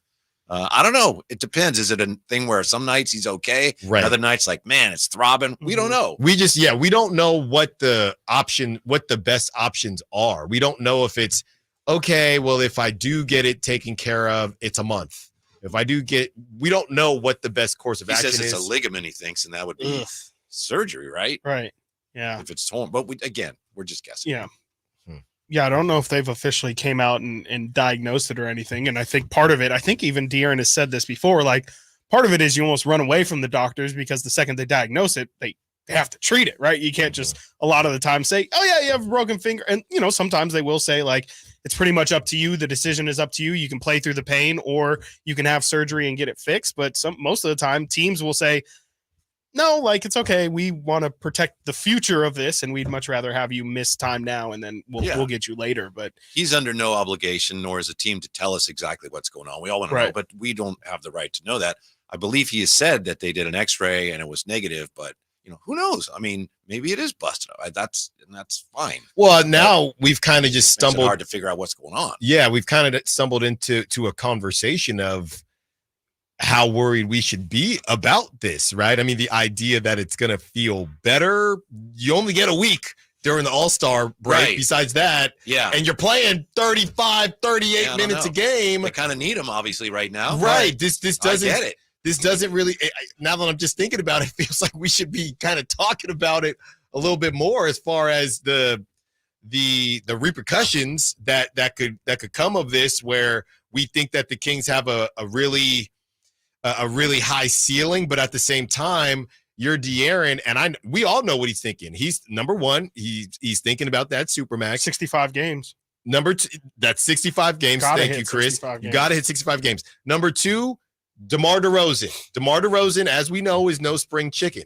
You only got a couple years with knowing you have this iteration of the team. Can you afford to cook that based on what the diagnosis would be? So we know what it is. They need him to play, and he wants to play. And I'm not saying he needs to sit, but if they get to a point here over the next, couple weeks, whatever, where he's not shooting well, then he's just going to have to change the way he plays a little bit, Maybe not take so many of those threes. Yeah, he took 8 last night. Shoot. Yeah, he was 0 for 11 in Toronto. Yes. So it's understandable. I'm not saying he's a bum. Get it. You should sit down. But I'm just saying after a while, you're going to have to make some adjustments if it's keeping him from making shots. Right. I think what's going to happen is that everything is going to, I guess, if this continues, it'll get to a boiling point where it's De'Aaron getting asked about it from the media. And essentially there will be, I think, Mike Brown getting asked about it. There will be a recap at some point where it's De'Aaron either shutting everybody up to where this is what's going on. We're not going to talk about it anymore, or it's we're thinking of other options. That's probably going to happen, I would say, within the next month, and then we'll behave accordingly, I guess. Yeah, I think it's just a matter, like I say, not to be redundant. If he can't shoot, then he's going to have to just maybe not take so many shots. But it's not like they can afford to sit him down. Well, they just can't afford to. But the spacing, which hasn't been bad but has been a question mark, gets even worse if De'Aaron can't shoot, or if he's choosing not to shoot. Yeah, we'll see. A little early yet. How about Keon playing more minutes than Monk last night? Yeah. Did he really? Wow. Well, I guess with him closing, that would. They couldn't turn the faucet off. And he looked great. Yeah, Malik Monk. We had the roundtable today. I'll just speak for myself. Looked like there was a little bit of pressing from Malik yesterday, and he's making some interesting decisions. Yeah, with the basketball. Mm-hmm. So maybe Mike Brown was sensing a little bit of that, and that's the thing about a Keon Ellis. He's just not going to do stuff like that. Keon, if anything, you're asking Keon to shoot even more. So there you have it. Whitey, last but not least, Chiefs going undefeated? Probably not. But I have a question for Chris. Oh, no. Football question. It relates to what you're asking me. Who's leading the NFL right now in completion percentage at 74.9? If he completes his first pass in his next game, he'll be at 75%, which no one's ever done. The Jugs machine. Is it Sam Darnold? It better not be Sam Darnold. It's Jared Goff. Thank goodness. Oh, I thought it was Sam Darnold. God, too. I would much rather take Jared Goff. I mean, he's been incredible. He really has. He had that game where he was 19 of 20 or something like that. And, he is really, credit. You definitely have to tip the cap to Ben Johnson, but Jared Goff, man. Yeah, he can run an offense for sure. I mean, I think, come playoff time, we'll see if he can make the individual plays needed, but that guy can definitely run an offense. Over his last 6 games, he's completed 82.8% of his passes. That's and his incredible. yards per attempt is like 8.7. It's the same as Purdy, so it's not like he's just sure. Right. Boop, boop, boop. And that's amazing. That's incredible. And no Jameson Williams. Yeah, that's what I was going to say. Is Jared Goff the Domantas Sabonis of the NFL? I hope not. I really hope not. Yeah, I'll just leave it at that. I'll just Gotta go. Tobias Harris. Where you're going with He's that. the Tobias Harris. I like it. Whitey sees the vision. I don't like that at all. Chris sees the vision, even if he doesn't want to. Thank you so much to our callers, texters, sack chatters. Thank you, Nate, as always. Thank you to the roundtable. Frankie Cartoscelli, Brenden Nunes. Drive guys up next. Whitey Gleason, Kyle Draper, Jay Johnson, and or Kyle Ledbetter. Until tomorrow, secure the bag.